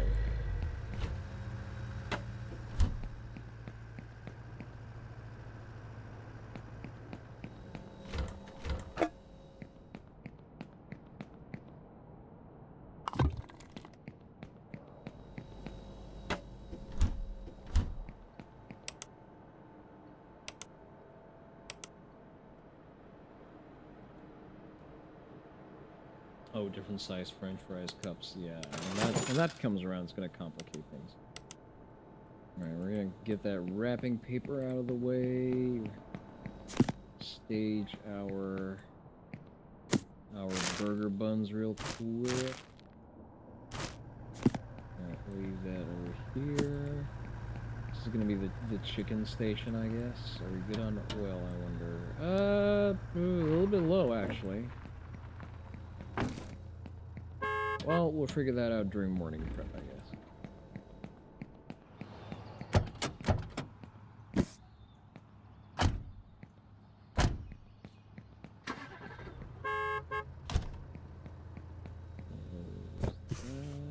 Get the wrapping paper. Stuff down here. Surely there's not.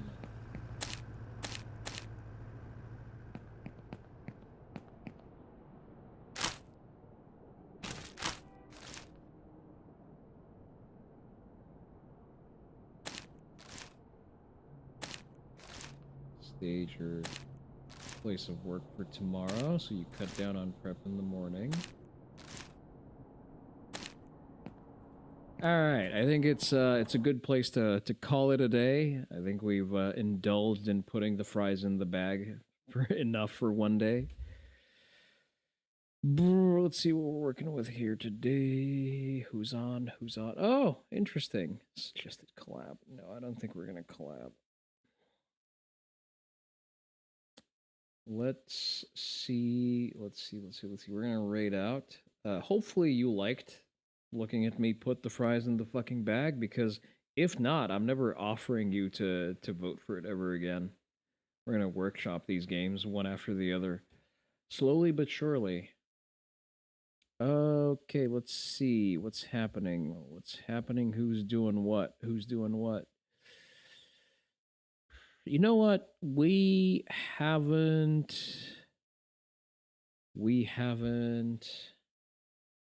Let's raid into Eldra.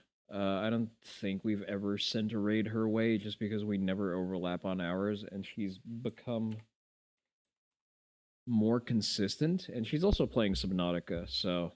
And I like watching Subnautica. I like playing Subnautica. Oh, she's on a BRB stream. BRB screen, rather. I think it's fine. She'll be back eventually. Surely she's not gone for long. We're gonna get, let's see. Countdown going. I'm gonna wait for the ad to clear. So, Saturday is going to be, very likely, a gun bench stream. So, be ready for that. Make sure to follow me on the socials. Join the Discord. I only ping for streams or if something is very funny. There is a weapon light on the throne if you feel so inclined. For some reason it doesn't... Well, the throne doesn't go through, so fuck it. Even though I recall having that as Oh, that's because I mistyped it. Alright, throne, there you go. So there is a... I can't type today, can I? Throne, there you go. So there is a weapon light if you feel a surge of generosity in you and contribute towards the weapon light. I may cover the difference out of pocket.